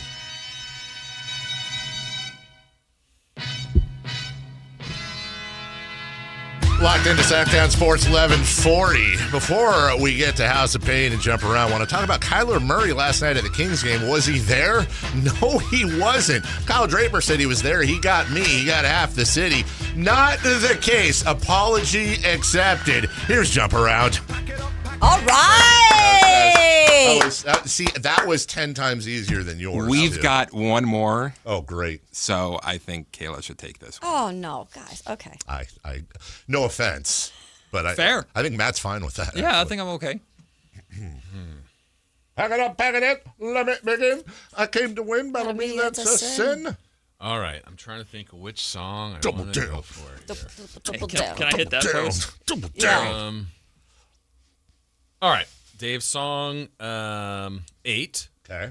I don't know how long this lead-in is, but Kayla, you are going to talk about, let's go with Jason Tatum returning to the Boston Celtics. Great topic, Jason. And to song 8, which is Black Eyed Peas, I Got a Feeling. We are rocking here on 1140 a.m. Sactown Sports. And if you're in the Boston area, you're getting really excited because the guy, the one that you root for, he might not be the guy anymore in terms of the captain of the team, but he's going to be coming back from an injury, and he's going to rock this place in his return this week. We're talking about Jason Tatum. Oh, pretty good. Pretty good. Pretty good. I went a little long. You're giving her the longest lead. I know. Possible. Yeah. Challenging. You guys did great. Oh my gosh. She went a little everybody. long. Barely. Little long. Something Matt's never heard. But honestly, the effort was there. Matt, you guys were impressive. Honestly, you all were impressive. Look at Team Russ. Matt and Kayla, that's why you're here. I'm Team Russ. Listen in. That Matt guy sucks. Is Matt gonna come out over the top? Is he gonna offer a written apology? Is he gonna walk out? I've memorized it. I practiced Have it you? in front of the mirror. We're all gonna be tuned in. Matt and Kayla coming up next. For the rest of you, for Chris, for Jason, for all our guests on the phones and otherwise, thank you so much. We love you. Have a great and safe weekend. Bye-bye now. Stay up to date on Sacramento sports.